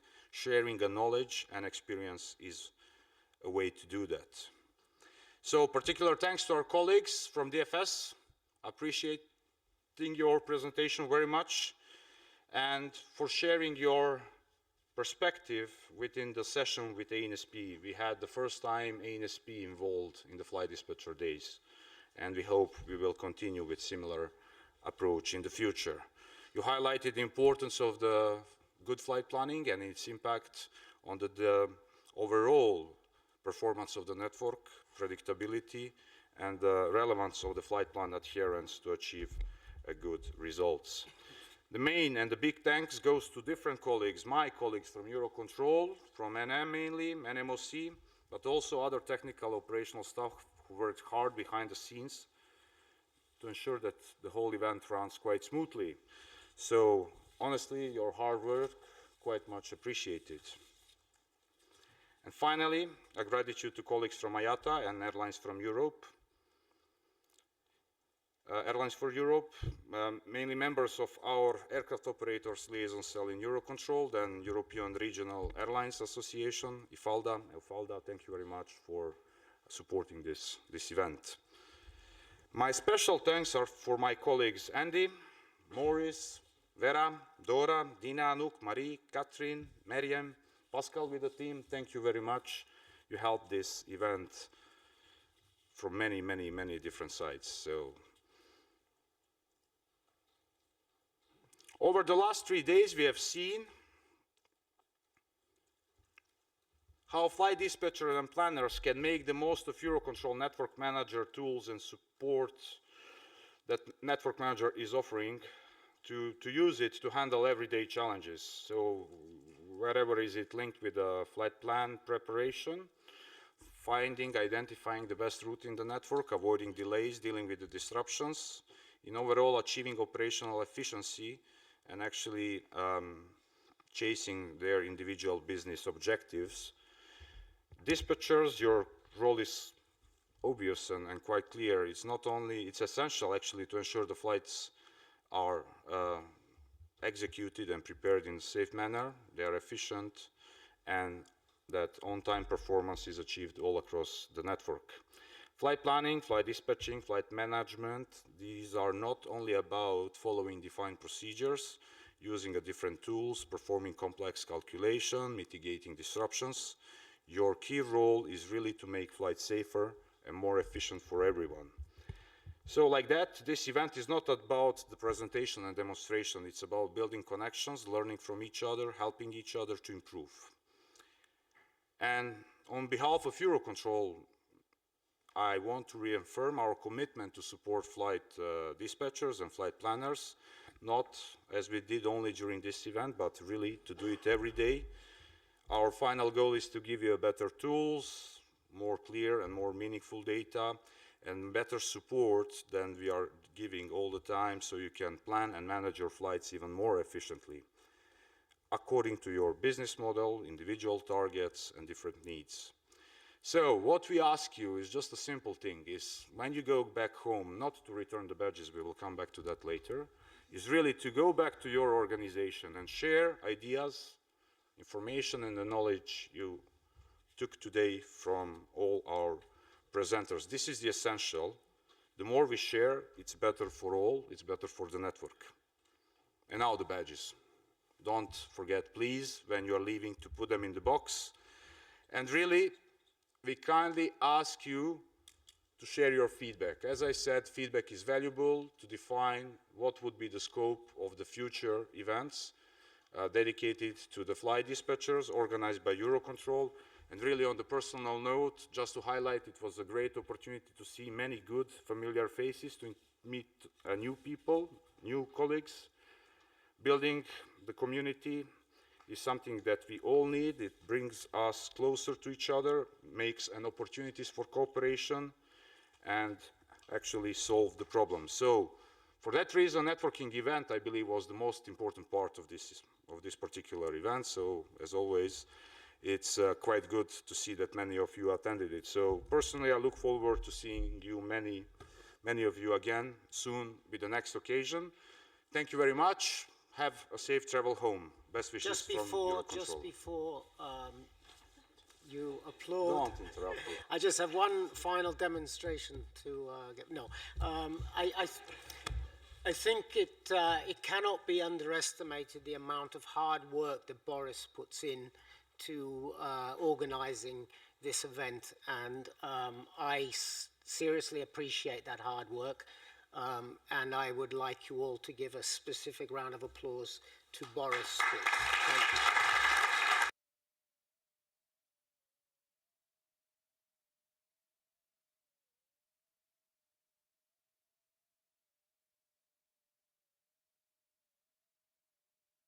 Oh, Boris, could I say something just before we go? Thank you. We just want to say a few closing words from you, Felder, and I, Felder, and on behalf of flight dispatchers here in Europe and around the world, of course. Aviation is in our hearts, and it's more than just a profession. It's a commitment, and it's a journey that never stops evolving. On every shift, for every flight plan, for every challenge we are faced with, together with EUROCONTROL, of course, quite often, we are one step closer to mastering the skies. Our journey may not always be easy, but with persistence, dedication, we keep the dream alive. So all aviation professionals chasing their dreams, keep going, keep learning, keep growing, and never stop reaching for new heights.